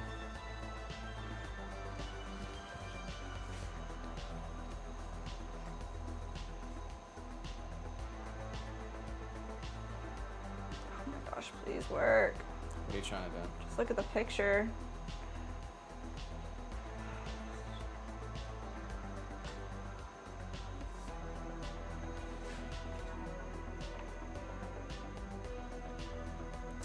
Silas said, I will say, the only times I've been ID'd anywhere in Canada is the clubs after 2 a.m. Oh my god. Party boy. Wow, bro. Hitting those Canadian clubs at 2 a.m. I mean, that must be...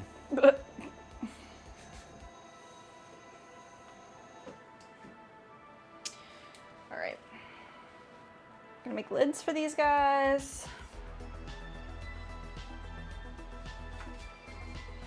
Upside down. I'm not gonna use much.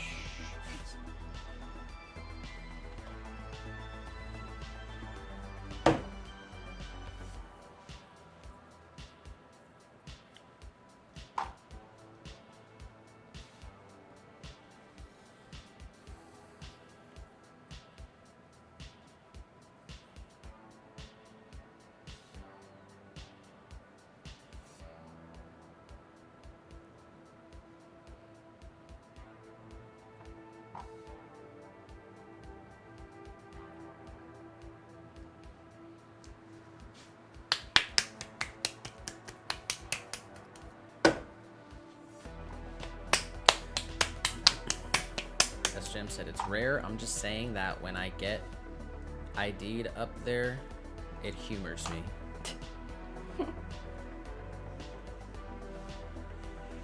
Yeah, I've never been to Canada, except in Epcot. Epcot.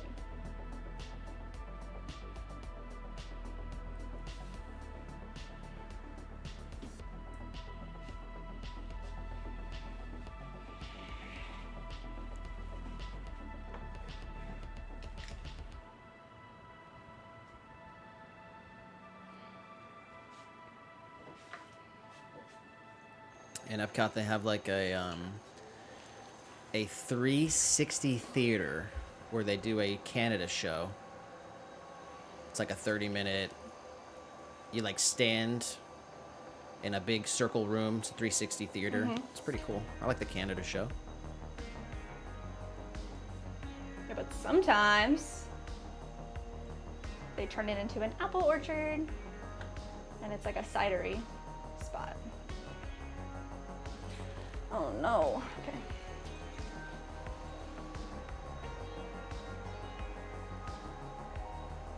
I've been to Maine a couple times, so that's probably the closest. Mm-hmm.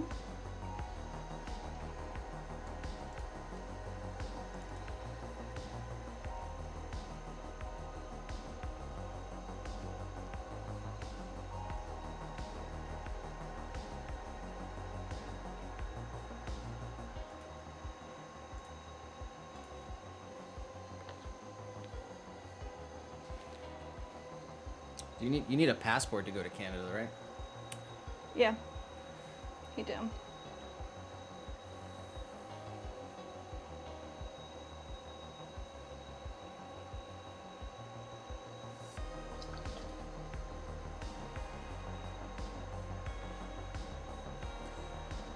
Joel said, you gotta come up sometime.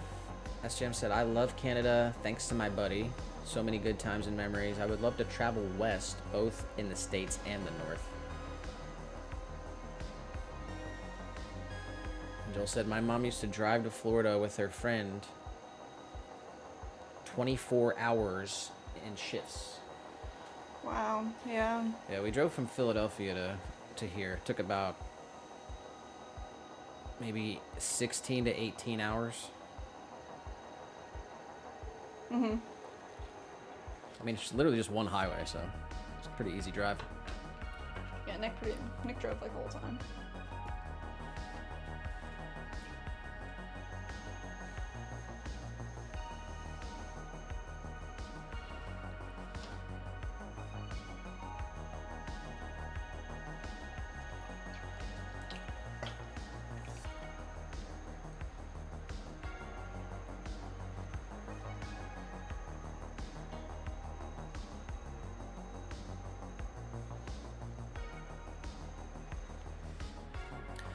Yeah, they actually have like this brand new air service out of Lakeland, because there is an airport here, but it's just mainly it's private and they use it for Amazon. But they just started doing commercial flights out of Lakeland.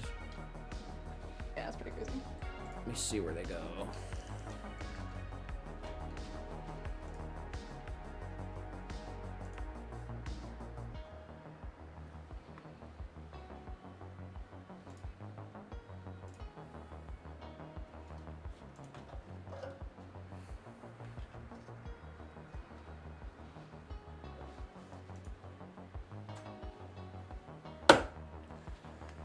So this is pretty cool. This is brand new. The airport's like 15 minutes from us. Yeah? Otherwise, the other airport is either Orlando and Tampa, and those are both about an hour away. But there's limited flights. There's only one company. It's called Avelo, flying out of Lakeland. And basically, you can fly from Lakeland to Atlanta, Georgia, Charlotte, North Carolina, Hartford, Connecticut, Manchester, New Hampshire, New Haven, Connecticut, Wilmington, Delaware, Rochester, New York, and San Juan, Puerto Rico. Oh my gosh. I want to go to Puerto Rico. Puerto Rico. You have to leave on Saturday and come back on Wednesday, or you could maybe do the other way. How much is that flight?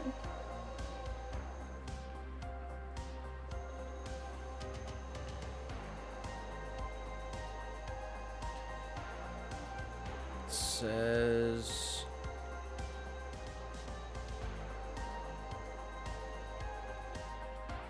$84.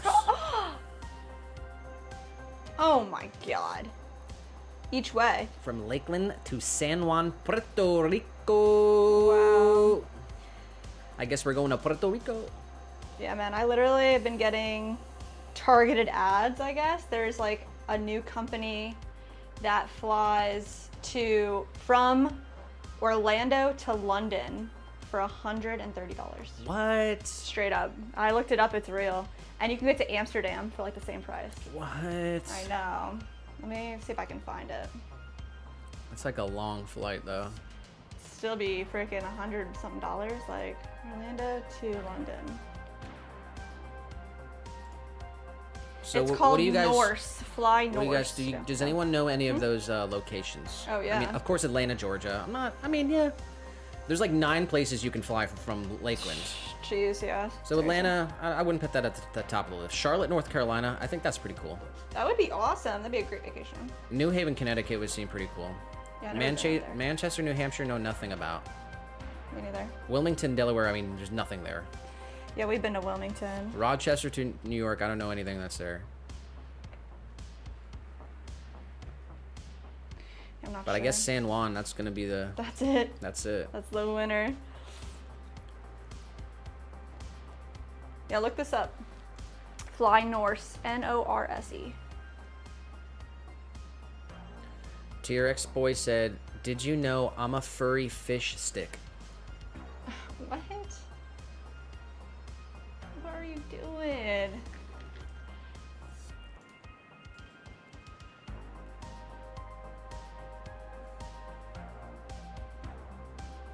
Silas said, "You can get into Canada with a passport or enhanced license."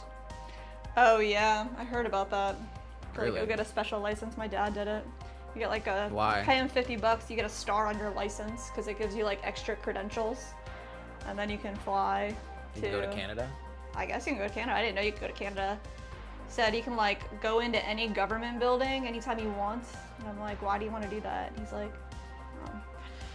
But Your dad's a secret First Amendment auditor. yeah, I think so. Catch him live on Kick. Oh my gosh.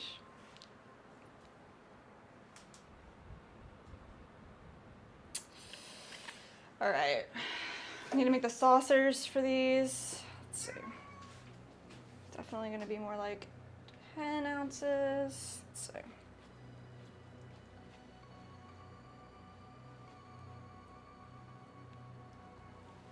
Oh, guy. Oh my gosh, he's meowsner, no learning.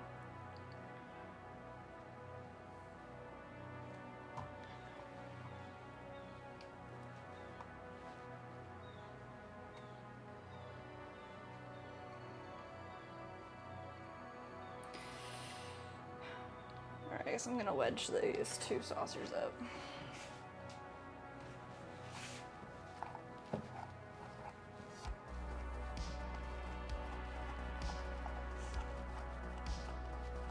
Yeah, when we were at the market, we actually got recognized from Oh, that man. news interview.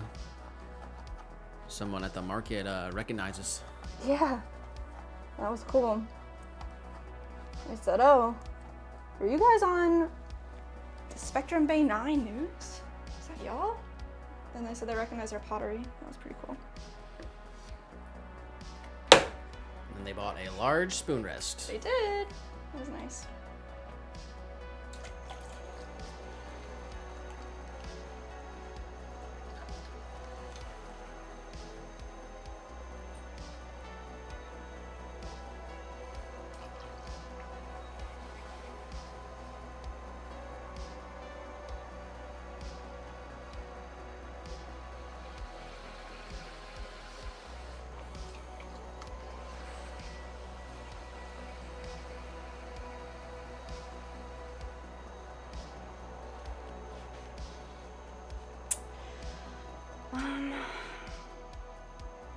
Can you pull up a picture of the saucer? My phone's like not able to do it.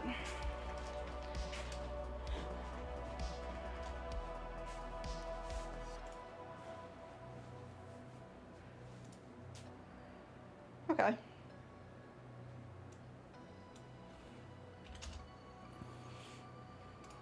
Just do one like that. Alright. Can do that.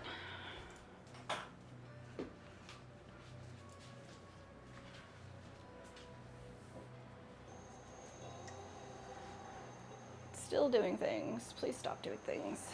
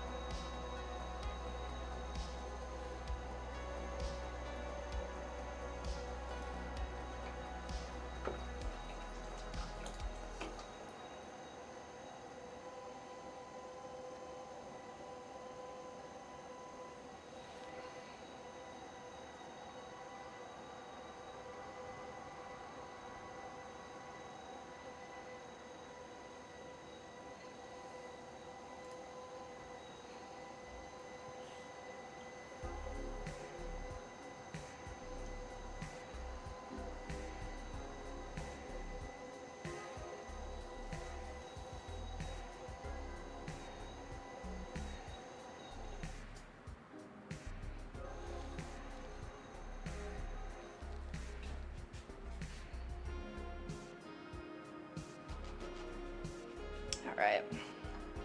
This will be all trimming later.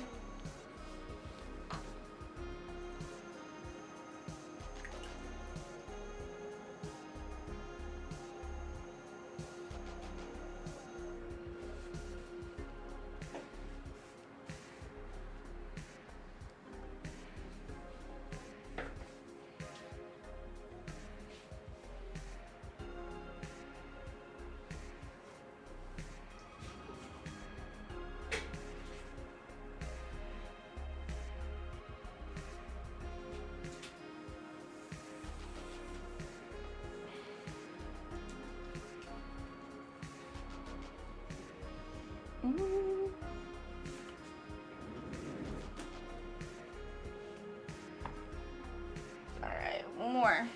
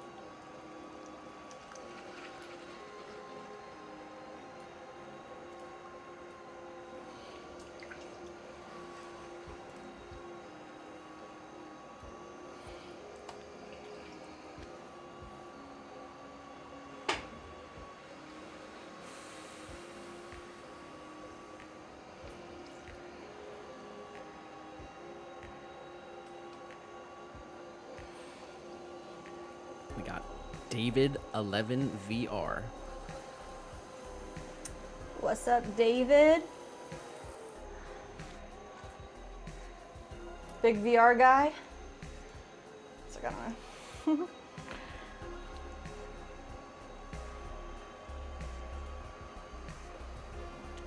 David 11 VR says, "Can you say I'm Sigma?" No. No, I cannot. You're gonna deny David? Yeah. Maybe you give him a chance. Say, David, can you prove yourself in any way that you are Sigma? And then maybe she'll call you Sigma. How are you Sigma? There you go. Make your case. He says, why not? Feels weird. I don't know exactly what Sigma means, so I can't condone. I don't know.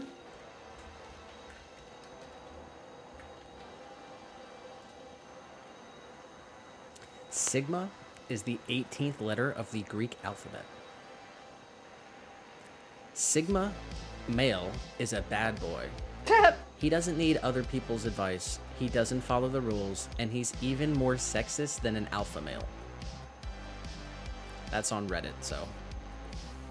Wow. And you need me to call you. David said, I will like the video. Oh my gosh. All right. Maybe next time, David. If you come back on the next stream, maybe tomorrow. I think if you come back tomorrow, that's kind of Sigma, but maybe.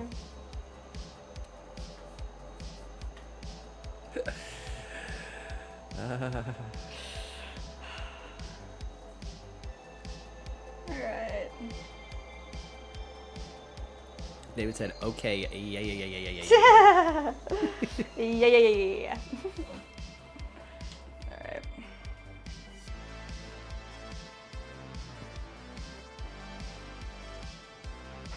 David said, I will leave a like anyway. Thank you. We'll see you on the next stream, and today, don't leave. You don't have to leave. But that's funny. Okay.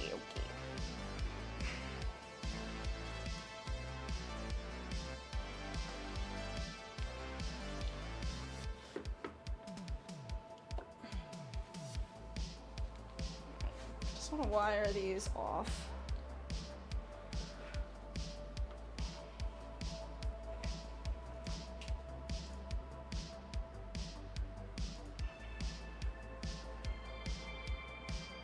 They're so small.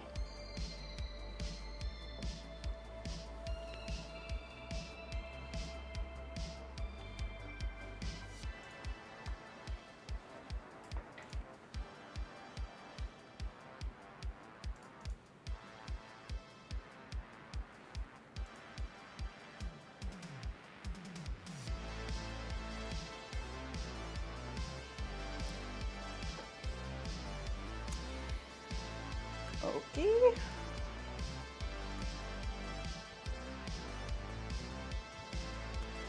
Things we know about David. He has a baby goat, a baby cow, has in fact touched grass.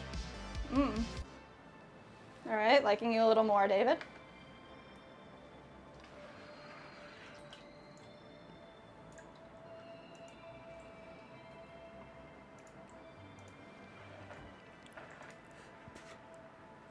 And he's from Connecticut. Connecticut. What was the stop in Connecticut we were just talking about? New Haven, Connecticut. What do you know about New Haven, Connecticut? Tell us all the touristy details we gotta know.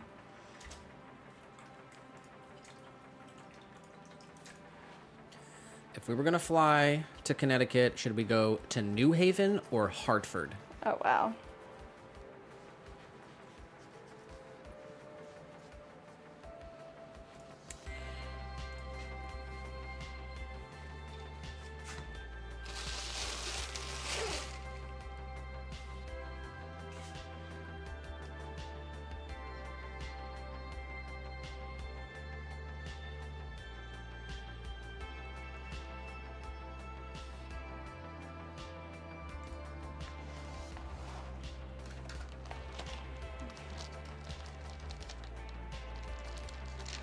Bowls. 1 pound, 8 ounces for our 5-inch bowl. 1 pound, 8 ounces. 8 ounces. David said, I don't know. Shoo!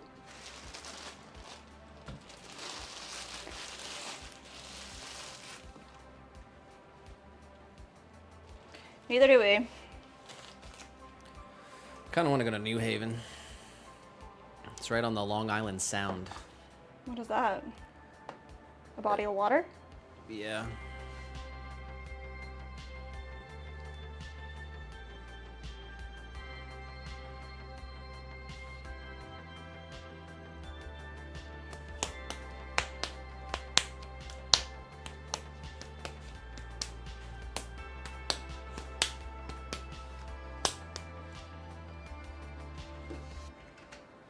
Tell me more about it.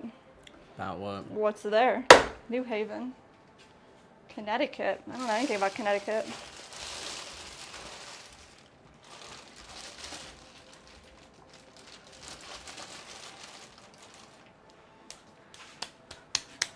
It says New Haven, Connecticut is known for being home to Yale University.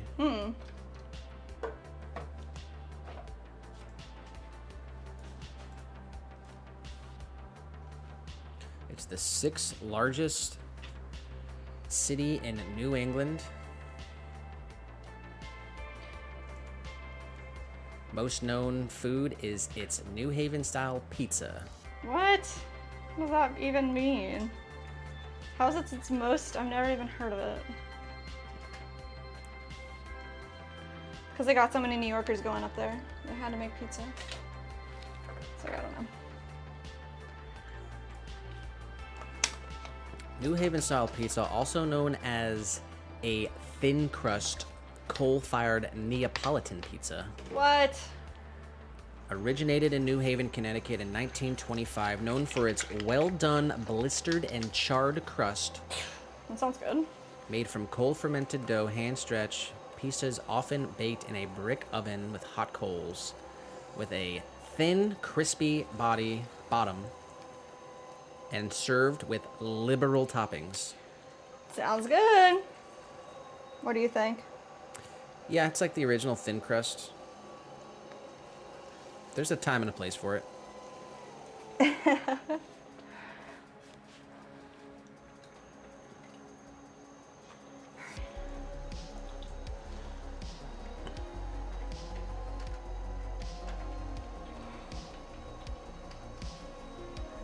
Let's look up Hartford.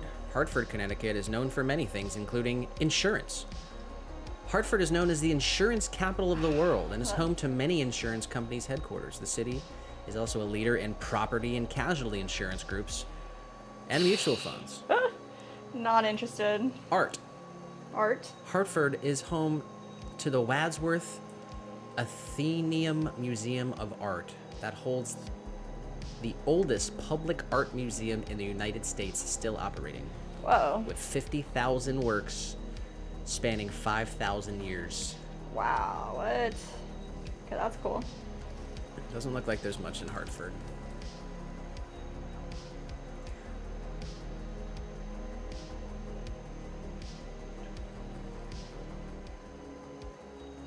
Let's look up what's in San Juan, Puerto Rico. Everything.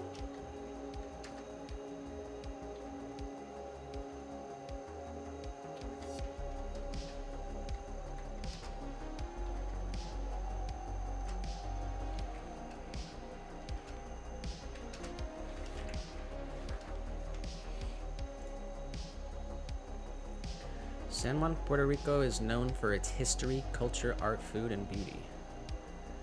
Food and what? The capital of Puerto Rico and the oldest European-founded city in the Americas. Oh, wow. San Juan is a hub of activity and old world charm. It's a popular launching point for vacations. There's historical landmarks, beaches, shopping, dining, nightlife. San Juan is the largest processing center on the island. Processing center? Processing what? Petroleum, sugar refining, Oh, wow. brewing, distilling, cement, pharmaceuticals, metal production, and tobacco. Oh my god, so all the drugs? What? It's like alcohol, tobacco, and pharmaceuticals? What?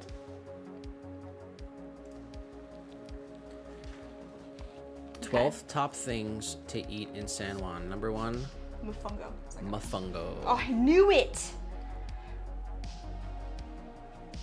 Chicharrones de pollo. Arepas de coco. Yeah. Say what? De coco. What's that? Cocoa. Does that make more Chocolate? sense? Like, Cocoa. I mean, shit. Chocolate arepas? That's why I just thought arepas were savory, so that's my fault. What is mofongo? How do you know what that is? You know, so I guess there's like I think there's a lot of Puerto Ricans here. Yeah, of course. So there's a lot of trucks, and the food really? trucks, they all say mofongo on them. Yeah, and it's like mashed plantains. It looks good, like I want to try it. It's like a bowl like this, like mashed plantains in a bowl style, and they put meats in the center. There's one like legit restaurant out here that I actually want to go to. I don't know what it's called off the top of my head, but David said you do not want to go to New Haven. New Haven is a bad place with lots of crime. One of my friends got a car stolen in New Haven. oh no. And Silas said, I've been to Hartford for a MTG Grand Prix. To buy a car? Oh, Grand Prix is like a race. Yeah. Okay.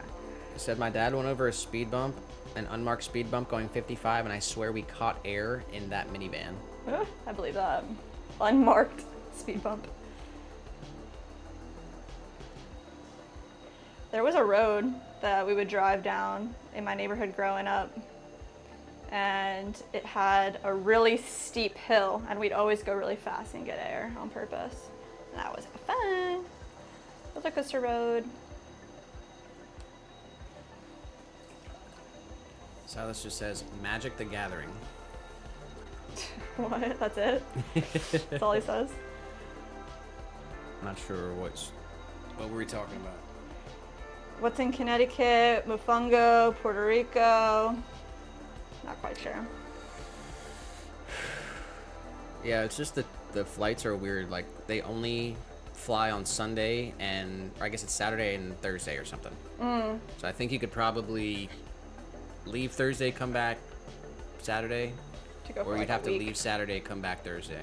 But they only fly on 2 days, those flights.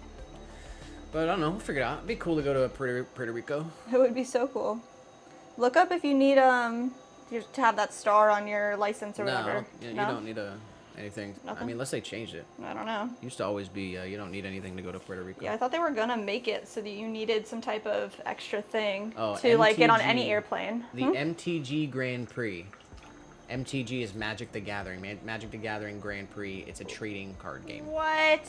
That's So, cool. not a car race. Not a car race, but like a big con for the trading card for Magic Gathering. Magic the Gathering Grand Prix in Hartford, Connecticut. Wow. I imagine it's kind of like a big Comic-Con, but very specific. Yeah, Connecticut's not too far from New York, I guess. We still need an order in Rhode Island, Delaware, and West Virginia. Wow. That's all we need for the Northeast. Really? That's it. We need Mississippi for the South. We need some states in the Midwest: North Dakota, South Dakota, Iowa, and Kansas. I feel like we have Iowa. That's like... To look it up again. I don't know if you want to search Etsy or whatever, but...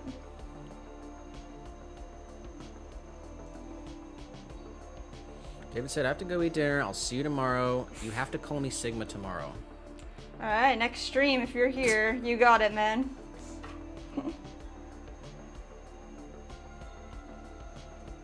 Enjoy your dinner.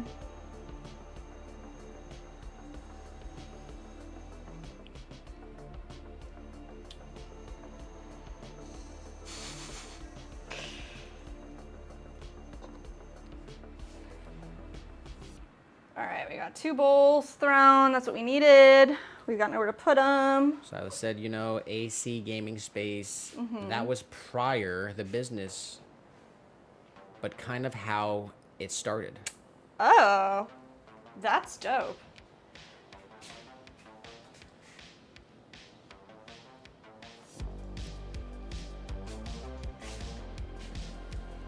They don't really have, is there a spot in Lakeland that's kind of like that? I don't know if there is. In Lakeland? They have like an arcade spot, but not like a legit board game spot. There was some in Philly for sure.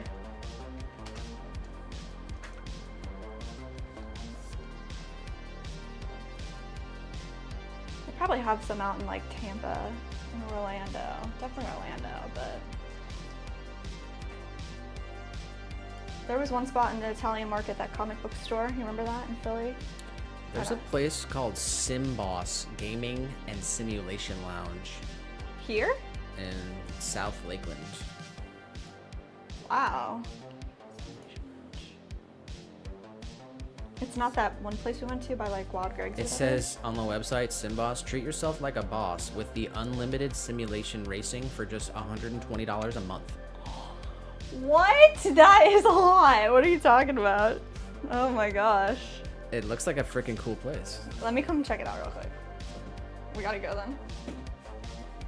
You guys have that Silas at AC Gaming? They just have like this kind of Oh, thing that's set up. it. It's like game simulator. That's funny.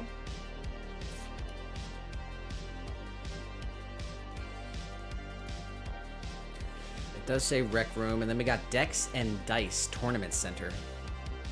That's wow. That's right next to the Bedrock Wings. North Lakeland. No. It's the one that's on like Cumbie or whatever that road is. I don't know what it is. Yeah. Decks and Dice Tournament Center. Let's see what they got. Yeah, what is that? Looks like they only have a Facebook. Pull it up. 5-star review says, great venue with heavy focus on trading card games, has a space for playing, and surprisingly large board game library. Wow, that's awesome. That's like kind of a similar vibe. Decks and Dice. So I said, definitely gonna have some around you. They're everywhere. That's cool. I like board games. I'd be down to like... I'm a little too competitive. Yeah.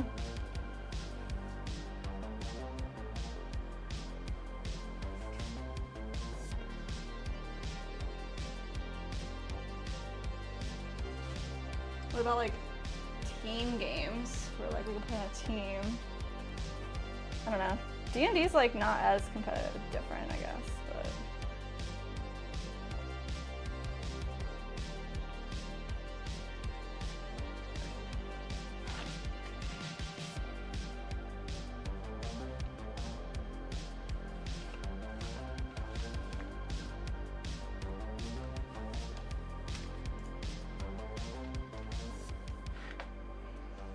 Trying to make as much space as I can over here because I want to throw some more stuff around our room. Got 2 bowls over here. Don't know where everything's gonna go.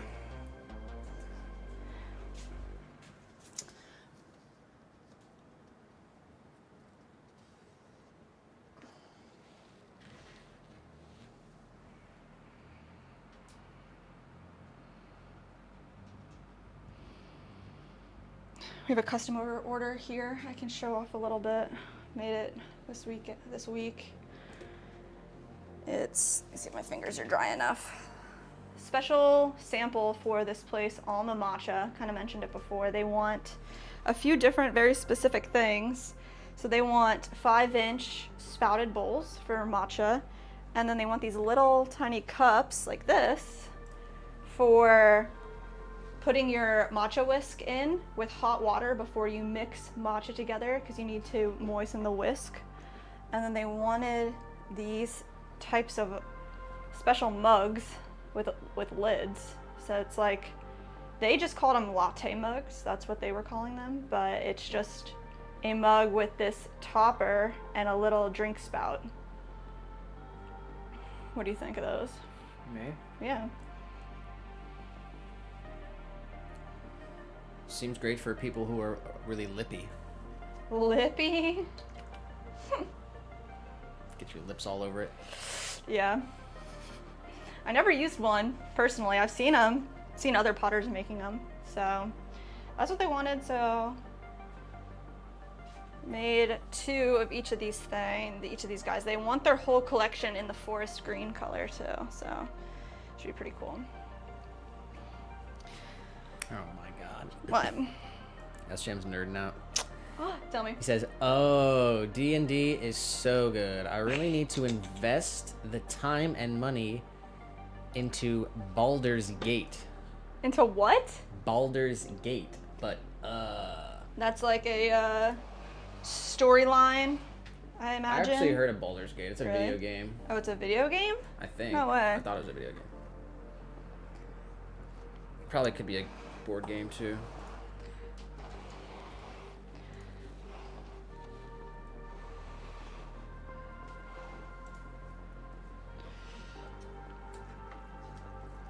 I almost got really into D&D actually, and like I had a group of friends that we were playing together. We probably played like 5 times, and yeah, I don't know, it fell off. I think one of the people moved away, and he was like the main guy making the map, and it was fun. I had the handbook and everything. I made a character. I think I was a druid. Joel said D&D is for nerds like us.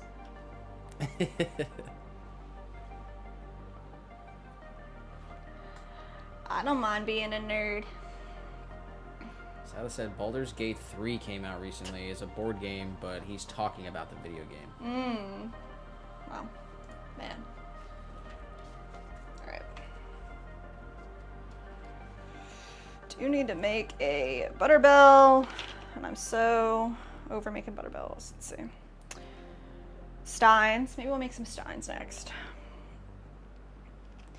To make 2 mini juicers, 2 large juicers, some hanging planters as well. What should we do next? Whatever you want. Coming up on 5 hours. Yeah, I guess I feel like we didn't really do much and need to do more, and I'm already tired. It's coming up on 7 p.m. Really? How's it so bright? That's crazy. Okay, then this is what we're gonna do.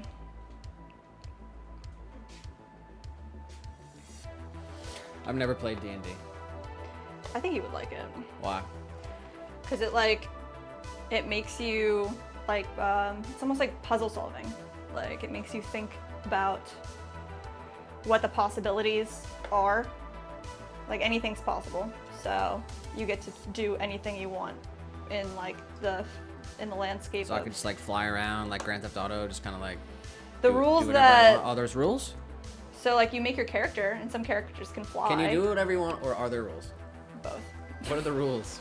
Why do you think I would like it? I think you would really enjoy it because like you get to like push boundaries, and you get to like literally push boundaries. Like just like in general, like you get like to like socially? choose. Well, sure. What do you mean push boundaries? Like imagine there was like so. It's hard to explain, I guess. It's like, okay, so you're told you're with a group of people and they're like, okay, you're all gonna go into this bar and like you have some type of main objective. Like usually it's you need to whatever, get a bunch of money or save a person, or there's a goal that you and a crew of people are working towards. So the leader, like the game master, is the one who laid out the whole floor plan for everything. And he says, okay, you know, you guys are gonna start in a bar. Well, who made him the leader? What? Who made him the leader? Well, I mean, you guys decide beforehand. Why? Because one person needs to be like the narrator, pretty much, right? So he makes up all the story. Yeah, and then he makes up the main points, and then you create the story around it. So then it's like, let's say there's 3 or 4 people playing, and the one guy's like the game master. He's like making the layout happen and kind of navigating the story. So he's got these bullet points of things that he wants to happen or they want to happen. But like at the end of the day, like you create the story. So you walk in the bar and like, let's just say you decide I'm gonna punch the bartender in the face. Like you could just do anything you wanted. And then the game master has to navigate around whatever you decide to do.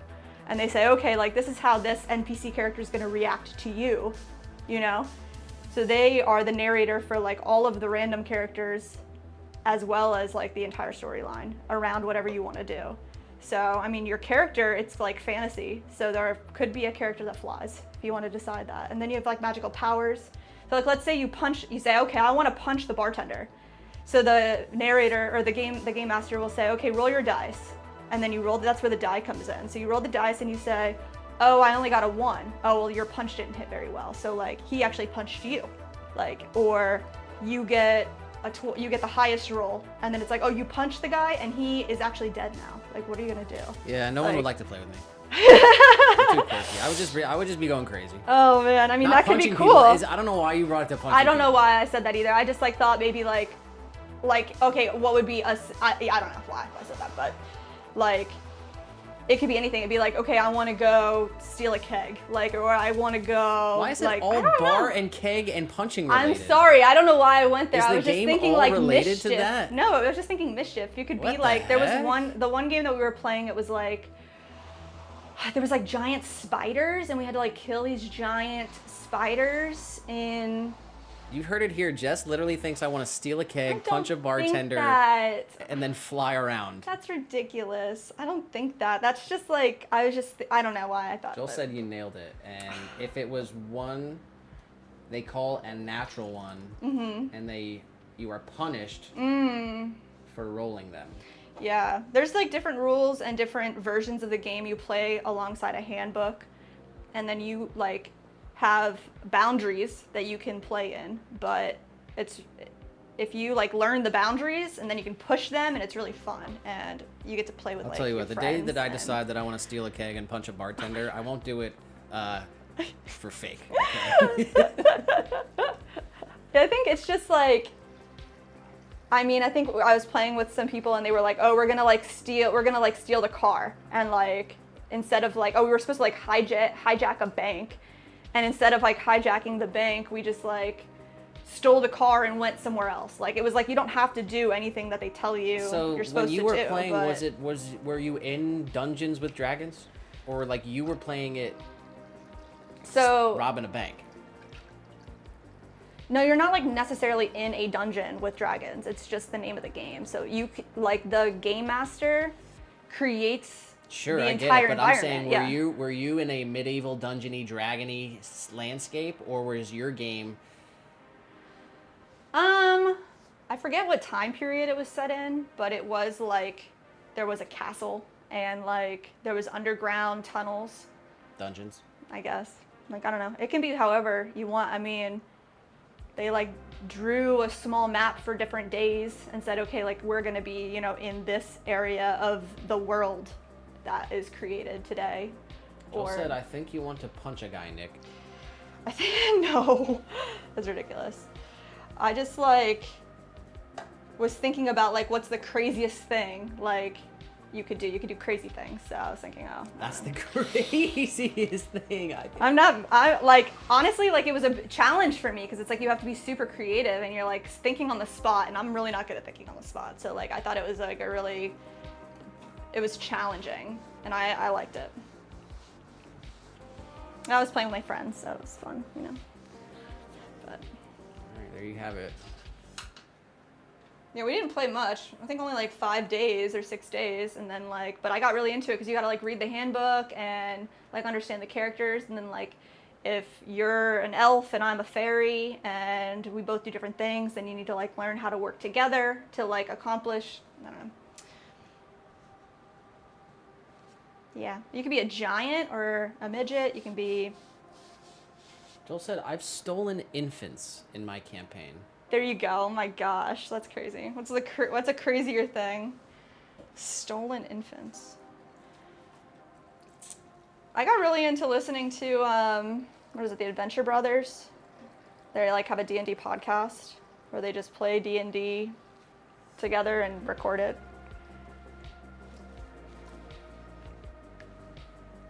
I listened to a few of those campaigns.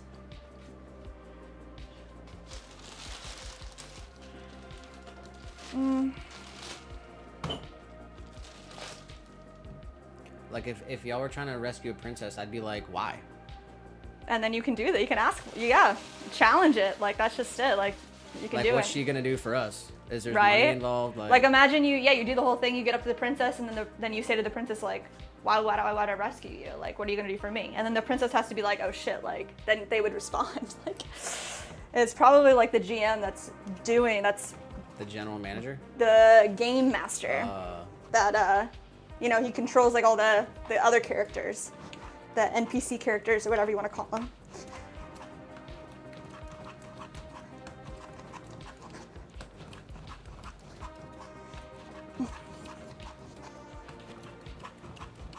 Jill said, we once dug a pit and drained our enemy's blood into it and threw a pool party for the town. Oh my god. What the fuck? Alright, now that's vicious. Like, I want to know more. I think that's funny. Yeah, that's going to put you on a list. You type that into the internet, you get put oh on my a god, you got put on a list.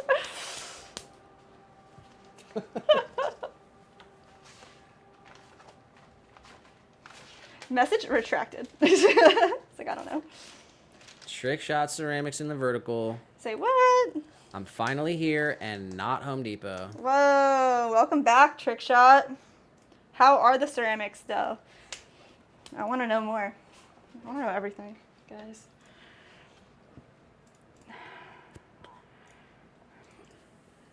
All right, we're going for 1 pound, 14 ounces. We're going to try one.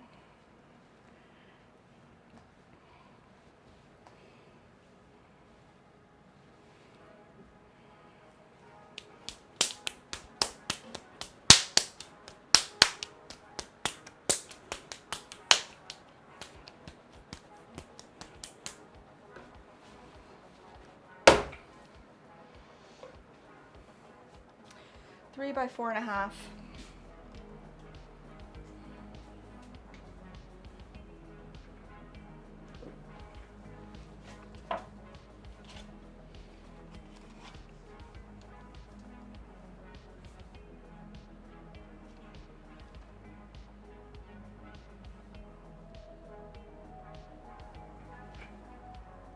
Trickshot said, I got new clay, which is way better than the last one.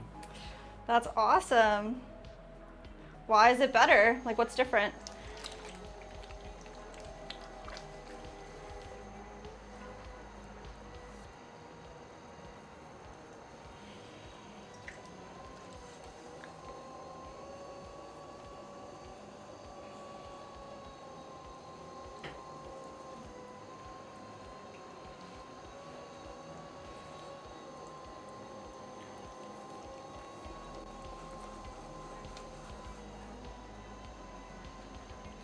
Jill said another good one would be when we found, for lack of a better word, a spawn point for kobolds.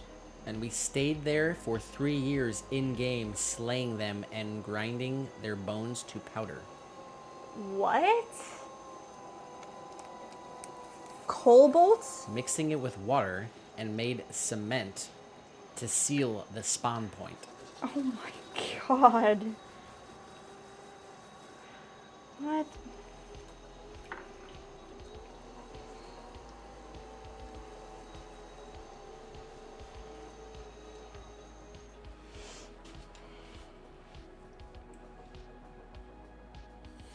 Trickshot said it's softer. That's nice. It'll be a lot easier to work with when it's softer.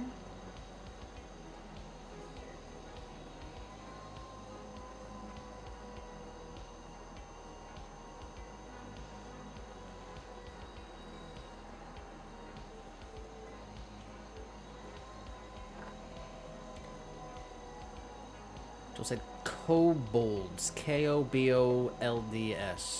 I don't know what that is. Kobolds.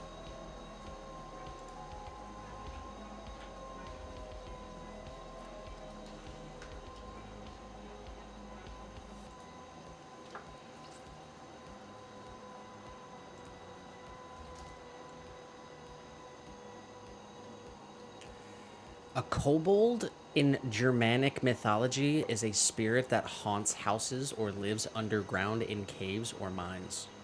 What? Kobold, in the general sense of house spirit, is known by various other names. So they were spawning from a point, spirits, and then you made that point like forever. And then what did he say that they did? He said that they had to wait there for 3 years and kill every kobold and then take all their bones, grind them up into a cement so they could seal the portal. Oh my god, 3 years of gameplay? How many like sessions did that take y'all? Yeah, now I'm remembering we had something like we were on a boat and we had to like fight skeleton ghost pirates. Jill said, my friend writes some wild campaigns. He encourages these types of activities. Oh, nice. I thought they were nicer in Canada. You got blood pits and bone grinding and baby stealing. They're only nicer to your face. It's like baby stealing. Pretty wild, eh?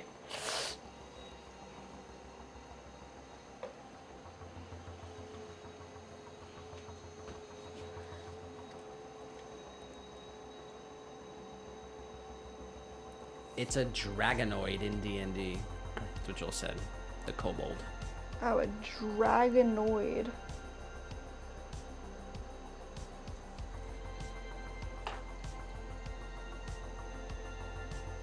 Wow.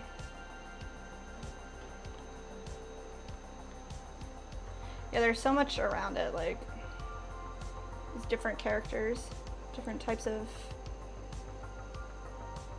different creeds of people, I guess. Joel said the 3 years of bone grinding only took about 20 minutes. We would roll.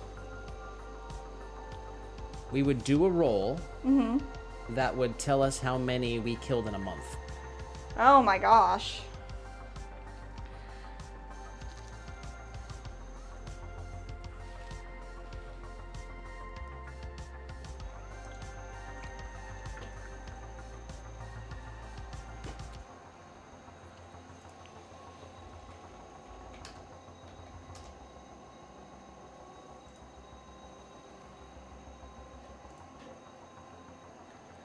A kobold in D&D has an armor class of 12, a high .5, and a speed of 30 feet.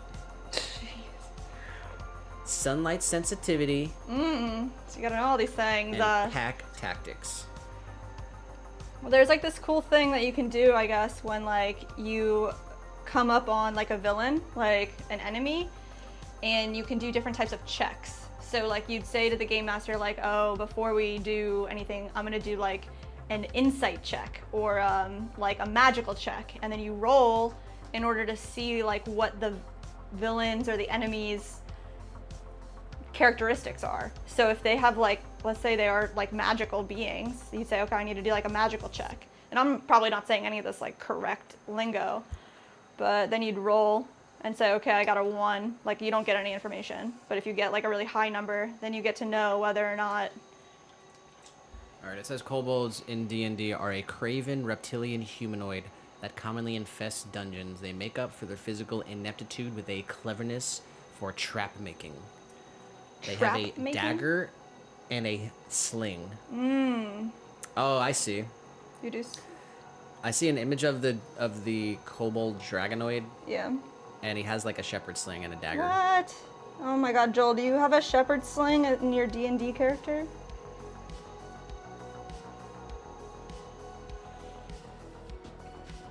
Okay, Nick, look at this.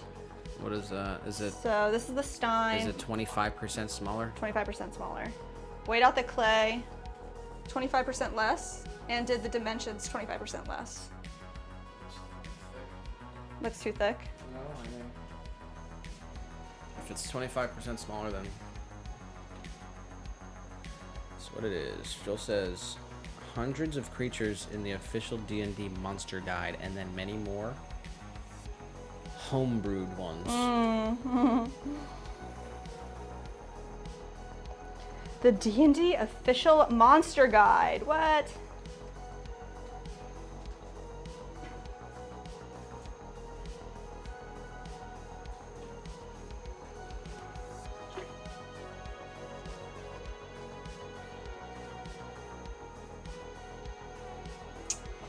All right.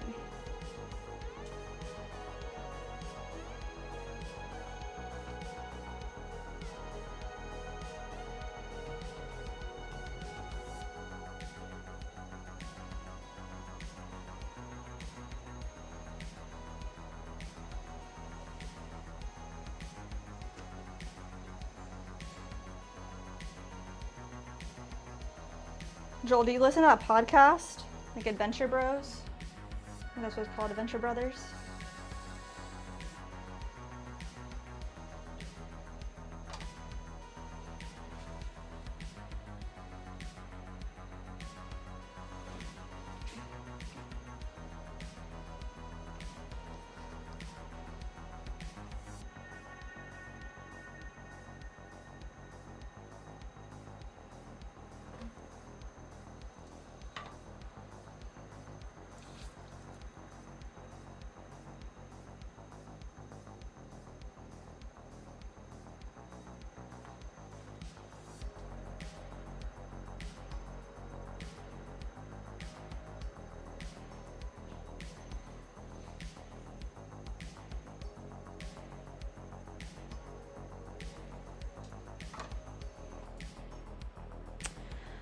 All right, so yeah, we did make these steins and they were giant. They were 32 ounces once we measured them out. And we wanted them to be 24. So we figured it out, it would be 25% smaller to make them the right amount of ounces. So this just looks so small, but I don't know, it's what it's supposed to be. So we're gonna try it out.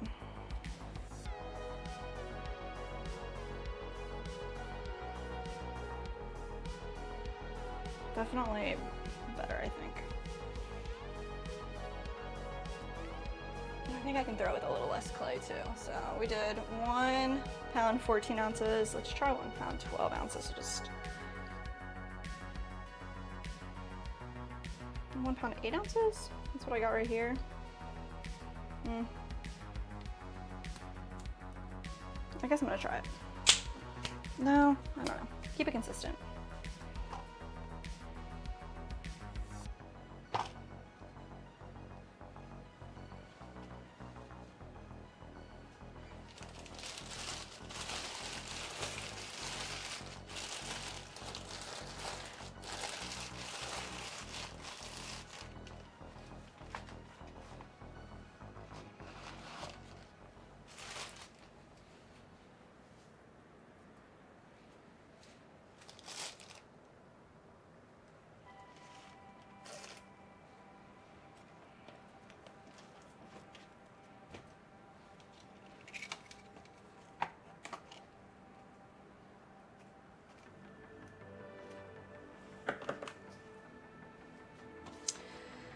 2 pounds, that's way too much.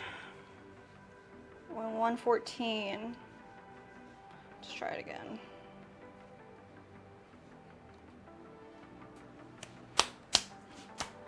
I want to make like 6 of these.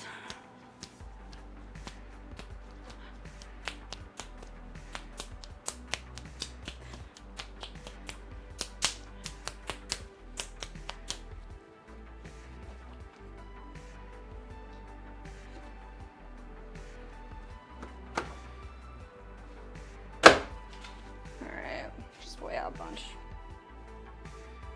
1.8. 114. It's a bit much.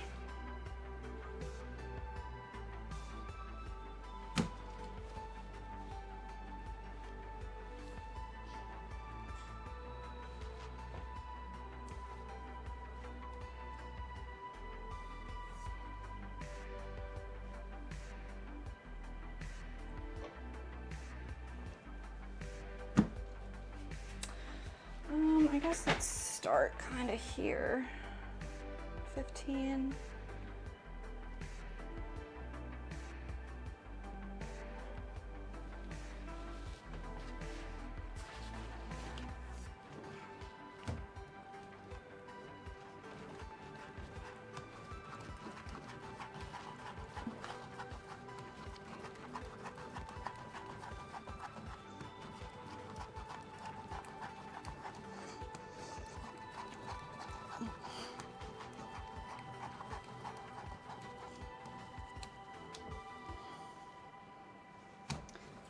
More.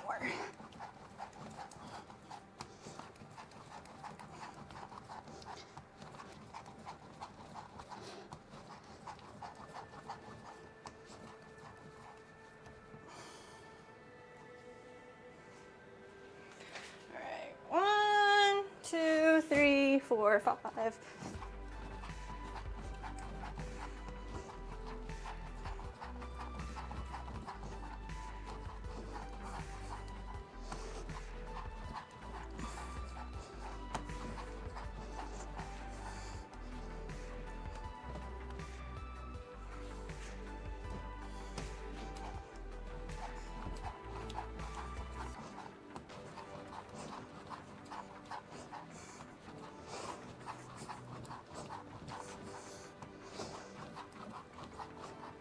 Oh,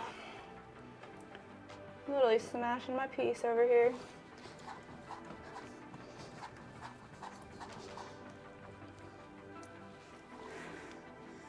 All right, that's all I'm gonna do right now. Let's make that happen.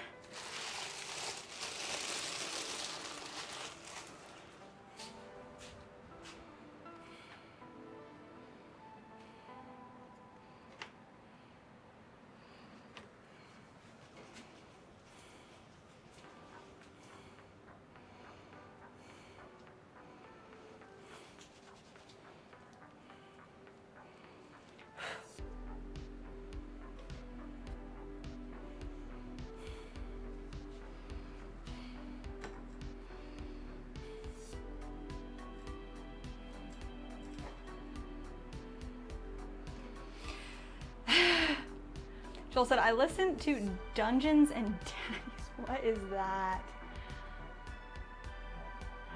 I used to more, but to be honest, I started playing, listening to someone else play, just yeah. I guess that's when I started listening to it, was like when I couldn't play anymore, so. I was also like learning a lot just by listening.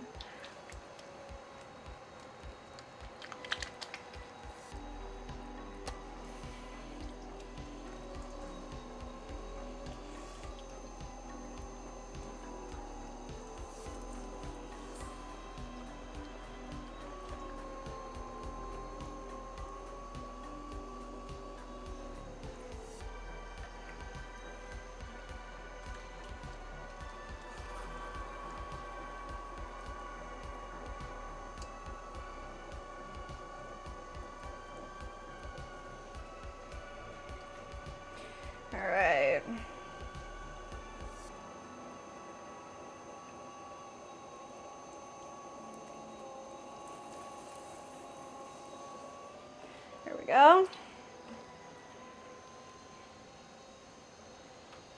Let's find our sponge.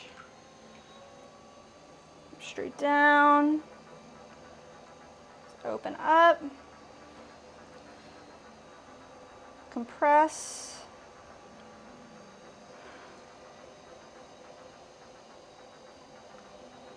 Compress our base. Do this 3 to 5 times minimum.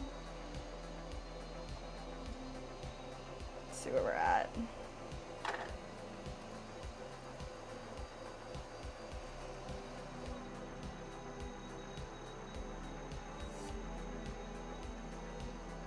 Pull up, compress your lip.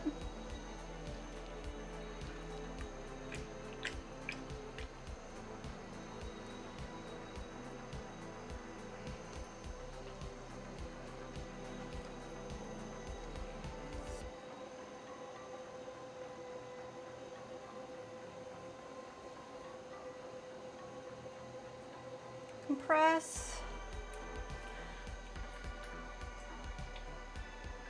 All right, y'all. Let's keep this concave. We're trying to get 4.5 inches tall. Let's be a little taller. Let's come in, grab that clay right there.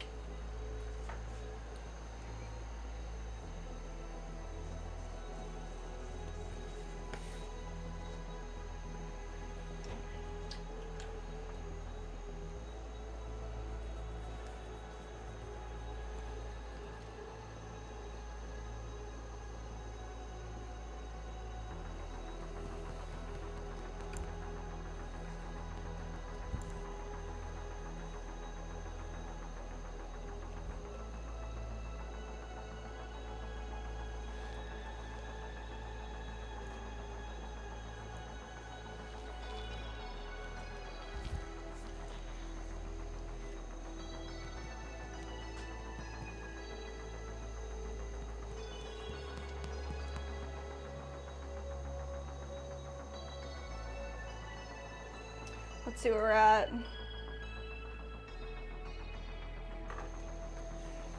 Not too bad, just about.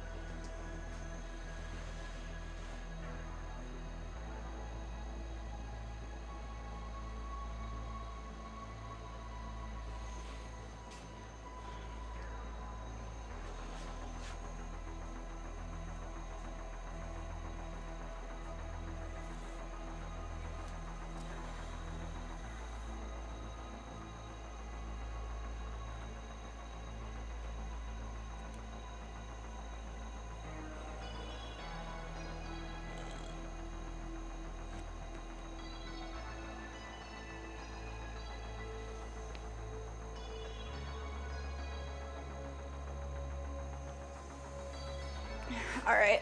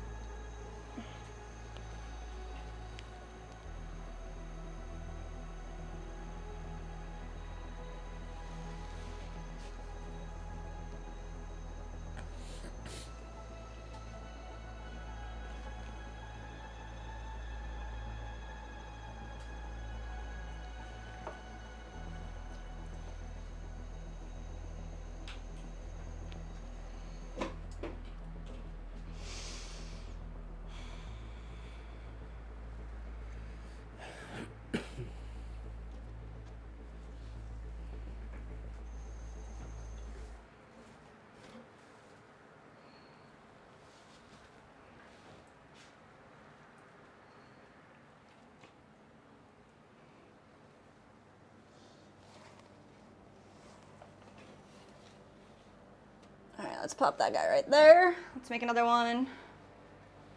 This looks pretty good.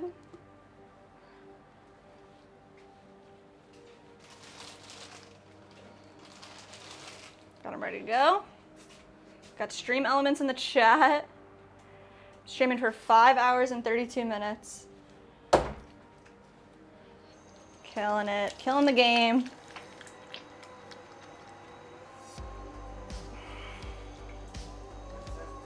Stream elements coming in saying 5 hours. I said killing the game. Short stream today, definitely. Like to go at least 8 hours, but not gonna make it today. Well, there's rumors online that you're a part-time streamer. No. Full-time potter.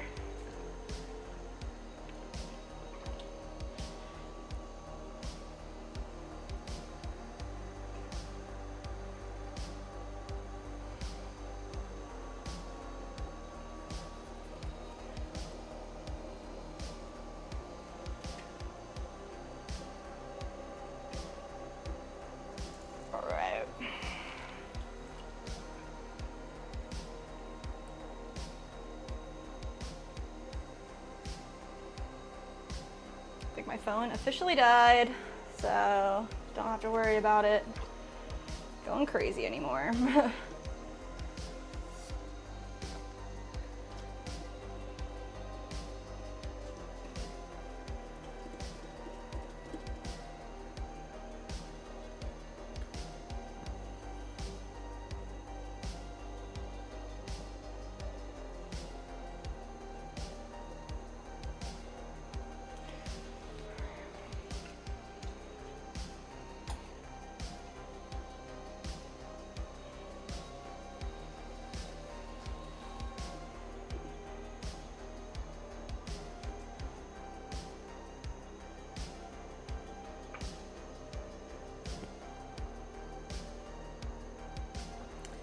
All right, let's see. 4.5, 3 openings, a little too wide. Let's color it in a little bit.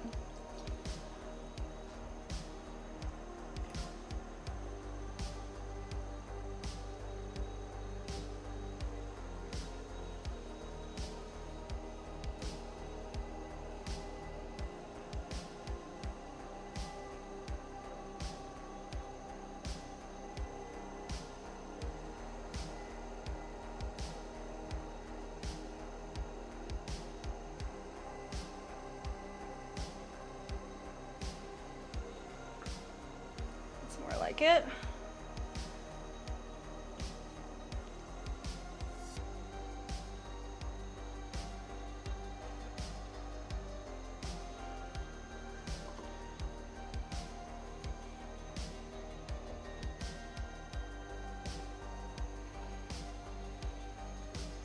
Just a bit tall.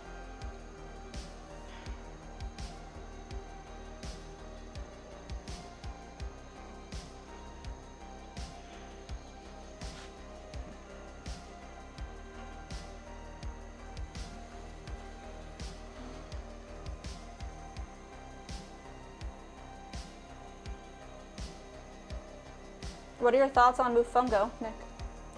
I didn't ask. What do you think about it? I don't know if you looked up a picture or not. All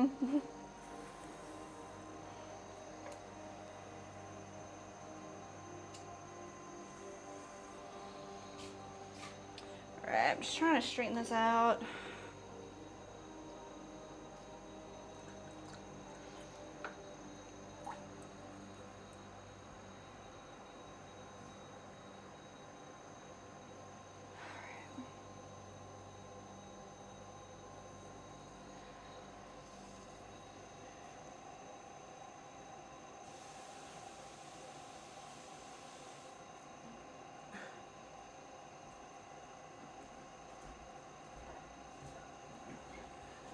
All right, let me check it out. Didn't really see what it was. No Mofongo. What? I just like stabbed this piece. because I'm getting tired. You see that? Let's see if I can trim it down. Stab it with my fingers. It says mofongo is a Puerto Rican dish of mashed fried plantains, garlic, salt, and olive oil. Their dish is traditionally served with broth and paired with meat or seafood. So the plantains are mashed with fat or oil and spices, and sometimes pork. Look at the picture. In a wooden mortar and Yeah. pestle.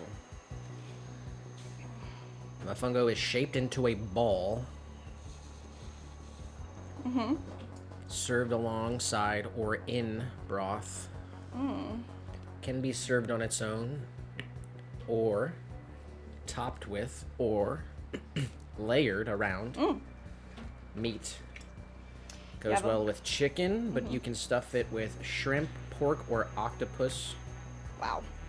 Can be garnished with pork crackling, Ooh. red onion, and cilantro. Let me look at some images here. Looks like it's done a lot of different ways. I'm seeing some that it's like a big, you know, like kind of like a pie, Oh, wow. right? Okay. It's like a big cornbread ball Yeah. stuffed with the stuff. Okay. I'm seeing other ones where the plantain mixture mash is kind of shaped into a bowl and the stuff's on top. That's how I've seen it. I'm seeing some where it's shaped like a dome and the stuff's around it. Oh, yeah. I like the idea of plantains with chicken or meat. I'm particular with how I eat my shrimp, so I'm not sure if I'd like it with the shrimp. But I like plantains generally. I think it'd be a good flavor. It's kind of a sweeter starchiness, Yeah. and then just meat mixed with it. I mean, sounds good. Yeah, I want to try it. There's like I don't know if it's a Puerto Rican restaurant, but they serve mofongo. It's like a whole restaurant. Some of them look Here. straight like matzo balls. Really? Wow.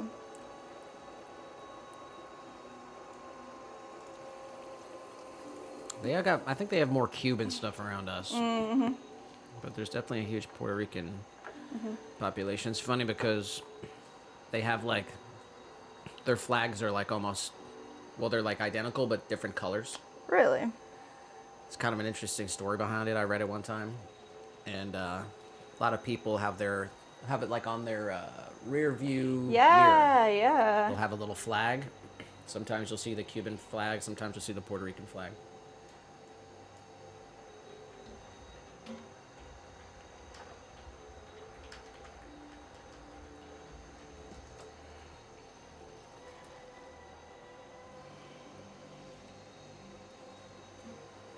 Yeah, so here's the story. The Puerto Rico flag was designed based on the Cuban flag, but with inverted colors. It has 5 horizontal stripes that are red and white, and 1 white star on a blue triangle.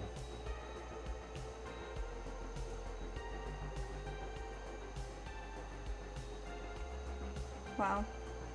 Why was it based off of it? Like, Because of the way that the governments went. oh yeah? When Puerto Rico...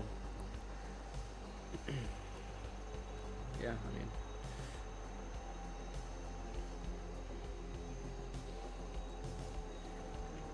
see if I can read a good story somewhere.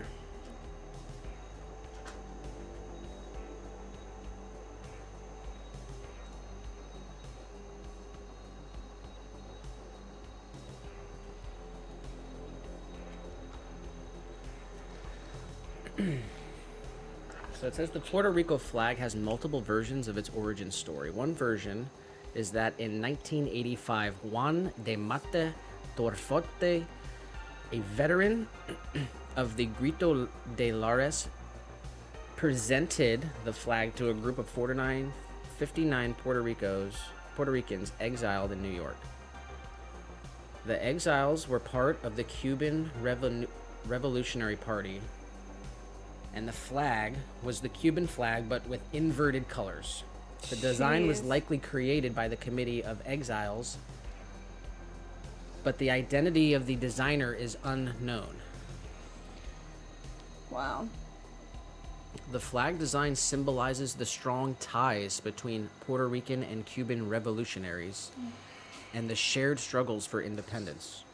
It also represents a potential future that Puerto Ricans have not yet attained. The flag has become a symbol of pride and resistance for Puerto Rico, and in 1948 the government passed a law making it illegal to fly the flag in an attempt to suppress rebellion. Today, the flag is reclaimed by Puerto Ricans of all identities and displayed proudly around the world. Wow, man. That's crazy. The adoption of the Cuban flag with inverted colors as the new revolutionary flag of Puerto Rico symbolizes the bond existing between Cuban and Puerto Rican revolutionaries and the United States independence. Wow.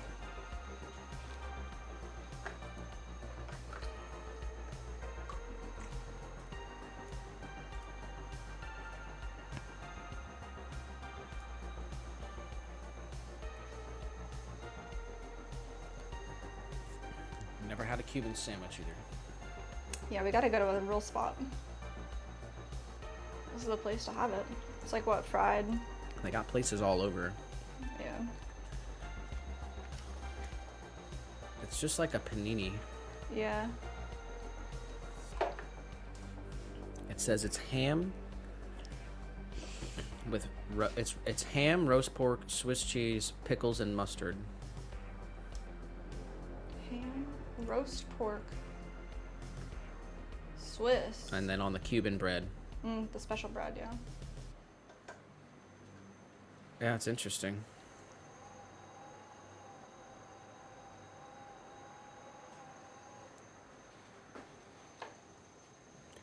Not a lot of good sandwich places in Lakeland. Yeah, unfortunately. I miss a good hoagie.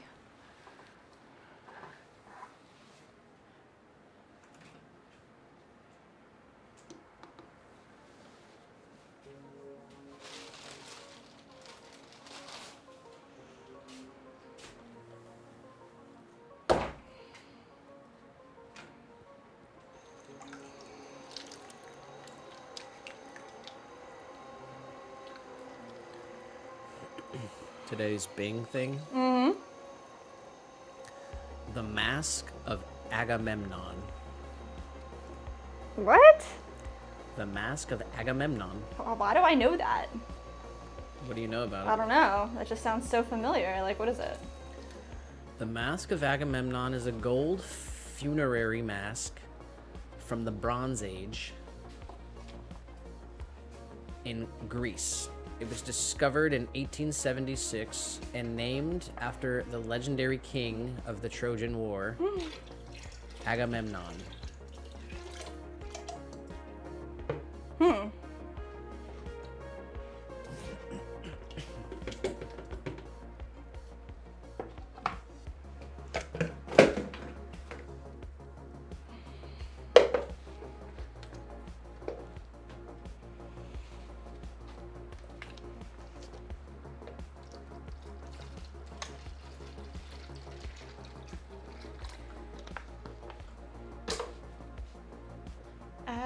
Agamemnon.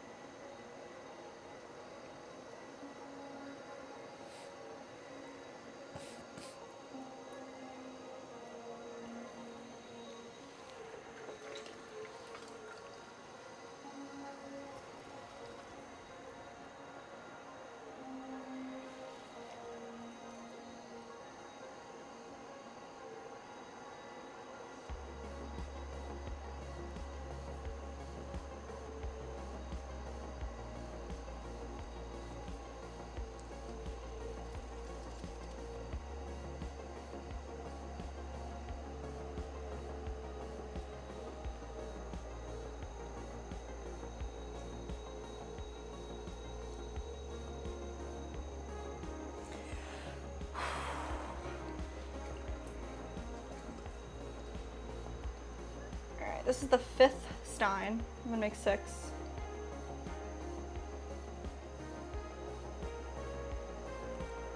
You gonna call it there? Yeah, once I make the 6th one, I think that's... You're done? Yeah, is that good timing for our special that's event? fine. All right. This is a number 5 though, so I got one more after this.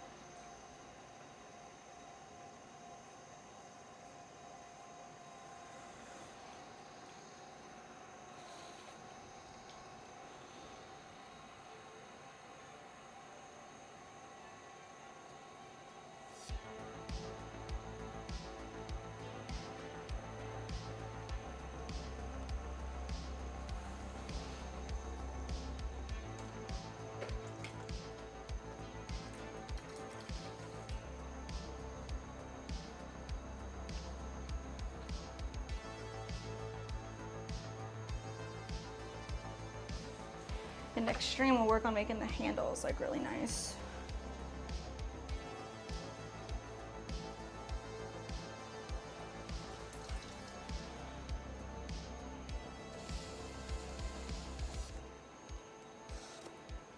All right.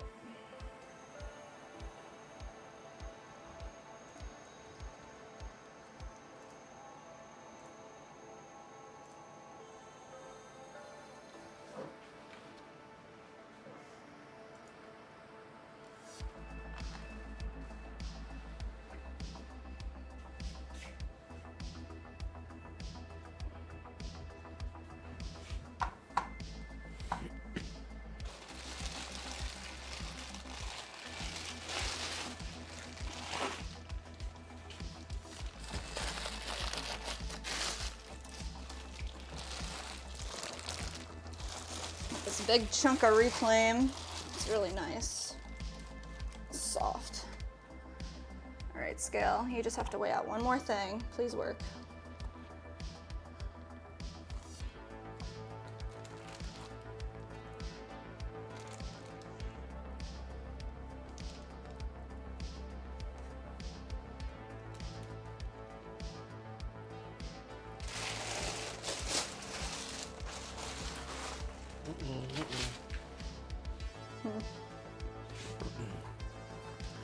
OBS disconnected. Little guy. Oh, no.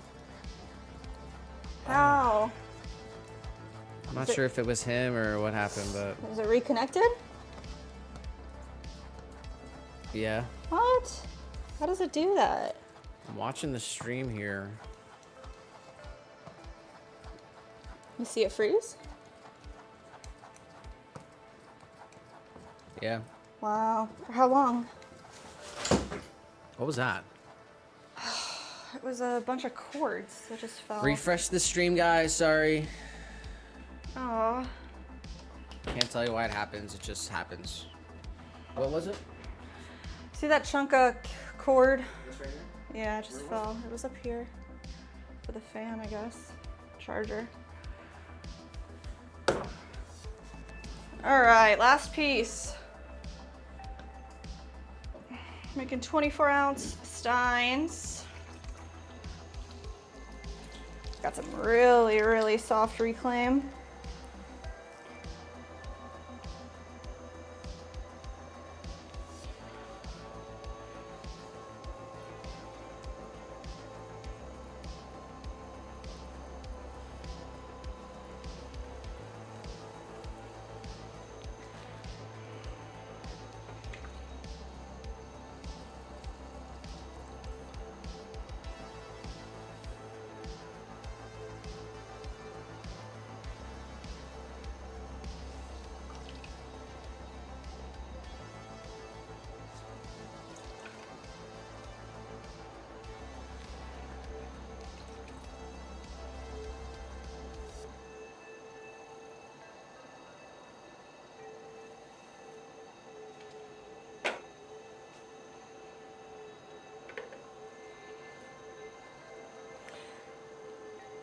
our wall, concave, press the rim.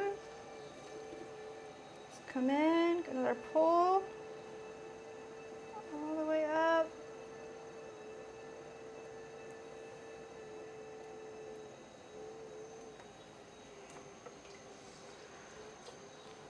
Bring this in a little bit more. Grab this clay right down here.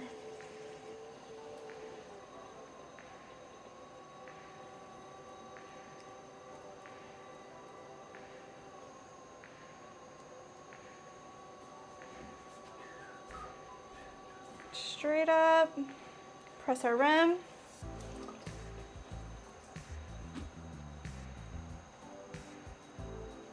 Little guy just ran away. What?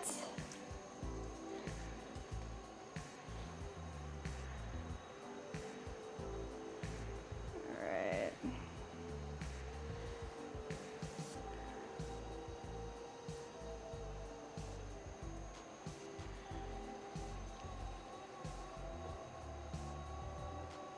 Keep this wall pretty straight here.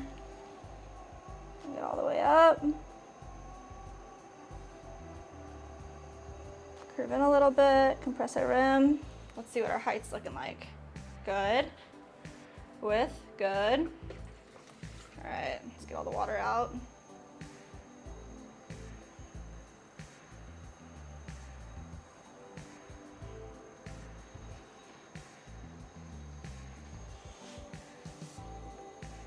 Make it a little thinner.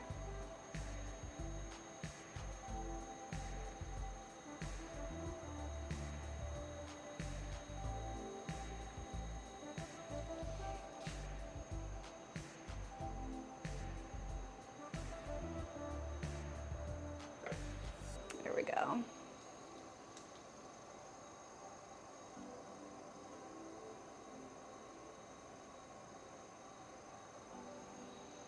Clean it up.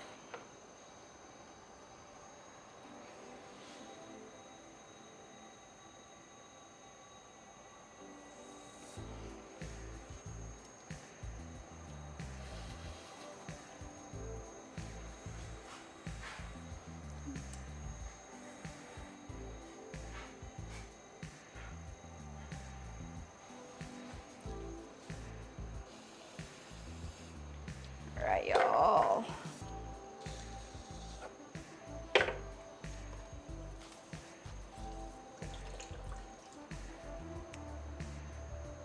Right into the bottom, get all the water out, any slurry that's hanging out down there. We're gonna add a little swirl, because we love the swirls.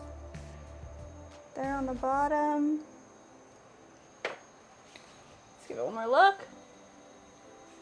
It's okay.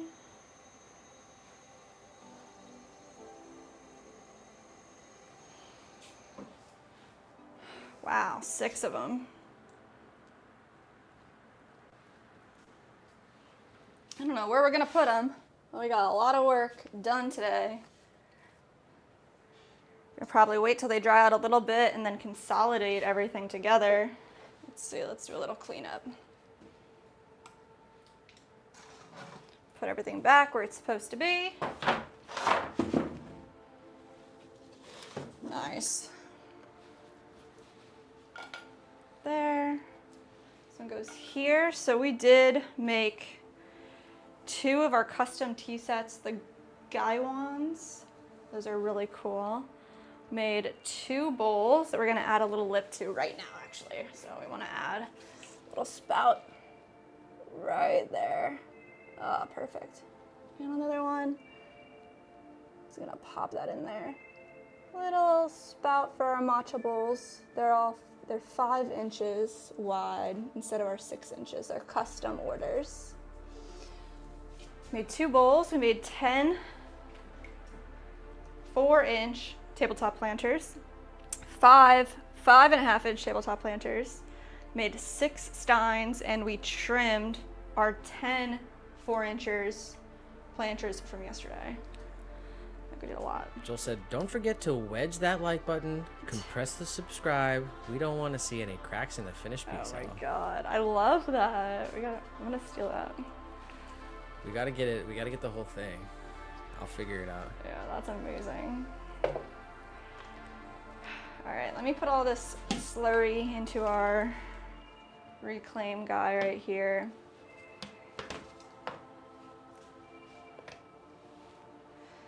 Let's see.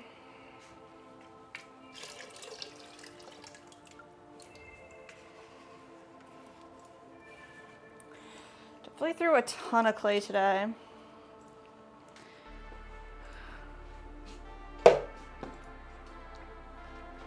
Probably close to like 75 pounds again. Do the math if you want.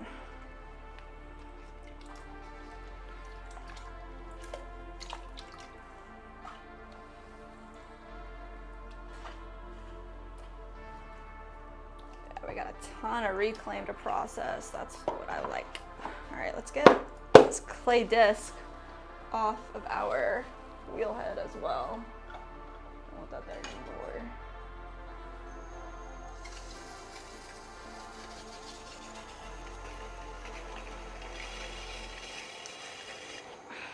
Nice. Totally usable still. Wedge that right up.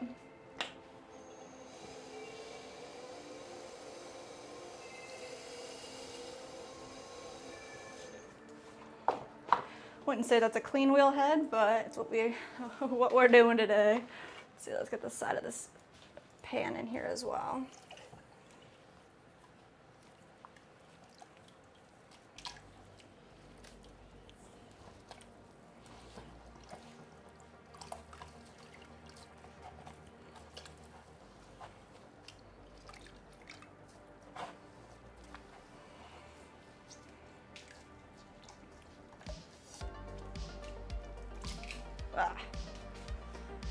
Making messes, having fun.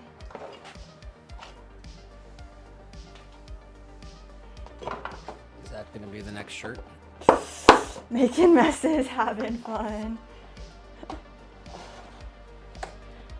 It's a good one. I don't know if it belongs on a shirt. Think it's good enough for a shirt or not?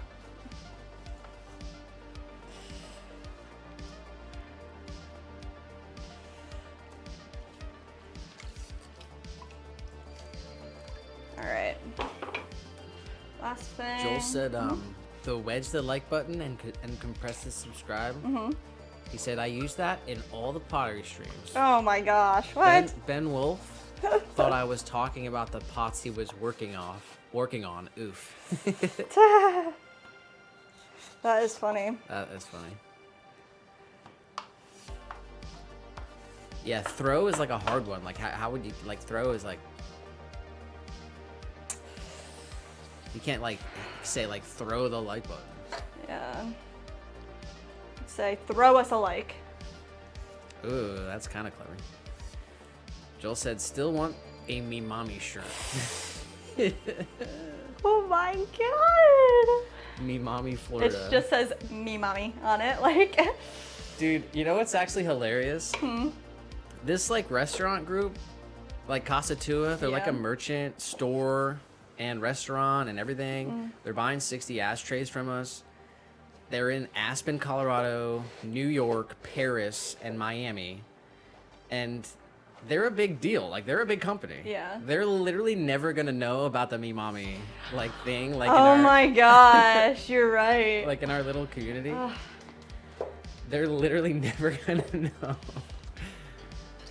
That's so funny. Wow. That's so funny. I wonder if maybe one of them is a lurker. Maybe they know. Oh, maybe. That'd be pretty funny. Nobody tell them. Don't send them an email. Yeah, don't, please. It's private. They're not going to get any Me Mommy merch. Yeah, merch. Okay. I want to take a quick break. Or I just want to run to the bathroom. All right, go wash up. Yeah. My hands are really, really gross. I'm going to try to clean off this area over here.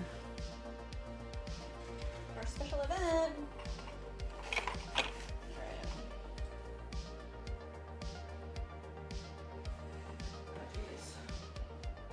Just go, what? I'm just gonna move this green piece somewhere. Do we know where? Don't know.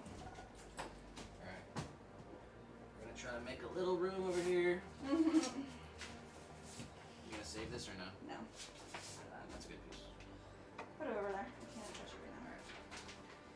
We'll put all this stuff on this plate as well. There's pottery in here though, so careful. Nice.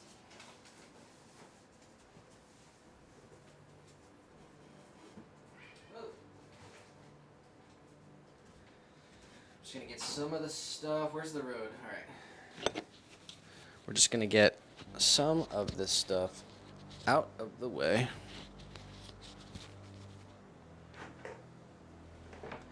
A lot of trash.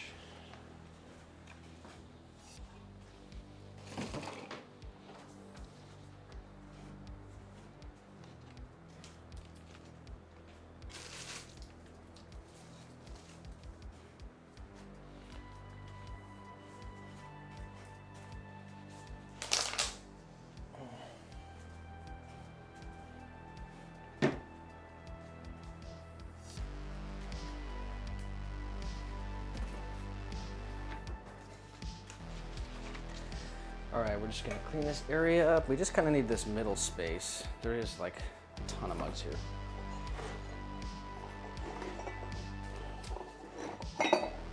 What's that, 246? There's like 15 mugs right here. Just move everything over a little. Got our glazes here for an order we had.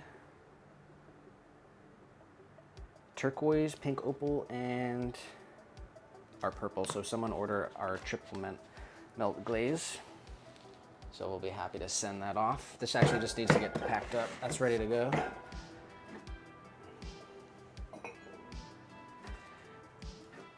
Bunch of bowls here.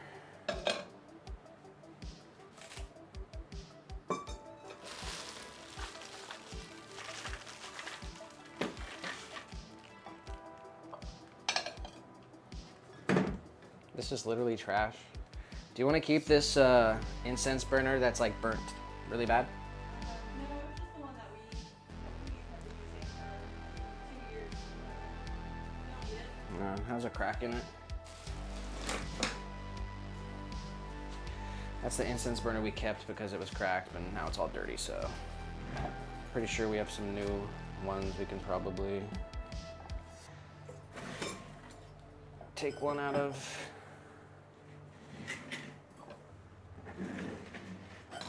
Since I rearranged the desk area, can't see my screen anymore, so I don't really have like a monitor when we're at the desk area, but that doesn't really matter. Okay, as long as we have some area here, that's pretty much good.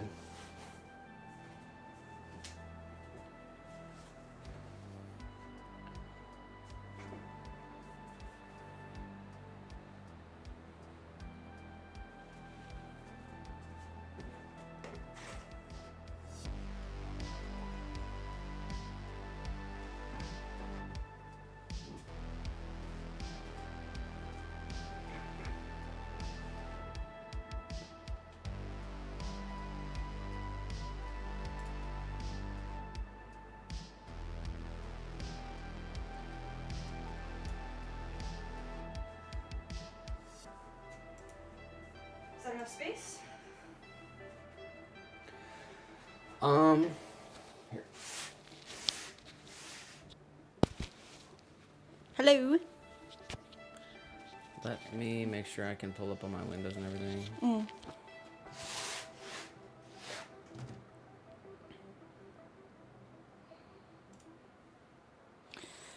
Hands need to dry. Just washed them off.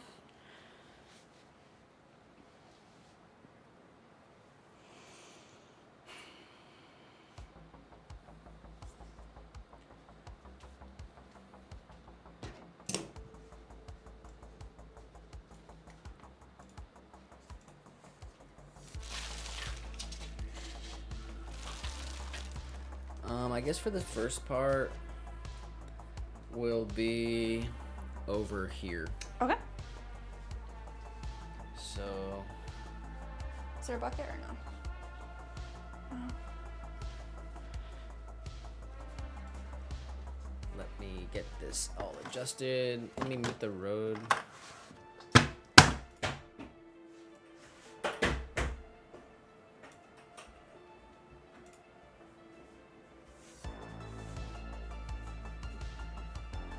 I'm gonna come over here. Yeah.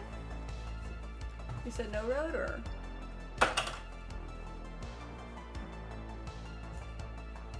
No road. No, I already muted it. It's all good. So we have this mic for us here. All right, I just need to go get something.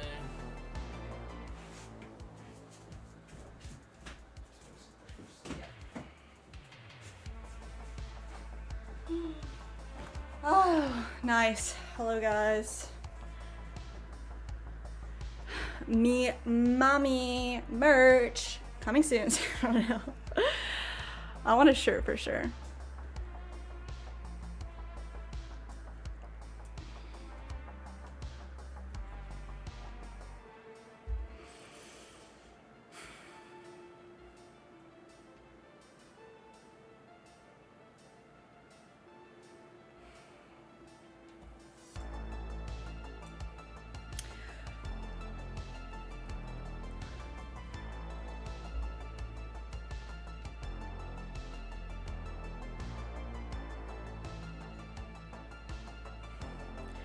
TRX Boy says, when are you ending the stream? We have a special surprise happening now, which is right at the end of the stream, so maybe have like 30 more minutes hanging out. We have a special surprise coming up. Let's see. If you don't make it, I'll have to make myself a select few. Like, I just want it to be like so low key and it just like across like the front right here, or even like a hat, like a Me Mommy hat, and it just says it in like straight up regular text. That would be pretty good. A shirt would be fire though.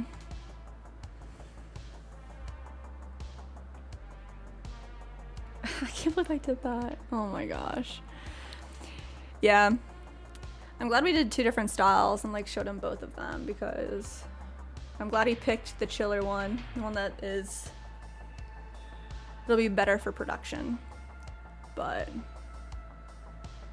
I was thinking like maybe I need to Photoshop this Me Mommy out, or maybe he just won't know. And I sent him a few pictures, but he didn't say anything about it. I just said they were prototypes, so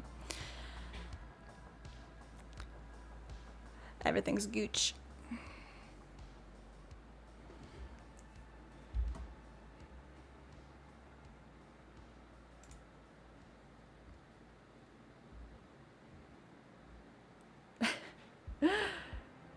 Just know if the day comes where there is a Me Mommy shirt, I will buy one. Just Me Mommy. Lots. Such an easy mistake. Oh my gosh, dude. I was like trying so hard not to misspell everything too, which is exactly why it happened. Like I was looking at the original one, making sure, because I knew I would definitely misspell something like that, like without a doubt. That's so up my alley.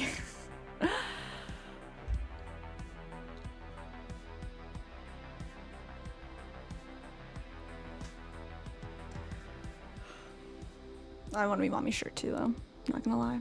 I want like I want to just like put together a hat. We had like an old logo, a Swan City logo on. I think it was like on a button up. That was pretty awful. So Nick cut out the logo and I stitched it onto a hat. I've been wearing that hat and that's been pretty cool. I like that a lot.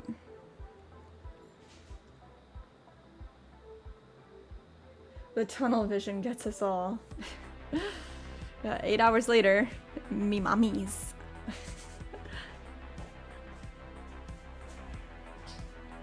We all just need a little Me Mommy.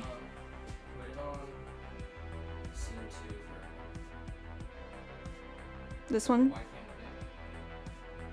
And then take off the images Vertical, take off. Go down. Okay. No, not all the way down. Just the two. There's two right there. The video capture? Okay. Move. Stay low. Why? Because I saw a little bit. Just stay low. You're good. Alright. Where do you want me? Here's the hat, by the way. Oh, yeah. It's definitely kind of makeshifty, but stitched it up. Swanee hat. So this is the Swan City and Gap collab. This is an old Gap hat. This is actually from my dad. This is super old. And then we had this old logo from a shirt, and the shirt was like not good. So we popped the logo in there. I think we might make another one. Oh really? Your shirt's like good though. It's not nice to wear. We don't have a blue hat to put it on. It can be put on something not blue that just matches. I mean, maybe, I don't know. We'll see. All right. You like it? Yeah, it's my old hat. This was my hat. Yeah. I did tighten it, so. I know, it's way too tight. Yeah, I needed it to be tighter. All right. So I'm going to start recording here. Hopefully the audio is decently good. Mm-hmm. Turn the music off.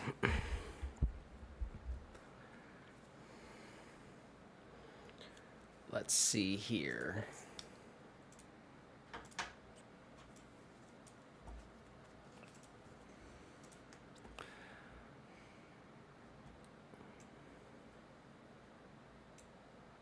Nope. Okay. There we are. So, first, here, just do me a favor and get this, because you're sitting there. Mm-hmm. Can you try to just make it so that it's a good background?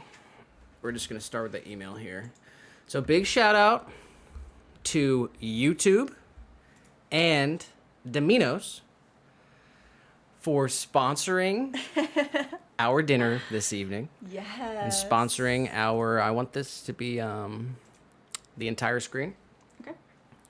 And then we're going to have to go to the browser and zoom in on the... Is it this one? Which one?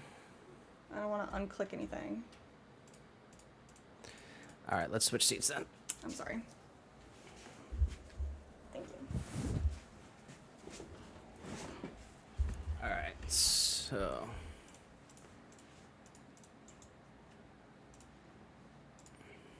Wait, you don't wear this?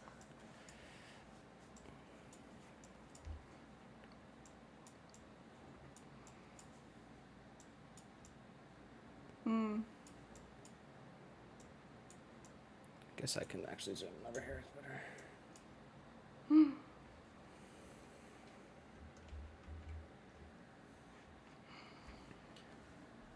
All right. Oh no, don't want to do that. I'm over here. Oh no, that fucks it up. Okay, have to do it like that. First of all, cheers. Cheers. Quick cheers. Did a good job throwing today. Thank you. A little celebration. Nice. All right. Refreshing. I'm actually going to do an intro to a video right now.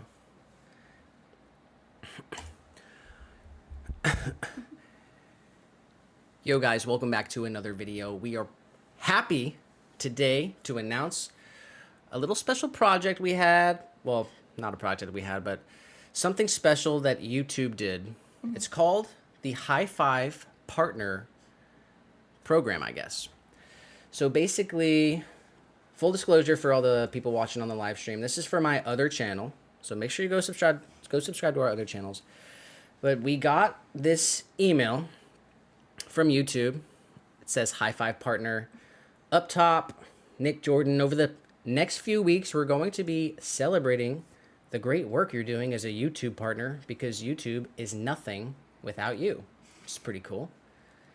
You're a part of the YouTube Partner Program, and we're stoked you joined us. Here's a well-earned high five. Boom. To celebrate all your hard work on YouTube. Treat yourself to some partner perks. In the coming weeks, we're going to be sending you some exclusive gifts and discounts. Keep an eye on your inbox so you don't miss out. To get the good stuff, sign up at the Rewards Hub with your unique code. I guess I shouldn't have showed the code. We'll blur that out. It's okay. Everyone watching the live stream is chill. I'm already signed up, so that was the next tab we got here. So let me make this fit the screen good. Why is it all the way over there like that, though? Oh, there we go. There we go. Nice. So this is pretty awesome. I've been doing YouTube since 2015, so almost 10 years, which is pretty crazy. Wow. It's kind of one of my biggest goals to hit 100K subscribers on any channel.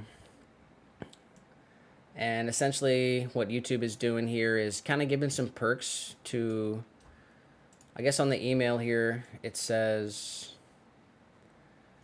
we'd love to see you enjoying your partner perks.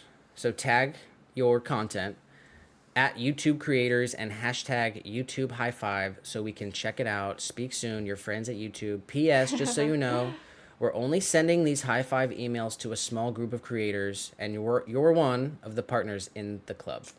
Special. Wow. So I think that's really cool. We're gonna put out a short and a video and tag this because basically it kind of shows that YouTube's taking care of their creators, which I think is great. Giving back. I mean, the fact that they have monetized content is awesome. You know, it took Instagram a long time to do it. Yeah. Rumble does it right off the bat. You know, YouTube still has some, things you need to accomplish before you can do it. But I think it's really cool. I always encourage everyone that I've ever known to start a YouTube channel, right? Yeah, you have. Yeah, I mean, that's why we have the Swan City channel right now, because you told me start a channel. And then we came together, and now it's bigger than I could have ever thought. Yep, I convinced Jess to that we should do it on YouTube. We should live stream it, everything. And I've done that with my other friends, other people I've known. Every artist I've ever known, I always ask them, do you have YouTube? They say no. I said, you got to get on YouTube, man. 100%. And that's why I'm kind of want to show this to you guys, all the people on live stream and all the people that watch our videos. Because we got a lot of not young, but we got we're still green in the whole genre as well. But I think it's cool to show off because it's just another something to look forward to. It's a goal to set yourself. Yeah. Keep working on the YouTube. Keep growing your channel. Go work on your videos, and I genuinely tell people that that I meet and care about because I think it's great. I love doing it. I started doing it just for me to save my experiences. And it's been awesome. It's been great. So I encourage you to do the same. I always do that, to people that I care about. So work on it and grow your craft, grow your catalog, grow your library. 100%. And you will thank yourself for doing so. And even if no one watches it, and even if it doesn't matter, but it's really all about doing it for you. That's what it's about. Recording what you do. Yeah, having the memories in the storage bank. So once you get the email, basically you sign up for this high five partner perks. So this is kind of what it looks like. It says, as a valued YouTube partner, you're eligible for some top perks. And so here was the perks. Illuminate your space. Unfortunately, we didn't get this one because I don't check my email very often. So I wasn't quick to the thing. But it says it was a limited edition neon light to illuminate it's illuminated. It's a sign. Yeah, it's a YouTube sign. Little neon it says first come, first serve. Get yours fast. That would have been so cool to have. It really would. We could have put it in the background for the stream, whatever. We're gonna have to keep an eye on these emails if there's any other ones. They said there's more to come, so it's a perk program now. But here's the perk that we did get. Yes. Treat. It's a treat. We got a treat from YouTube. So thank you, YouTube. Thank you, YouTube. And Domino's. Domino's. Oh wait, this is Domino's. I thought this was. I'm kidding. That's a joke. Big shout out to YouTube and Domino's for doing this. Yeah. So this is our treat that we get. The stream today and our dinner is sponsored by YouTube and Domino's. Yes. Free small pizza. It says studies suggest there's a link between eating and creativity. So spark your brain with a multi-sensory taste experience. Wow. They're really putting a lot into it. And basically when you click on this, it has some of the information. I'll blur anything that's fucked. I don't know. We already used it, so it's good. It's good. But it says, here's the terms. All the creators are, you get basically what you get is a online gift card for $15. So they say you get a small pizza, but actually you get more than a little bit more than that. $15. Big shout out to YouTube and Domino's for doing that. And Thank you, guys. we'll do a quick transition here. Let's go. Let's go Let's show go it off. Show it off. Ha. Oh, that was none on the vertical.